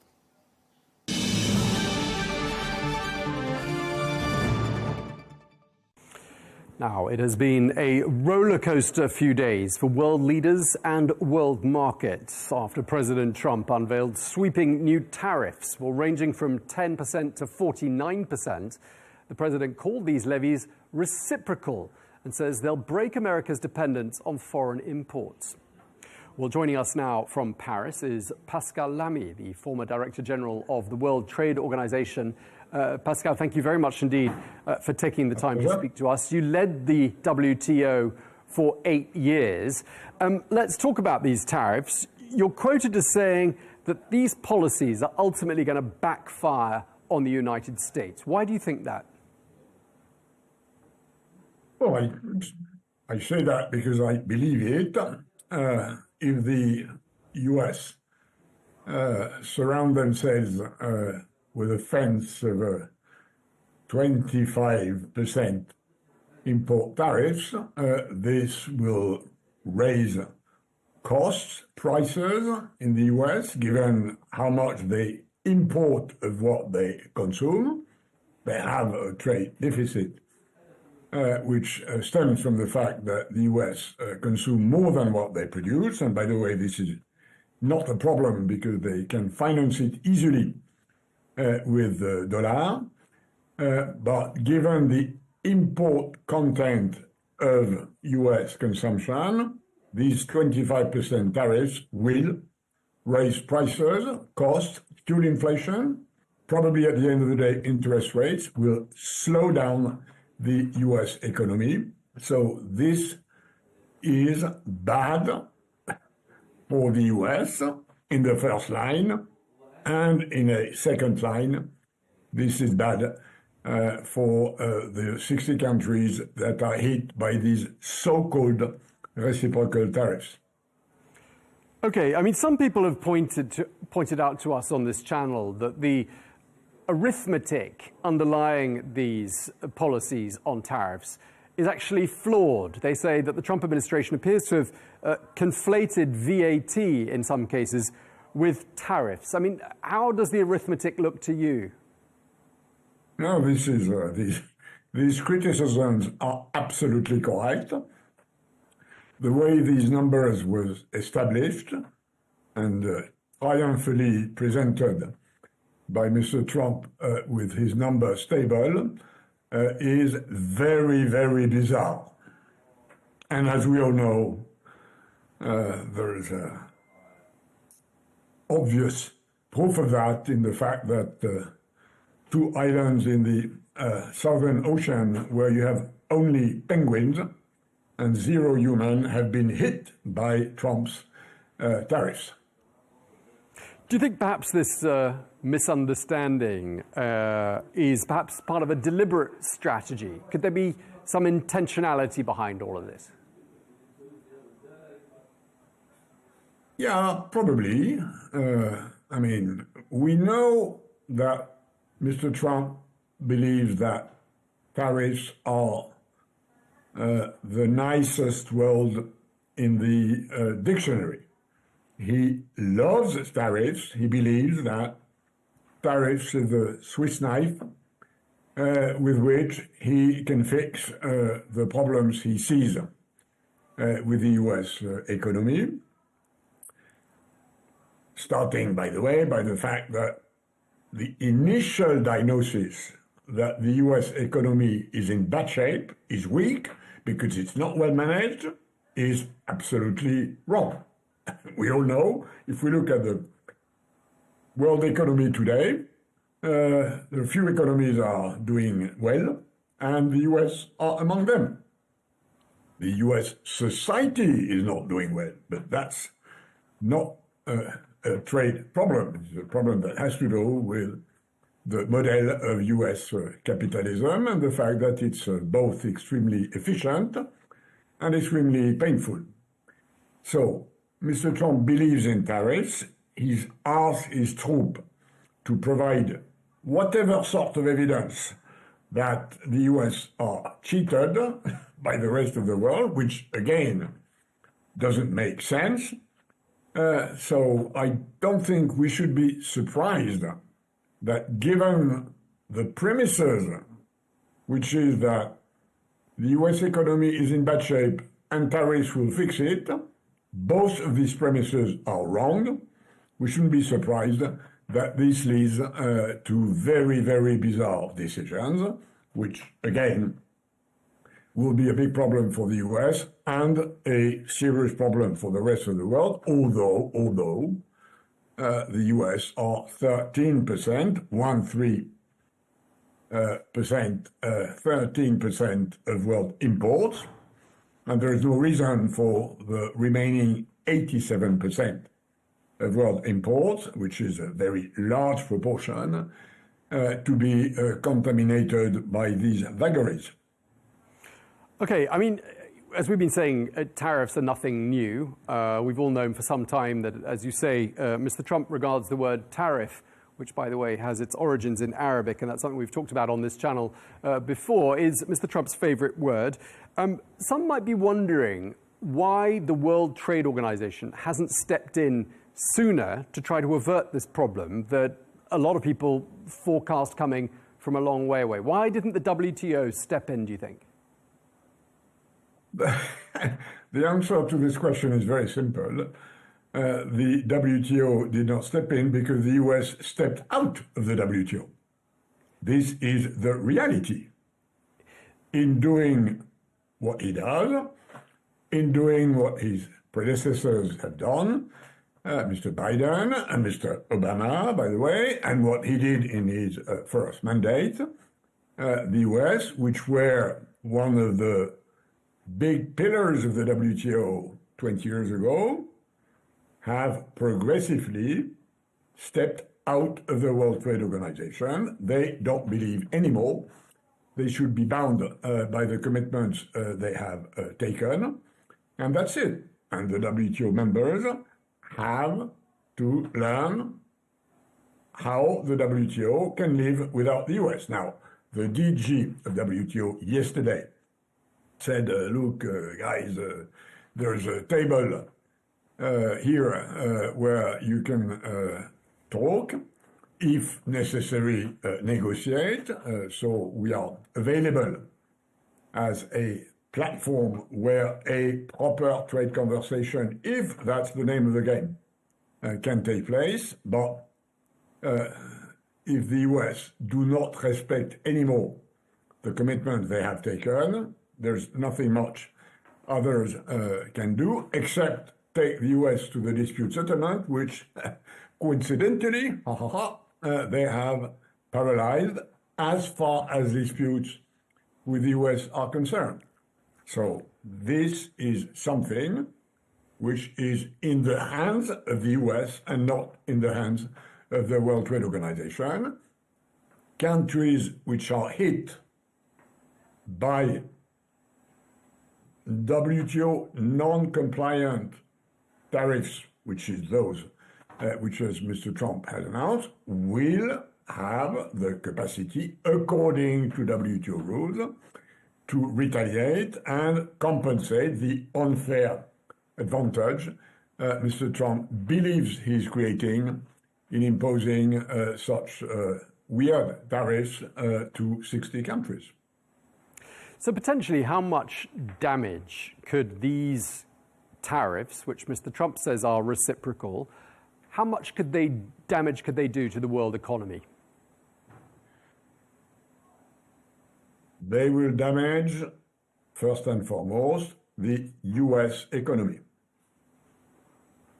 And, of course, in a certain proportion, smaller proportion than the US, but still, the countries, the exports of which will be impeached, prevented, or made very costly into the US. So, all in all, this is bad news for the world economy, but again, mostly in the relationship with the US, and there is no reason why the relationship between India and China, and Europe and South Africa, and Egypt and Saudi Arabia should be affected by these issues.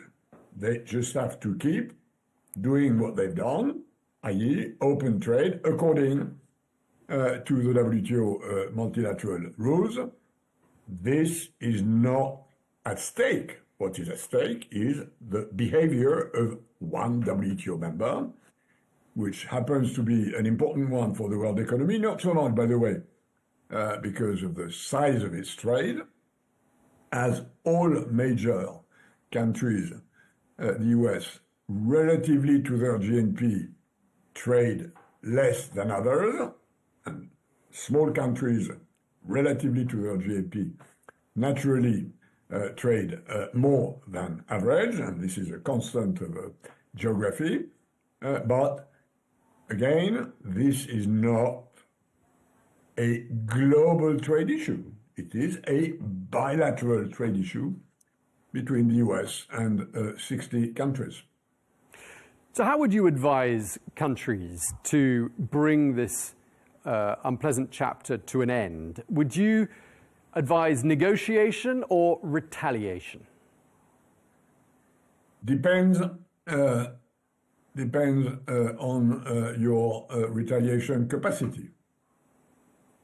With the US and with Mr. Trump and the way he seems to be constructed and the way he seems to look for transactions, either you are strong and then you can try and push back, which is probably what the EU or China, for instance, have the capacity to do, or you are small and weak, and then you'd better try and negotiate while recognizing that these negotiations have little chance of leading to a balanced result.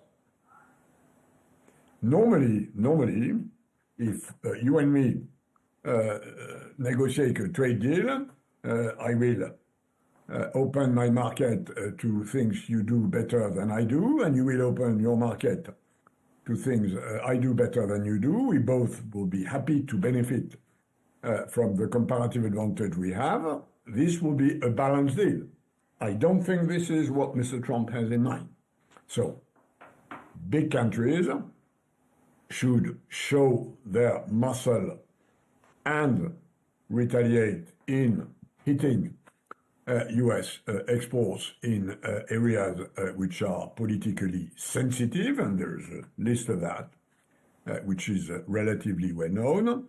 Others should try to negotiate if the price is modest, and anyhow, everybody has to look to other markets than the EU market. So the most advisable recommendation is start looking where you can open more trade with countries who are willing to open more their domestic economy if you are willing to do the same, which is the name of trade negotiations.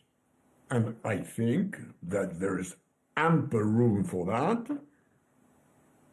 A market which is 10 to 20%, let's say, in orders of magnitude, can be, after a few years and a few modifications, value chains and investments, can be substituted. Okay, so mitigate the damage by doing more trade amongst each other, you're saying? Absolutely. But what about collective action? Do you see a situation in which, for example, China and the European Union decide to join forces and collectively take action, if you like, against the United States in order to mitigate the damage? That would make a lot of sense because coordinated retaliation is much more efficient than fragmented retaliation. And by the way, it seems, from what I hear and what I read, that the EU is discussing with a number of other countries. I think it's publicly known that Japan, Korea, and China are talking together. So yes, there is obviously an opportunity to be more forceful, stronger, and more efficient if this is coordinated. I'm not sure it will take quickly the shape of a sort of world coalition in favor of open trade and multilateral rules, but there is room for coordination, and that may lead to unexpected discussions, conversations, or agreements. Okay, so you're saying that new global alliances and new trade agreements could be one of the outcomes of this tariff chapter. Absolutely. It's things which people did not do because they don't needed to do it, but now, under the pressure of reality, things may change. I want to ask you a pretty basic economics question, because we have asked a number of economists on this channel about the link between tariffs and inflation. Some economists saying that tariffs do not fuel inflation, although traditional economic theories tend to suggest they do. What's the answer? I will give you a typical economist answer. It depends. It depends on sectors, depends on the size of comparative advantage, depends on what the economists call the substitutability of imports by domestic production, and there are sectors where this is doable with elasticity coefficients, others where it is not. Depends on how currencies evolve. If you devaluate your currency, you can gain a comparative advantage which wholly or partially offset the comparative disadvantage that stems from tariffs. So there are lots of elements that can play.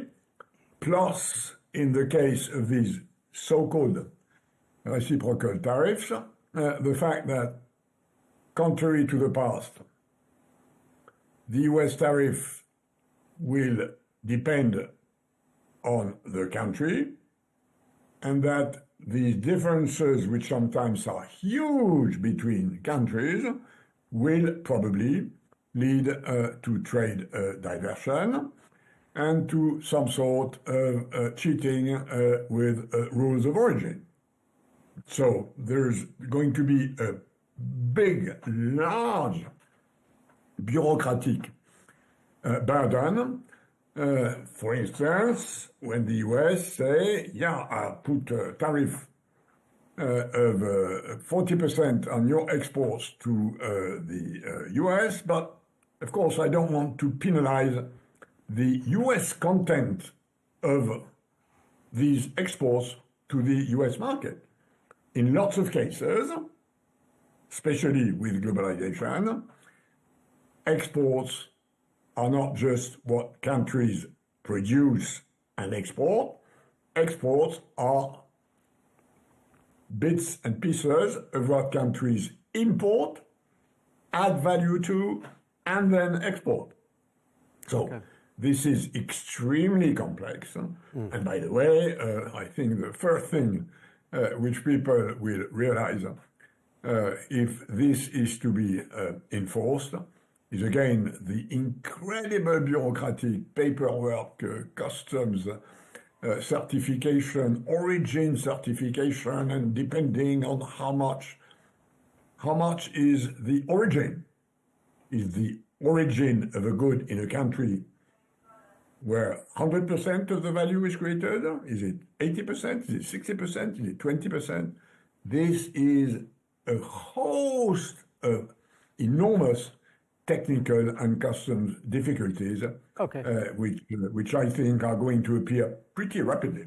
All right. I mean, it is very complicated, but for people who are watching who don't understand the complexities of economics and tariffs, what's this going to mean for consumers in very basic terms? I mean, are prices going to go up in the United States, and are they going to go up for people all over the world as a result of these tariff policies? They will go up in the United States because the United States has decided to increase the cost of the part of domestic US consumptions which is imported. This will create inflation in the US.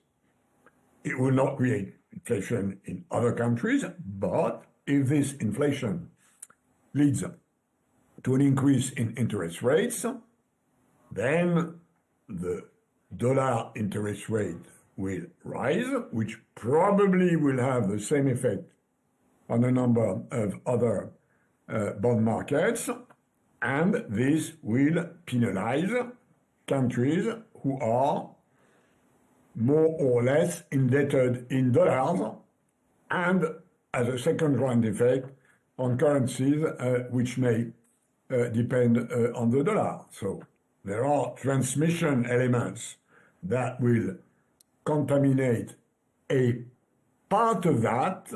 What happens in the US will have an influence on the rest of the world, but much less than in the US. Okay, just lastly, I mean, do you see moving forward a scenario in which the United States has to backtrack and reverse this entire tariff policy? Yes, I think, and that's what markets in recent hours and days have said. They have said this is bad. Companies will grow less, economies will grow less. This will make the capitalist system less profitable. So the price of the stocks have gone down. The price of the dollar has gone down. This probably will lead to a pushback by Wall Street and by Main Street in the US. That's what should happen, because economic reality at the end of the day should prevail over the twisted narratives of Mr. Trump. This is the sort of normal reference situation. Then, of course, a lot of that depends on what happens in the US on the political side.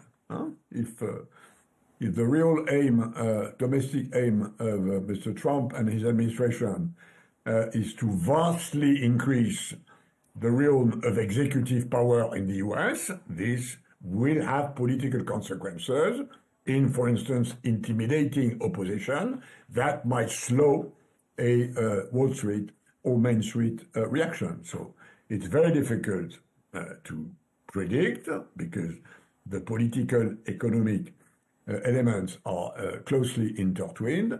My own sense, and I recognize on this I'm with the consensus, is that the economic consequences of that in the US will lead to a pressure against Trump tariffs or other measures, which, by the way, may be something he knows, which is why he's trying to go as fast and as quickly as possible, so that when he has to step back, he has gained enough territory to step back to a level which will be a higher one than the one he found in the first place. So what you're saying is you think that the United States is going to emerge out of all of this as being the biggest loser. Is that what you're saying? Absolutely. Absolutely. I mean, and what the lesson of economics have told us is that raising tariffs usually is equivalent to shooting in your own foot. And this is all the more true in a globalized world where, as I previously said, the import content of your exports is much higher than it used to be a few decades ago. Well, that's all we have time for. Thank you very much indeed to Pascal Lamy, the former Director General of the World Trade Organization. Thank you for speaking to Al Arabiya News. And thanks for having me.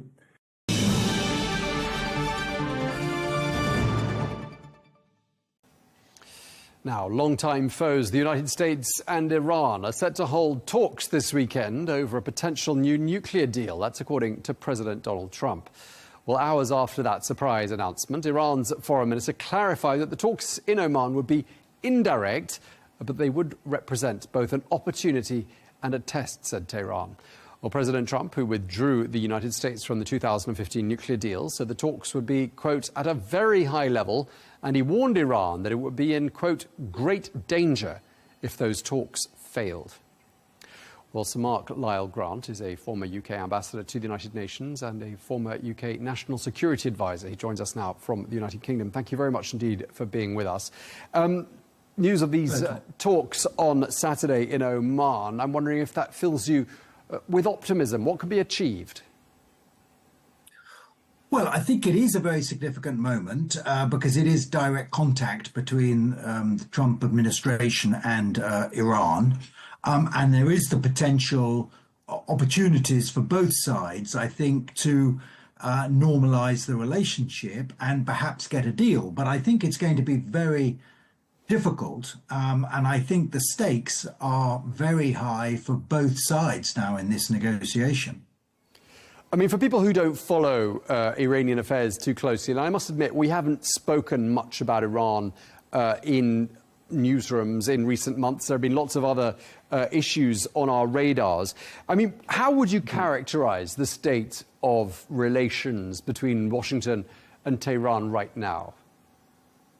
Well, there aren't any. It's as simple as that. There hasn't been diplomatic relations between the United States and Iran since 1979 and the Iranian Revolution and the hostages siege, the overrunning of the American embassy in Tehran. Since then, there have not really been any direct contacts, except in the context of the negotiations for the so-called JCPOA, the Joint Comprehensive Plan of Action, that was agreed back in 2015. And actually, I was the UK negotiator, so was involved in a lot of those negotiations. And in the margins of those negotiations, there was some direct contact at high level between American diplomats and Iran. But otherwise, there's basically no bilateral relationship between the two at all. And since President Trump pulled out of the deal in 2018, he ramped up sanctions against Iran. So I think it's fair to say that this would be a significant moment of senior level direct contact between the two countries.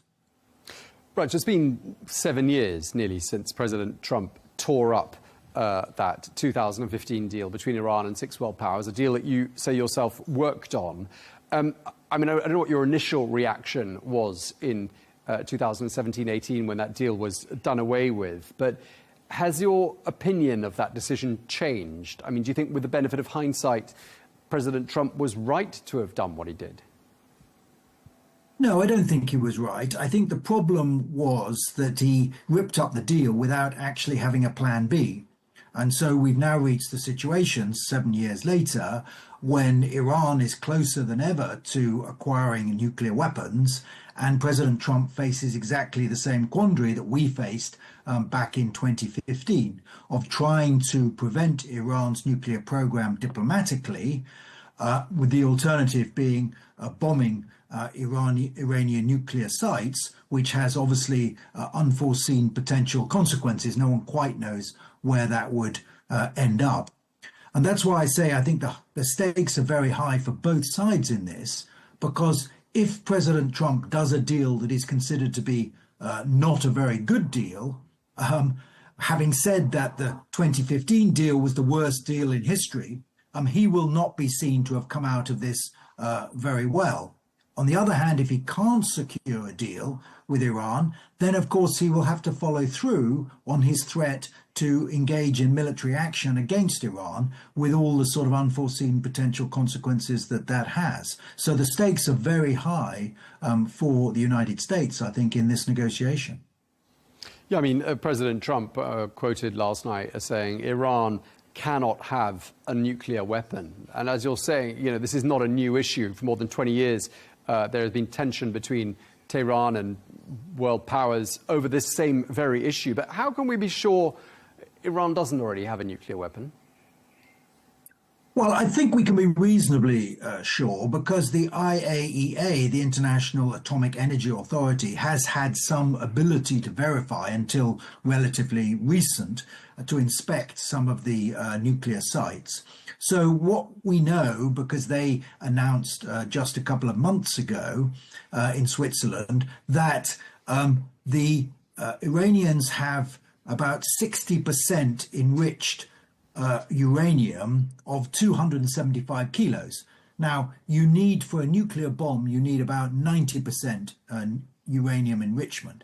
But that is quite an easy step to take, and that amount of enriched uranium would allow them to have, theoretically at least, 6 nuclear bombs. So they are very close to acquiring nuclear weapons.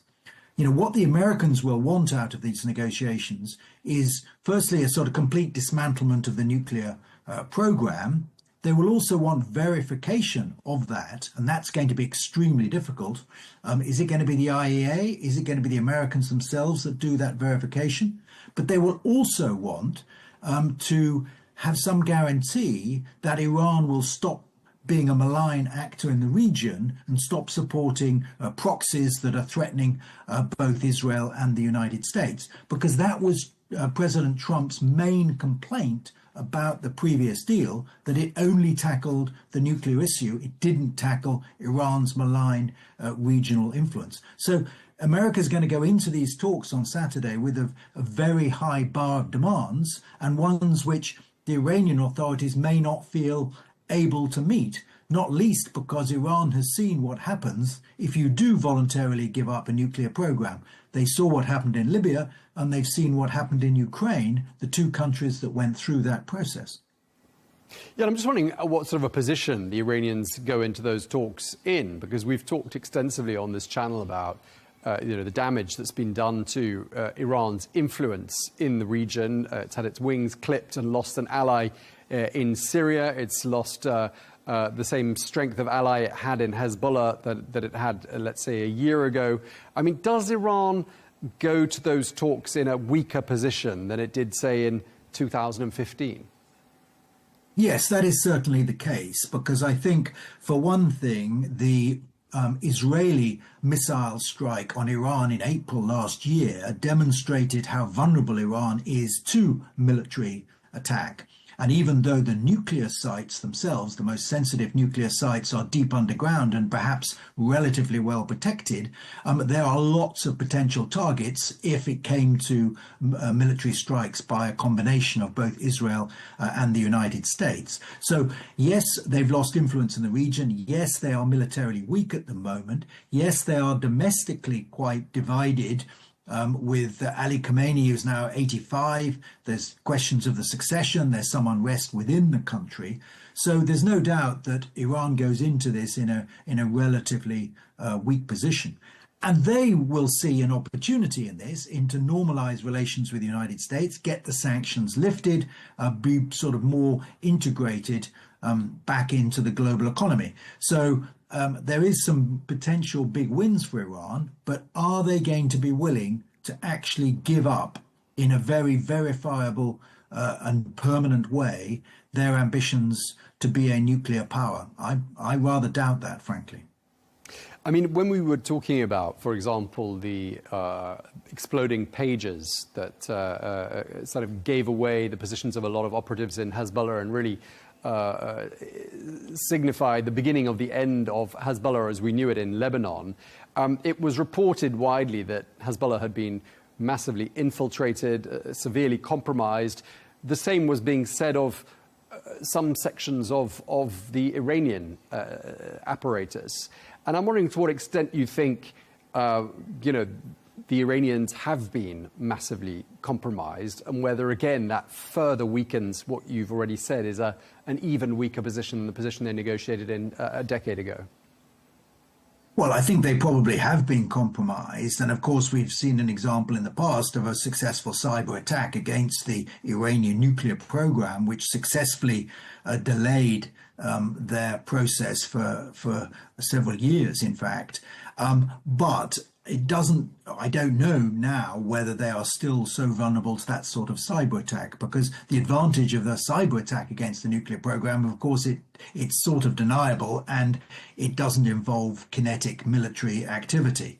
But what Donald Trump is promising or threatening is a full-scale sort of military strike against targets in Iran if Iran does not accede to American demands. But as I say, American demands are going to be quite high in this negotiation, and I'm not sure that Ayatollah Khamenei will be willing to accept those terms. Yeah, and they're likely to be more stringent terms and more demanding terms from the US delegation than they were even a decade ago, not least because we can assume President Trump will take the opinions of the Israeli Prime Minister Benjamin Netanyahu very much into consideration. Yeah, that is absolutely the case. And another important distinction between now and 10 years ago is the fact that this is a bilateral negotiation between the United States and Iran, whereas 10 years ago, it was a multilateral negotiation, which included on our side, as it were, and the Western side, both Russia and China. And the force of the deal, the value of that deal in 2015 was that it was endorsed, agreed, verified by not just the United States and the UK, France, Germany, the EU, but also Russia and China. This time, one of the advantages, in a way, that Iran has is that it has support from Russia, to whom it had been very helpful in the Ukraine conflict, and still is, and also China, who doesn't really care whether Iran becomes a nuclear weapons power or not, and is quite happy to help Iran avoid sanctions, Western sanctions on it. So in that sense, Iran is in a slightly stronger position because it's only facing the United States and not both Russia and China as well. Yeah, indeed. And they face a brand new administration in Washington that is currently trying to fix lots of problems in lots of different places all at the same time. Just lastly, to wrap things up, before we cross to you, we heard President Trump in a clip saying that Iran will be in great danger if the talks fail. Assuming or imagining a scenario in which there is no accord forthcoming from those talks in Oman, where do you see things heading to from there? Well, it's difficult to say. It's possible that, you know, Donald Trump's attention will just move on as it has moved on from the Middle East, and it's moved on to some extent from Ukraine. If he doesn't get a quick win, he tends to move on to the next issue. And of course, the tariff issue is the sort of number one issue at the moment. But on the other hand, I think having said very clearly that Iran would pay a big price if they don't agree a deal, then I think his credibility will be on the line if he doesn't deliver some military response to Iran if there is no deal. So that's why I think the stakes are pretty high for both sides, both Iran and the United States. OK, so Mark Lyle, Grant, always a pleasure talking to you. Thank you very much indeed for your time. Thank you, Tom.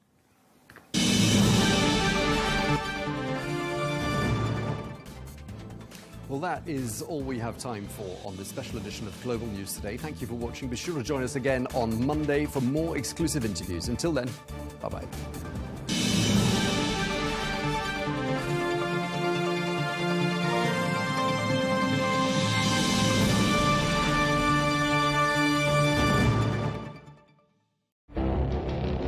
It feels like decades are passing by in a matter of weeks. Seismic shifts in the world order. Never, ever will be part of America. With so much happening and so much noise. Whether it's political upheaval, Canada has been ripping us off for years, economic shifts or social movements. And no one wins from tariffs. I think America can be more friendly to the rest of the world. For in-depth analysis and all the latest developments across the globe.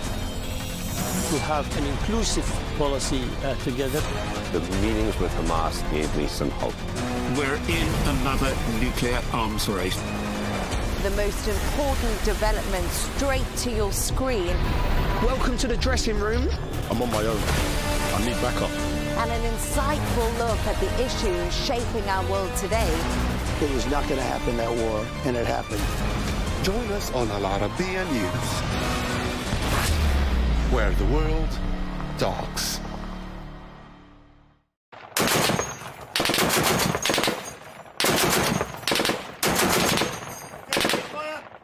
On this episode of The Riz Khan Show, I'll meet the British paratrooper turned war artist who's telling the very personal and candid stories of people on the front line in conflicts from Afghanistan to Ukraine.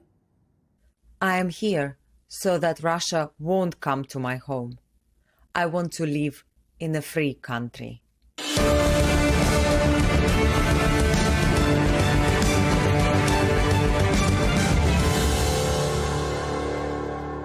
Welcome to the show. I'm Riz Khan. As diplomatic efforts to find peace in Ukraine continue to ebb and flow, most media attention focuses on the words of world leaders in Washington, Moscow, Riyadh, Kyiv, and other European capitals. But while a ceasefire proves elusive or perhaps evasive, soldiers and civilians continue to suffer in relative silence.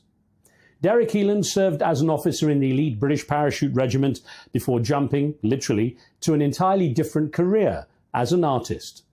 His paintings of the English Lake District are popular, but away from the easel, Derek's fascination with life on the front line continued. And he found a unique way to combine his art with his military experience that would tell the stories of people at the edge of existence, from war zones to Mount Everest.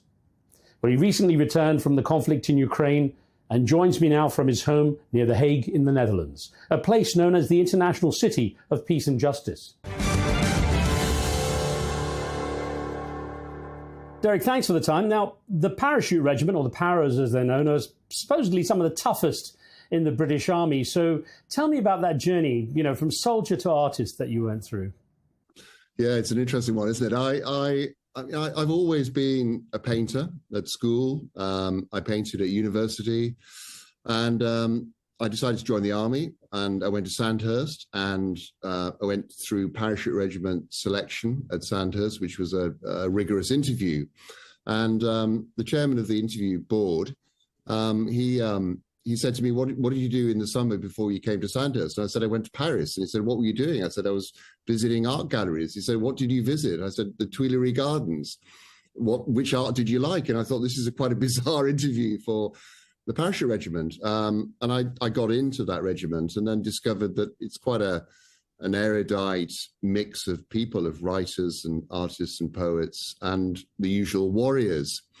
So I kind of fitted in, and I always parachuted with a tin of paints and a sketch pad, and I was in trenches in various places in the UK and other places, drawing and painting, and I think it slightly endeared my soldiers to me.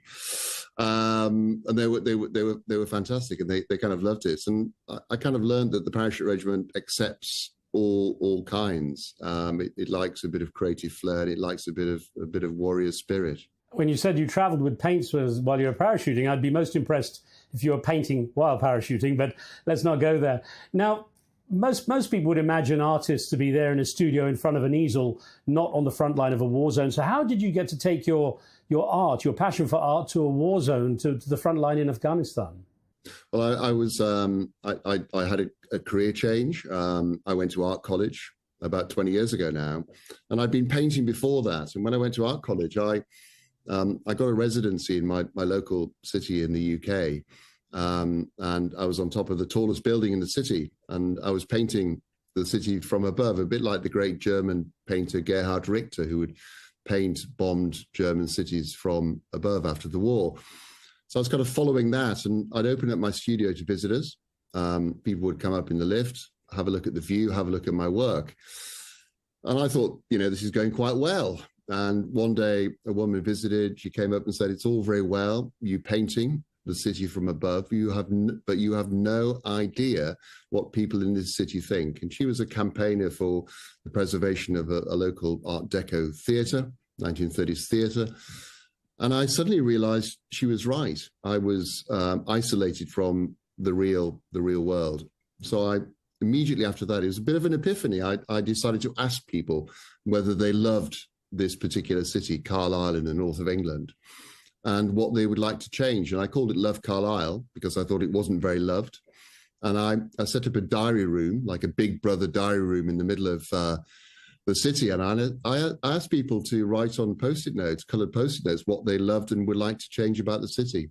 And I got about 5,000 responses, all kinds of incredible responses. Predominantly, they wanted a Primark, which was a bit countercultural. But that work ended up in the County Art Gallery as a massive installation. And as Damien Hirst once said, well, if it's in an art gallery, it must be art. So I was encouraged by that. And it was that project and a connection in the military that led me to go to Afghanistan as a war artist in 2011. So funny enough, I lived in Carlisle when I worked at BBC Radio Cumbria, and I actually did like it very much. Very different, of course, from Afghanistan in many ways. How important were your military connections and the experience you had in the military when it came to being there as an artist on frontline environments? Yeah, I think it was pretty important. I know of other people who went to Afghanistan as war artists and struggled with the kind of the military, the wariness of it. Being on patrol, for example. But I had a good sponsor, a very intelligent, thoughtful brigade commander who I knew, who wanted to take a war artist who was bringing something different to the easels and paints and even photography. And so the idea of a socially engaged art project on the front line involving these diary rooms and collecting stories was something he encouraged. And it wasn't an easy journey to get to the front because there were people in the military, particularly at say company commander and battalion level, who were hesitant about having someone come along and ask their soldiers what they really thought about being in Afghanistan, what they thought about being human there.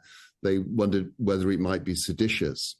So those were obstacles to overcome. And I got on the ground and the support was incredible. I set up 3 frontline diary rooms in different locations in Helmand with different British units, and then just engaged everyone I met, whether they were soldiers or civilians, British or American or Danish, asking the question, what is it like to be human here? And the kind of the central idea was 100 years on or thereabouts from the First World War and letters from the trenches.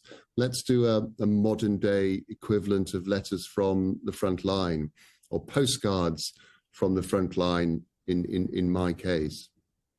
In the case of the commanders being perhaps a bit nervous in some cases, though you had encouragement in others, how about the soldiers themselves? Do they feel pretty free to speak once they were told, well, it's okay?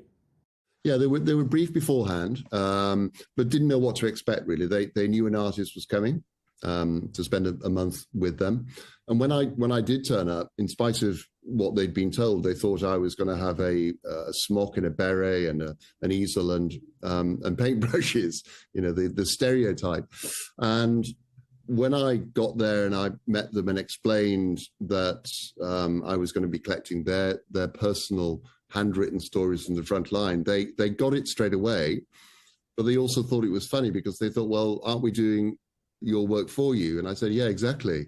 And, the kind of sense of painting with people kind of came up. I was facilitating, I was doing a performance artist piece in helping to build a relationship and getting their trust, which was critical. And one of them said to me, he said, well, one of the reasons why we want to help you and we want to write our story about being on the front line is that you're taking the same risks as us. And therefore you have a right to ask the question. And they took to it incredibly readily. In the middle of patrols, we would stop and they would write their story.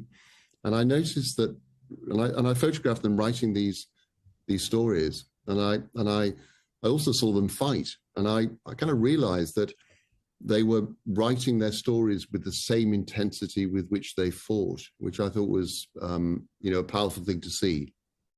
It's interesting because you did refer to the letters from the trenches, and in an age of video cameras and digital imagery, you chose to go with the written stories more than anything else. And that was interesting. Why?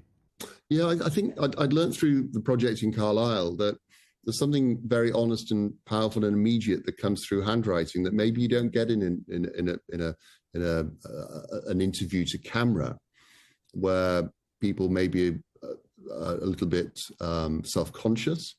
And I discovered that through the use of handwriting, we all write. We've all written since we were at school, and I found it was a very interesting way to get an honest view, to get inside people's heads, to enable people to write down their thoughts privately, but then to show them publicly. And there's nothing more powerful than reading someone's handwriting, knowing that was written in the moment at the front line or wherever, because it does connect you with that human person.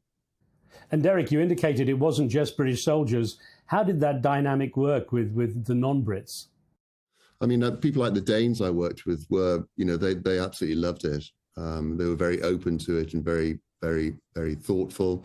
I think the Americans were maybe a little bit more reserved, but I also worked with Afghanistan interpreters, soldiers and police, and any civilian that I came across, which was tricky because you're living mainly in compounds, separated from, the ordinary working Afghan. But anyone I met, I asked to write their story about being human, often in their own language, in their own handwriting, translated later.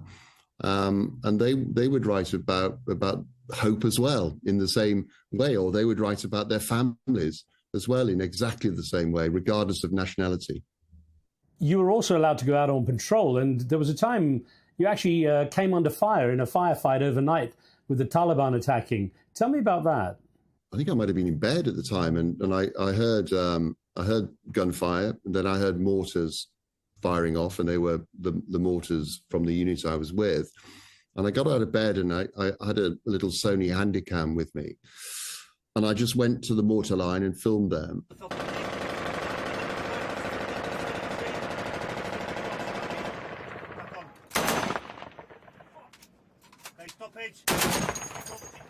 And then in the dark, I just gradually worked my way up to one of the sentry boxes where there was a big 50 caliber machine gun.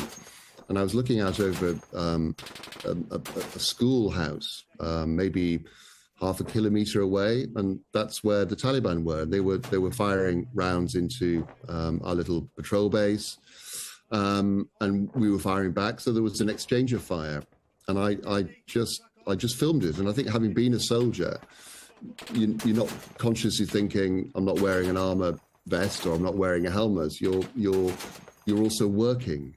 So I thought, well, I need to record this as part of the context for those stories that I'm collecting. And I just filmed this firefight to the point where, artillery rounds were coming in, and I could certainly hear and feel bullets passing overhead. So it was very real. It's quite a kind of very important for me to see that and to experience that again, because I wanted the stories to be embedded in reality, and having filmed that, I was able to provide context when the stories were exhibited. The footage is quite dramatic, I must say. Now, how did that experience change your perspective, both as an artist and former soldier there in Afghanistan? Yeah, it was a tricky time, I think. I wasn't there to represent any particular view. I was an official British war artist, but I wasn't being political. I was being creative in collecting these stories. It kind of made me realize that there are other human beings on the end of those guns that are firing in, and everyone has a story to tell. And we all grew up during the Northern Ireland Troubles, and it's easy just to see one side and not another. I think it's important to understand. You don't necessarily have to empathize, but you have to understand. And I think that gave me a real understanding of the other side. And just wandering around Afghanistan, being in patrols and coming across families and children and farmers, it was kind of heartbreaking in a way. And you came back with all that material. As you quoted, if it's in an art gallery, it must be art. Who got to see the exhibition? Well, it's interesting because I went through a censorship process, first of all, in Camp Bastion.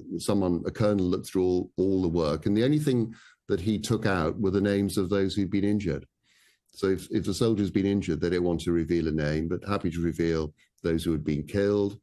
And other things that I thought were maybe sensitive were released. So the work was then cleared for public viewing. And the first thing that happened was that it went on show in the Ministry of Defence main building in Whitehall, because I think the army thought, well, maybe the civil servants need to see what it's really like in the front line. I thought that was a really good start point. And then it went to the Imperial War Museum. So it was, still in the war theatre. But after that, it went on exhibition in galleries. Middlesbrough Institute of Modern Art, for example, up in the north, is one of the Tate network of galleries. They did a very good installation of that exhibition. It toured. Parts of it went to Australia and the States.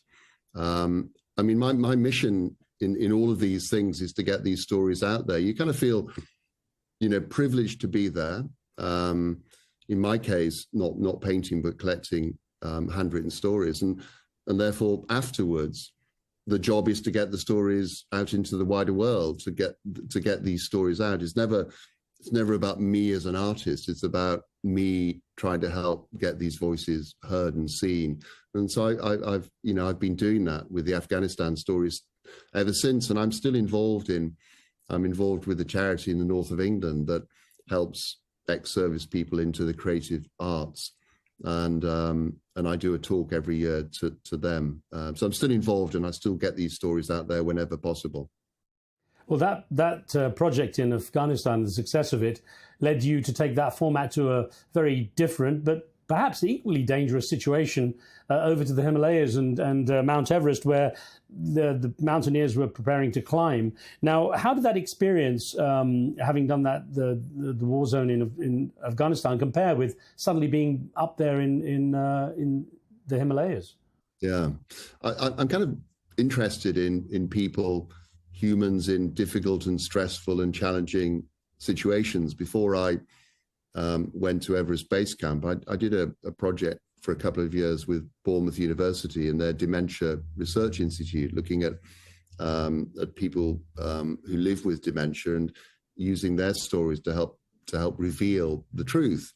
And so the theme of trying to understand people in challenging, complex, difficult personal circumstances is one that runs through all of my work, I think. So, going to Everest Base Camp, whilst also being a personal ambition and goal to see that environment, the chance to take this work there was pretty extraordinary. And I was supported by the British Council to go there, to take a diary room from Kathmandu up to Everest Base Camp, set up this diary room for 6 weeks, be embedded with a climbing team, mainly from India, and to live with them. And then to collect these stories from everyone who was there about, I was asking the question, and the questions are really key in these projects. You have to get the question right and the framing right so that it's very simple and it's really to the point and people understand it. And the question at Everest Base Camp is, well, what are you doing here? Why are you here? What's the driver? And, I was asking everyone there, for Sherpas and for people who worked there, it was a livelihood. For climbers from the West or from India or from Japan, they revealed incredible stories about why they were there, often with people. There was a tragedy in the background. There'd been a bankruptcy or a marriage breakdown or a nervous breakdown, or something dramatic had happened with their lives, and they were kind of trying to find themselves again in this remote and dangerous place. So those stories were incredibly real. Derek, what were the similarities between those soldiers in Afghanistan and those climbers there in the Himalayas, both sort of contemplating danger ahead? Yeah, I guess they were volunteers in a sense, both volunteering to be in a dangerous place. Obviously being a soldier is very different to being a sports climber or a tourist climber. But they were placing themselves in danger, and there was the anticipation of danger ahead, which drove the honesty of the stories. So the climbers I was with, and I collected about 300 different handwritten stories in my diary room tent at base camp. Those stories reflected the past and why they were there, but also a nervousness about what was to come. That was, I think, common to Afghanistan. People again talked about family, and they talked about missing home and the desire to get back to those families and to those homes one day. And notably, some of those climbers didn't survive the climb. So I'm guessing those messages, those last words to some degree, must be particularly poignant. Yeah, you don't think about this thing before you do a project like this. And it was the same in Afghanistan. Some of the soldiers who took part in the project wrote their own stories, went on to be killed or seriously wounded. And I've always kept in touch. I've tried to keep in touch with those families and those soldiers afterwards. And it was the same at Everest Base Camp. My own climbing team from India was involved in a high-level rescue on Everest. One of the climbers had been stranded there, and she had to be rescued from very close to the summit. But others I met and worked with and got to know and were kind of friends with also died. And there was an Australian woman who died, and she was with her husband, and it was obviously heartbreaking. But I again kept in touch. I kept in touch with the husband afterwards. I didn't want to show her story without his permission. And whether I was there working or not, those things would have happened. So I always thought, and I still think, it's better to have been there and collected their stories than not to have done so. How did you exhibit those Everest stories then, Derek? How was it different? It was different because, the context is very different. I think I used a lot more film. I recorded a lot more film at Everest Base Camp. And so the installations had a greater film content to them. But at the center of each of those exhibitions were those handwritten stories, were those heartbreaking stories. And so the installation was shown in the UK. I took it to the US, to a mountain festival in Colorado. And again, elements of that exhibition have been seen widely, worldwide, both being covered by the international press and both being published in books as well, which again is another very good way of getting these stories out there. That takes us to your latest project in Ukraine, Derek, at a particularly significant time in the conflict too. What did you hope or expect to learn or see on the ground there? Well, I mean, the timing was good in many ways. With the third anniversary of the full-scale Russian invasion, that was kind of coincident to the project happening.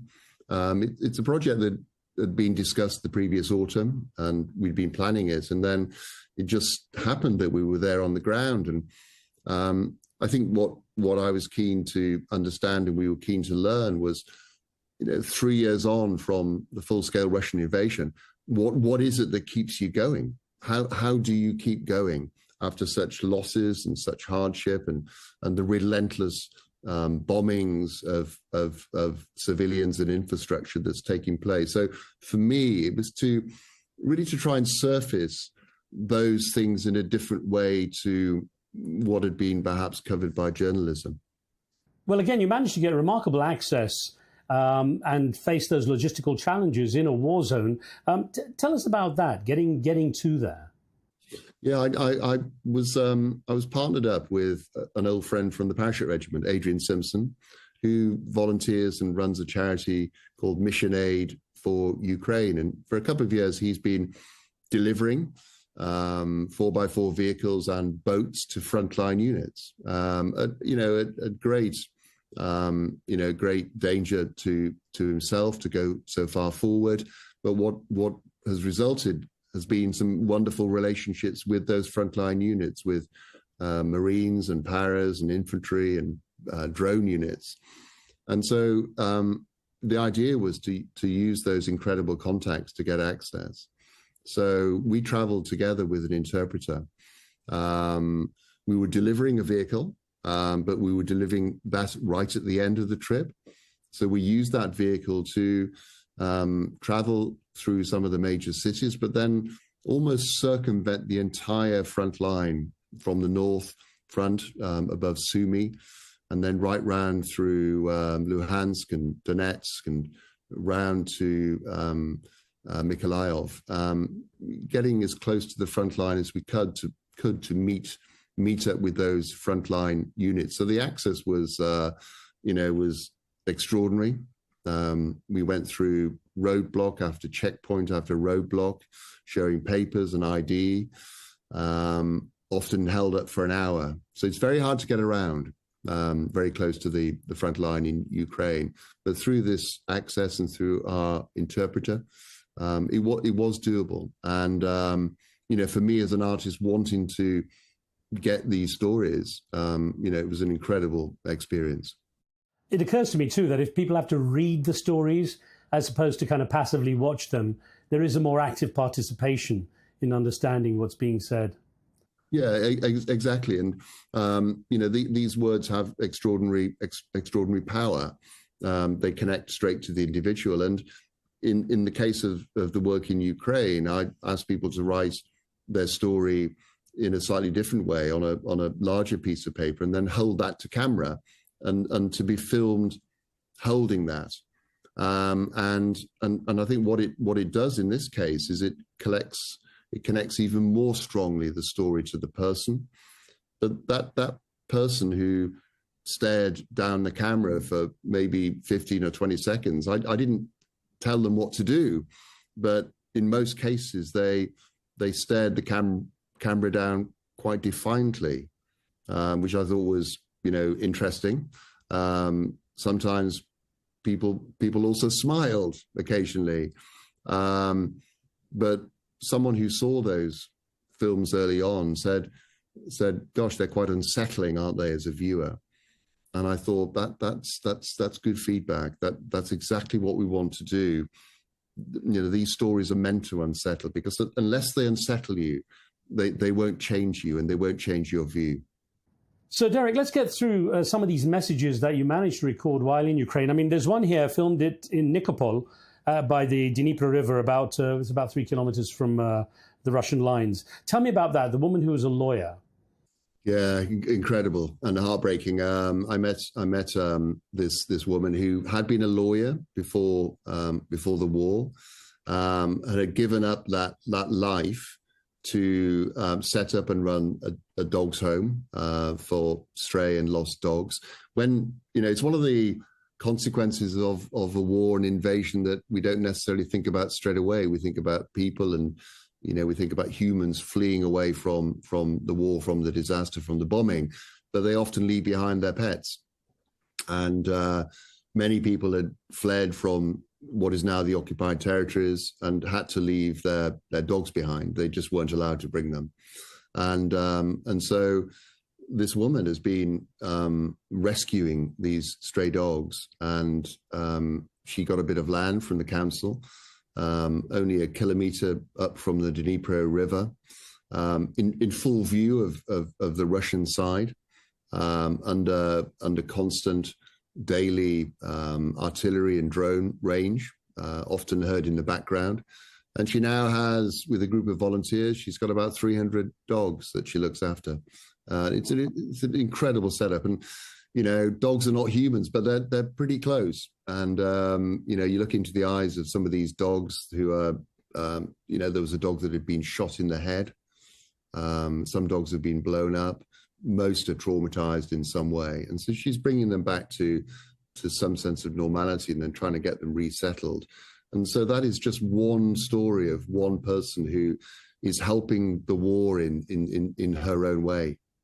You also get a sense of how much lives have changed, because I know you had one anonymously written piece by a soldier who was actually a drone unit commander in Sloviansk, on the Donetsk front. Now, he was writing about being 14 in 2014 when the first invasion occurred, and that makes him literally just 20 in his early mid-20s now.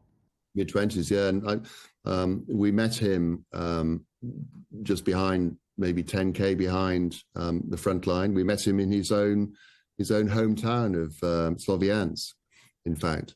And he was the most humble, quiet, generous, quietly spoken man, but he now runs a drone team, and this is the war of the drone, clearly, and those people are critically important. And he now runs a large drone team, and he was a store manager. He ran a warehouse store before the war. And so he's obviously pretty good at organizing things. But what a contrast and what a change. And I think he wrote that he'd been near Kyiv when the invasion had happened with his own son, and had to try and escape from the Russians as they were pressing in towards Kyiv. And, that realization of doing that with his own son made him never want to have to do that again. You also came across an artist on the streets of Kyiv, and she was very young apparently, and wanted to join and fight. Yeah, no, it's incredible to meet her. I met quite a few of the artist community. Part of trying to understand what the setup is there. I certainly didn't want to be an artist from Western Europe coming in and not connecting with the local art community. I think when we come to do the exhibitions, that collaboration with local artists and artist groups is going to be critical to the success of it and getting the word the word out there. And we met her in a cafe in Kyiv. People around motivate me most. When I see how brave and great-hearted they are, I can't run away or just sit. I try to do my best too. She knew people who lost their homes. She was young. She wanted to help. She felt she wasn't doing enough. She wanted to go and fight, but she thought, well, there are people better able to do that than me at the moment. And if conscription changes, if the age range changes, then she will certainly go. And she was like she was wonderful, but fragile, and you wondered how that was going to work out for her. Many people obviously contribute their own way. There's one story that was interesting of the artist who paints portraits and then donates the money to the military. Yeah, no, exactly. Yeah, there's a group of artists in Kyiv who do this, portrait for donation. And I met them, and I had my own portrait painted, and I donated. And these are people. These are three women. Their husbands, their partners are all fighting, and I think they are. Maybe as artists we often struggle to think how we can help, and how to make our work meaningful and important and relevant. And they had found out how to do that by raising money through these portraits, and then writing about it, and then holding it up in the streets of Kyiv, almost a million miles from the front line, but very connected to that front line. Let's look at a few more of the stories and messages you got there on the front lines too, Derek. Now, the sense of loss, personal loss, comes across in one of the ones you had of a soldier standing by a vehicle that had been destroyed by a Russian drone, and he's got a picture of his fallen comrade, his friend, actually on his phone. Yeah, indeed, yeah. So, again, not choreographing it too much. I let people decide what to do in front of camera when they were holding their story. In his case, uniquely, he got his phone out and showed a photograph of a comrade who I learned had been killed recently. And as I was filming, he spoke about that comrade. And whilst I'm not necessarily including the sound from these films in the final work, the fact that he's speaking to camera and showing something, a photograph of a dead colleague, I think is powerful enough. People suffer a lot without the power generation and stuff. And there's one you have of a soldier standing in the snow at a village near Izium, which was largely destroyed by the Russians, wasn't it? Yeah, exactly. Yeah, I'd met him previously in Kyiv, and then we met up again on the outskirts of Kharkiv, and then travelled down to this particular place. And he was very keen to show us where the fighting had been at its most intense in 2022, when they were pushing the Russians back out. And we stopped in this village, and I filmed him. He said, "You can't walk any further than where the vehicles were, because there were minefields still." And this village was deserted, entirely empty, and they'd fought and recaptured it from the Russians, but then the Russians had shelled it and destroyed it as they retreated. And he wanted to show that. And in his story, he says that he never trusted the Russians, would never trust them. I think one of the things that comes through in many cases in a conflict is how ordinary people's lives are changed. And I know you had one soldier, and many of them are obviously, they weren't soldiers before they started fighting, but they see the loss of, the civilian population. There was that block of flats that was bombed by a Russian airstrike. It was hit by a Russian airstrike in March of 2022, and there was about 50 civilians, including children and elderly people, killed in that. And the soldiers there, written anonymously, though.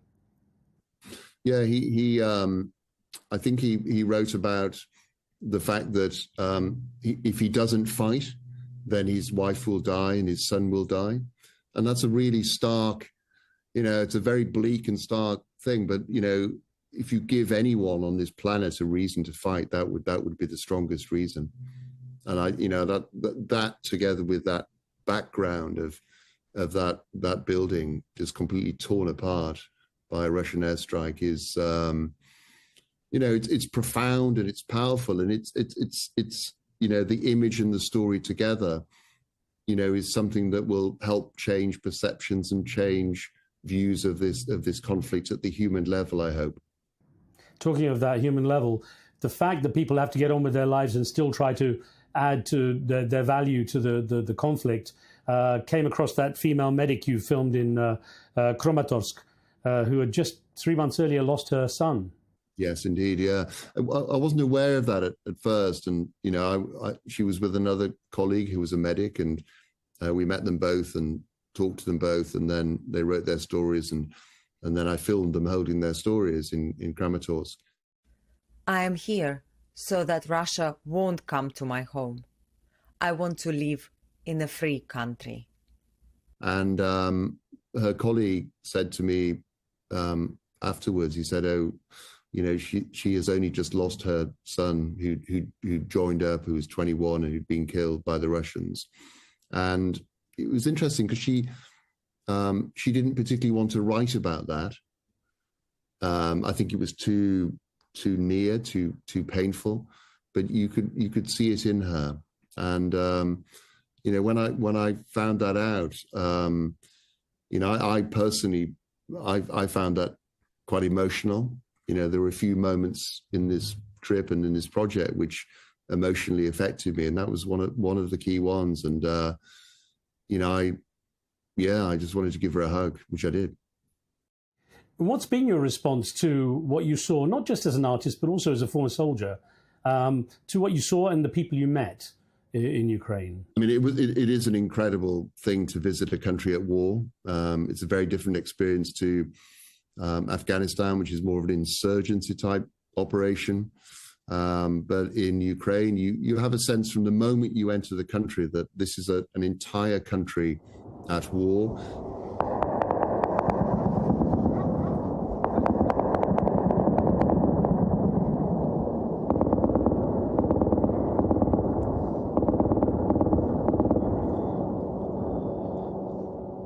Every city I was in was attacked by drones and had sirens going off at night. When I was in Kyiv, a Russian drone struck a building 200 yards round the corner, and many people were injured. And there was the constant sound of anti-drone guns and so on. But when you get closer to the front line, it's a very surreal experience of every single vehicle you see is there for the war effort in some way. And many of the vehicles have anti-drone technology on the roof to defeat drone attacks. We obviously didn't, so that was a little bit of a worry for us. But going forward to meet those forward units and also to meet civilians in the big cities, the overriding sense you have is, yes, it's a country at war, but it's a country incredibly steeled and determined. It's a people who won't willingly give up. Considering the state of war you've just described, entirely present in the country, what sense did you get that people are hopeful that there will be peace soon? It's interesting. A lot of people talked about peace, and when we engaged them as part of the art project, they wrote about peace. They wrote about the need for peace for themselves and their families and their friends. There's a desperate yearning for peace. But when you talk to them, there's also a strong sense that peace will not be at any price. So the numbers are disputable on both sides in terms of killed and injured. That they haven't been fully revealed, but it's a great many on both sides. Enormous numbers of Ukrainians have died and been killed in the war or by shelling, and also what happened prior to the full-scale invasion. So because that's happened, I got a strong sense that this is a nation and a people who don't want to willingly give up and have fought for nothing. So they wouldn't want to give up land to Russia for peace, it seems. I think not. That is my sense. And the soldiers I met, they said, we definitely don't want to give up our land. This is our homeland, our motherland, or however they described it. And the blood of their soldiers is in the ground, and it's not something they want to just give up to an invader. What did you learn about what the people there thought of President Zelensky and President Trump? Yeah, it was interesting. There are figures out which kind of reveal the real perception, but I got a strong sense on the ground that the tide was turning, probably in both ways. There was a sense beforehand that Zelensky was not as popular as he'd been, and also a sense beforehand that Trump was quite popular. And when I was there, the tide was turning, and I think it has turned. Zelensky is now incredibly popular there now. In the sense that they believe he's fighting for their cause, not necessarily agreeing with some of the tactics, but agreeing with the strategy of fighting for that country and giving it all. And also a sense strongly that maybe Trump isn't there for them, or a realization that he isn't there for them. And one of the soldiers said to me, and he wrote about this, he said, well, it doesn't matter what Trump says, it won't affect how far my anti-tank gun can fire. And the reality on the ground is very separate to the political debate taking place at a high level, but people are nervous. And of course, what we saw happen in the White House between President Zelensky and Trump was not exactly the best thing for the people of Ukraine to see as a reassurance, I guess. Did you at least were giving their voices a platform by documenting their stories? Do you think people feel in general that their voices are being heard? There's certainly a lot of coverage, and it obviously comes and goes with whatever's happening in the world. And obviously, we're all consumed by tariffs and trade. So the public gaze does shift, but inevitably it will come back to Ukraine. There has been enormous coverage by the media. I just wonder whether at an individual level, people feel they have been heard. That was one of my senses, and I think one of the reasons I felt that was because of the willingness to engage with this project. No one said, I don't want to take part. Everyone wrote their hearts out. Everyone wrote with a great honesty and integrity about how they felt. So I don't think it's possible to get to a point where you've exhausted those voices. They still need to be heard. Freedom still matters. One day I would love to lie in a bed without having nightmares, without sweating and calming my hands down. And that's it. But we must take responsibility for everyone who fought before us, yesterday or 100 years ago, because we will be here forever. It's always a choice to get up and continue doing your own thing, where everything is filled with meaning, because some have sacrificed the most for those meanings. Freedom still matters. I think one of the most important things in this discussion we should think about, Derek, is the fact all these stories you tell, whether it be Afghanistan, Everest, or Ukraine, or anywhere else you go, they're only a fraction of the huge, the massive stories that are actually out there. And this is a sampling, and it just shows how much there is to tell. So, you potentially have a lot on your plate. Yeah, I think so. And I think it is only a sample, but I'd like to think it's a representative sample. If you asked another 1,000 people, you'd get variations of the same. And so, it's a bit like, it's a bit like kind of Me Too, really. That could be my story. That could be your story. That could be anyone's story in that conflict. And therefore it is universal, and therefore it's relevant. I think it's the idea that so many people are affected is what I'm getting at. Yes. yeah, the scale is incredible. Taking that into account, Derek, and considering the connections you make when you're out there in these environments on the front line, whether it be at Everest, Afghanistan, Ukraine, do you feel you have a duty to represent their voices?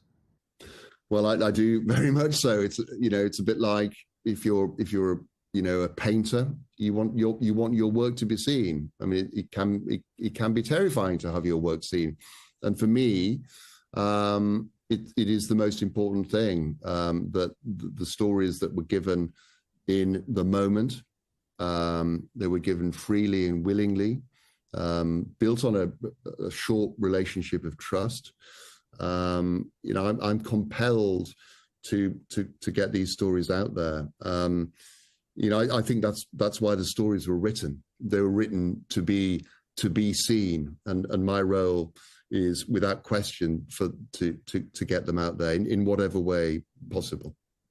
They have to evoke an emotion, yeah. Tell me about your future exhibition plans, Derek. Well, having only just returned recently, I've only been back less than a month. I think before we went, the idea was to collect the work and then plan the exhibition schedule, the installation, put it together in whatever form that would be. And whilst we were in Ukraine, we visited some galleries. We connected with some people in the art sector in Kyiv and in Kyiv. And I've also got connections in the gallery and art world in the UK and Europe. So the idea was to put together an exhibition and then to show that. But the realization when we got back that takes time, and we're at a critical moment, a real crux with Ukraine at the moment, and unsure of which way it will go. So the sense very strongly was that these stories need to be seen now, and obviously doing this with you is a wonderful way to do that and to begin that journey of getting these stories out there. And I think the exhibitions will follow, but let's not wait for the exhibitions. Let's get the word out there as soon as possible. Well, let's look ahead too, Derek. And what would be the next project in your mind? I mean, would Gaza, for example, be like the ultimate? Gosh, I think Gaza would be the ultimate.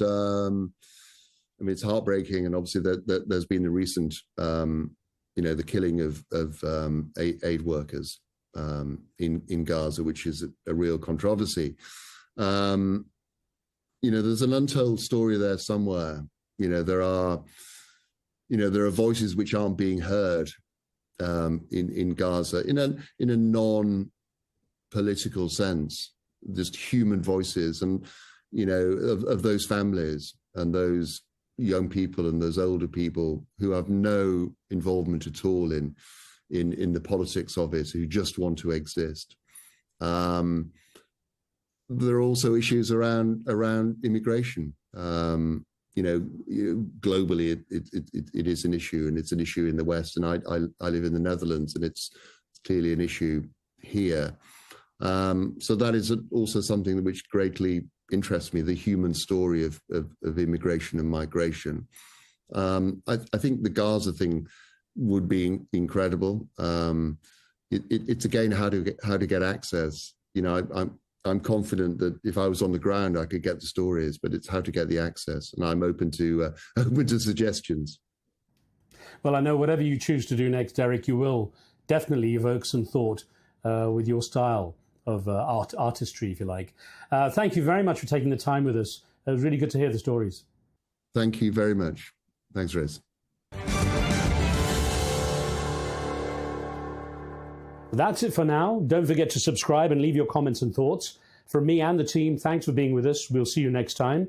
But we leave you with a few more of the memorable accounts from the front line, documented by Derek Eland. Every single person is supposed to have their thought and the right to have a free life. Master Sergeant RVP, Fire Support Platoon. I want to be free. I just want to live. My strongest motivation is people around me. Living in Kharkiv, you start valuing your life more than ever. and so do people around you. Despite all the explosions and threat from Russia, we continue with our lives, wipe the dust from coffee tables in the destroyed coffee shop, play music, and enjoy our lives. I'm a junior sergeant and have been in this war since the first day of full-scale invasion of Russia Federation. My family and I were under occupation in the first day, and that would encourage me to protect my family and motherland. We have been defending Donetsk, Kharkiv and Sumy regions with my battalion since the first day of the war. I must stay together with my brothers in arms until our victory, so our families can sleep peacefully and wake up without the fear of bombing, so our children can live in the free and best country in the world, our Ukraine.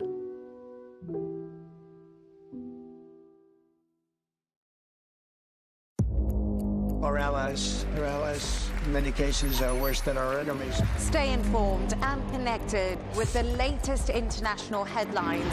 There obviously is a risk. From breaking news to in-depth analysis, It would appear that this war is coming to an end. who buys this stuff? Investors, pension funds. We deliver the most important developments straight to your screen. Iran always wanted to deal with militia. Join us for compelling, expert-driven conversations A curfew order has been established. and an insightful look at the issues shaping our world today. There are lots of proposals about European architecture for security. I'm Leigh-Ann Gerrans, and this is W News, We dealt with this when I was chief of staff in the first term. where you don't just hear the headlines, you get the full story.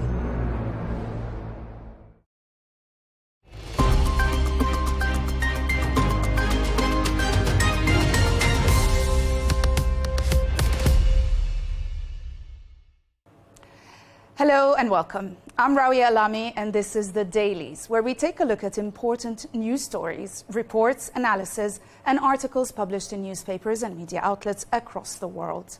Let's start with the Financial Times, where the president of the European Commission, Ursula von der Leyen, said in an exclusive interview that Europe wants a balanced deal, but could hit US services in retaliation to President Trump's tariffs on European imports. She emphasized the need for a balanced agreement with the US during Trump's 90-day tariff pause. However, she warned that if talks fail, the EU is prepared to retaliate with powerful trade measures, including potential levies on US digital companies like Meta and Google. Von der Leyen highlighted the impact of Trump's policies on global trade, calling it a turning point that has caused market turmoil and uncertainty. While offering negotiations on aligning standards for industrial goods, she ruled out revisiting EU regulations on digital content or VAT. The EU is also exploring countermeasures targeting US services exports and scrap metal imports. Von der Leyen stressed the importance of multilateralism and warned against allowing Chinese goods affected by US tariffs to flood Europe, signaling a commitment to protecting global trade stability. Gerard Baker wrote in the Times, warning that it is a perilous new phase in Trump versus China, likening Trump's imposition of the tariffs on China to hitting it with the economic equivalent of a baseball bat. The article critiques President Trump's recent tariff policy reversals, and it highlights the chaos and economic uncertainty caused by his abrupt decisions. Initially, Trump imposed extreme tariffs on global trade partners, claiming it was part of a strategic plan. However, after violent reactions, as you can see, the markets and bond sell-off, he admitted the backlash forced him to reconsider.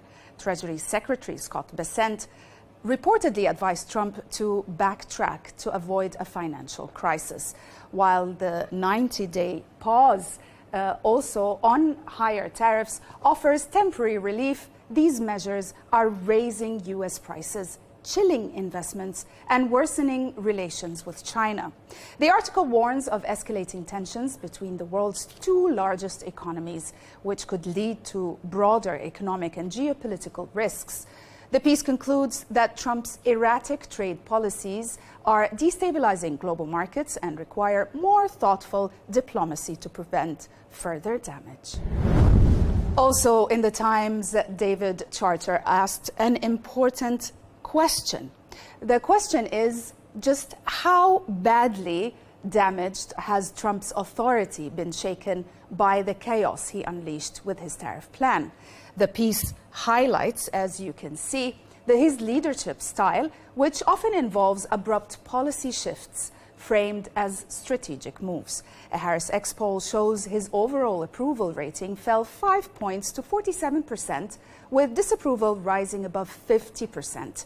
Similarly, Morning Consult reports his economic approval has hit its lowest point of his second term at 44%, down from 50%. Of course, also, and that was in March, public sentiment is overwhelmingly negative towards the tariffs, as the article puts it. Polls indicate that 72% of Americans believe the tariffs will raise prices on everyday goods, and 71% predict a short-term recession. Trump's net approval rating on trade has plummeted also from plus 13 earlier in his presidency to -3 now.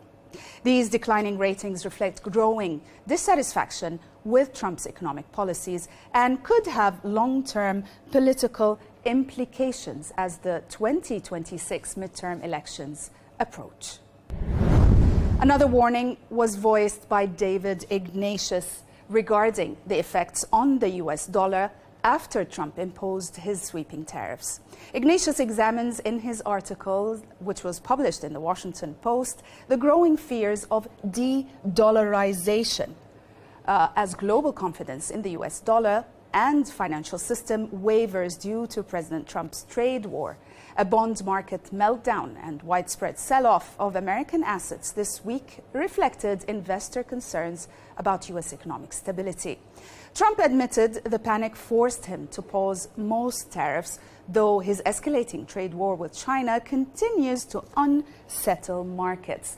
The article highlights a deeper trend, the gradual decline of the dollar's dominance as a global reserve currency. Central banks are diversifying into gold and other currencies, including China's digital yuan. Analysts warn that overusing economic sanctions and mounting US debt have weakened trust in the dollar. The piece concludes that Trump's erratic policies are accelerating this shift, with experts comparing it to Britain's loss of pound dominance after the Suez crisis. If such trends persist, the dollar's role in global commerce could diminish significantly. Away from tariffs, Mohammad Bazi wrote in The Guardian, saying that it seems as if the US is sleepwalking into conflicts with President Trump, fanning the flames of war after he was the candidate for peace. The article critiques President Trump's foreign policy during his second term, highlighting contradictions between his campaign promises of peace and his actions that have escalated conflicts abroad. Trump, who portrayed himself as a peacemaker, has launched new bombing campaigns in Yemen, supported Israel's siege on Gaza, and failed to broker meaningful ceasefire in Ukraine. These moves have fueled instability rather than resolving the wars he pledged to end. Bazi underscores Trump's alignment with aggressors such as Israeli Prime Minister Benjamin Netanyahu, while avoiding pressure on leaders like Vladimir Putin. He says that Trump's administration approved billions in arms shipment to Israel, bypassing congressional oversight, further intensifying the conflict in Gaza. Meanwhile, Trump's Nobel Prize aspirations remain elusive as diplomatic progress stalls. The article argues that Trump is repeating the mistakes he condemned during Biden's presidency. His reliance on military force over negotiations contradicts his campaign rhetoric and raises concerns about US involvement in forever wars. To the Wall Street Journal now, where Stephen Callan wrote an opinion piece exploring President Trump's high-stakes approach to Iran's nuclear program, highlighting the risks of failed negotiations and potential military escalation. The article warns that the Gulf states are concerned about being targeted in retaliation for any US or Israeli strike, given their vulnerable infrastructure and proximity to Iran. Israel fears the talks could result in a temporary deal that delays decisive action, missing an opportunity to strike while Iran is weakened. The article emphasizes that while Iran's capabilities have been degraded, it remains a significant threat capable of destabilizing the region. The stakes are high, as we said, and the US and Israel and Gulf allies brace for potential fallout from failed diplomacy. Israel's concerns regarding the US-Iran talks were also addressed by Yonah Jeremy Bob in the Jerusalem Post. His article examines the risks surrounding President Trump's approach to Iran's nuclear program, highlighting concerns over negotiations and potential military action. Trump has set a short timeline for talks, warning Iran of great danger if they fail. The US has bolstered its military presence in the Middle East, developing advanced assets like F-35 jets and Patriot missile systems, while Israel airstrikes have weakened Iran's air defenses and proxies like Hezbollah. Israel views this as a unique opportunity for a strike on Iran's nuclear facilities, but fears an interim deal that delays decisive action. Gulf states worry, as we said, they could be targeted in retaliation, risking regional instability, while Iran's capabilities have been degraded. Experts caution it remains capable of causing chaos. The article underscores the delicate balance between diplomacy and actions as tensions rise. The major development expected in the coming months that could shape regional security and global relations.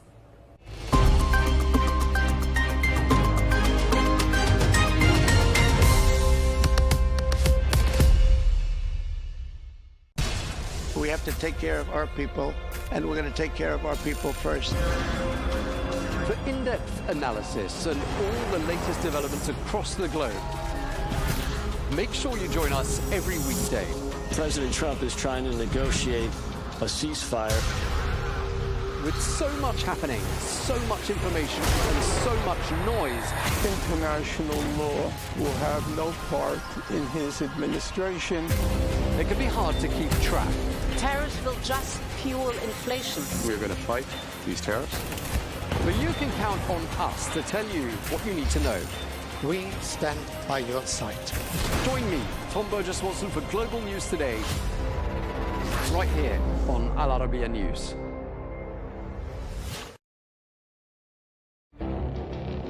It feels like decades are passing by in a matter of weeks. Seismic shifts in the world order. Never, ever will be part of America. With so much happening and so much noise. Whether it's political upheaval, Canada has been ripping us off for years. economic shifts, or social movements, And no one wins from tariffs. I think America can be more friendly to the rest of the world. For in-depth analysis and all the latest developments across the globe. To have an inclusive policy together. The meetings with Hamas gave me some hope. We're in another nuclear arms race. the most important development straight to your screen. Welcome to the dressing room. I'm on my own. I need backup. And an insightful look at the issues shaping our world today.